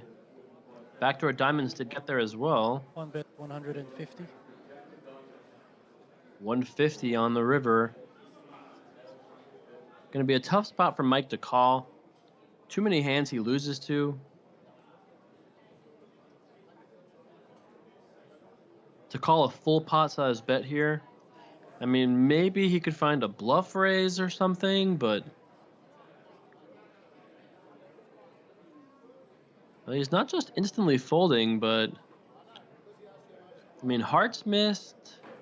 Besides that, though, like 10 seconds. Sir. 6-4 gets there. Oh, he's not just instantly letting this one go. 4, 3. All in. What? Sorry, Wow. All in. Players all in. Wow, Mike Watson has moved all in here on the river. And Petrangelo, if he calls, this tournament is over. Petrangelo has top 2 pair. But he's got to be afraid of the backdoor flush or one of the straights. And I'm not sure if Petrangelo has a time bank chip left. I am doing not like this right now, by the way. As soon as he shoves, what? I mean, this is a crazy bluff. Will it work? If Petrangelo, he does have one time bank chip left, and this would be a good time to use it. Petrangelo could end this match right now. Flop went check, check. Nick bet. Oh, Nick calls. That's it. It's over. Nick Petrangelo wins the heads-up match. That is it. A courageous bluff by Mike Watson, but Nick makes a great call on the river. It's funny, if Nick had a hand that was just a little bit weaker, maybe just a one-pair hand, Mike's bluff would have worked. But it's tough when Nick improved to top 2 pair. He held on. Mike Watson going to walk away here with $500 and change $1,000. Nick Petrangelo gives back the microphone, receives $882,000. Mike going to walk away with $529,000. I was not expecting that. I was getting ready for like a 4-hour heads-up match. What does he want? Holy moly. I did not know that was coming. Wow. That's our champion, Nick Petrangelo. USA won that final table. Wow. Hey, Mom, I did it. Awesome job by Nick Petrangelo. What a amazing final table that was. You got to give him credit for pulling off some amazing hands. I mean, I want to go back and rewatch that heads-up match myself. I mean, there were some incredible plays there by Petrangelo. Maybe he got in Mike's head a little bit, those big bets. Even in that last hand, Petrangelo potted the river. Mike knew he couldn't call. Decided to try to shove on the end. And unlucky for him that Petrangelo improved on the river. If Petrangelo just had, you know, just a single pair somehow, or could have had a variety of bluffs, perhaps. Instead, he won, and that is the face of an ecstatic person. I bet you guys would be, oh, he smiled. All right, that's basically ecstasy right there. There you go. He won $1 million. That's how many times do we see people win things in life and they're like freaking out and they won like $200 or, you know, $5,000 or whatever. Kid wins $1 million and he's like, yep, I sure did. What's there to know? Wow. Some fantastic poker played here at this final table. We're getting ready for our winner's photo. Gonna have some interviews here. Let's have a chat with Mike Watson, our runner. So first of all, second place, fantastic effort. Could you give me a rundown on sort of what happened on the table just then? Yeah, I mean, it was a great day. I came in pretty short, 5 out of 7, and you know, caught a lot of hands early on. Ran up the chip lead, and in general things went pretty well, and got heads up with a big chip lead, and then heads up, things didn't go my way, and I played pretty terribly, honestly. So, but what are you gonna do? Well, I mean, second place isn't that bad, though. Yeah, no, I'm obviously really happy with the result, of course. Getting second place in a big event like this is great, but next to entry, I haven't really decided yet. I might go to Panama for the new event down there, the new big event anyways, but you know, we'll see. It's vacation time now, I guess, and we'll figure the rest out later. Do you have any message for the viewers on Twitch that you'd like to give to them? Yeah, so the fans, sorry I didn't bring it home for everyone watching back in Newfoundland. It's really late there. Appreciate you staying up and watching with me. sorry I couldn't bring it home, but you know, next time hopefully. Great run there from Mike Watson. He's obviously a little disappointed that he didn't take it home, but he played a great final table. Like he said, he was short stacked to start today. Still won over $500,000. Great score for him. A very, very accomplished player, and always has been a professional in every instance that I've ever seen. He's going to add that 500K score to his 6.8 million lifetime earnings, bringing him over the 7 million mark. Sorry, actually, it's going to put him almost to 10 million in earnings. Nick Petrangelo's win's going to put him over the $7 million earnings mark. And now we're going to hear from our champion, Nick Petrangelo. Well, first of all, congratulations. How are you feeling? Good. Obviously, you know, we waited all week to play a 7-handed tournament that wasn't actually as close to the money as it seemed, because only 3 cash, and it was a bunch of good players, and the pay jumps were really big. So, you know, anything could have happened when today started, and this is obviously the dream result. And I just finished second in something that I really wanted to win, so it feels good always to finish first, especially this one. We were actually playing for quite a bit. Heads up, we didn't chop or anything, so to get the trophy, extra money, everything like that. And this is the last tournament I'm playing until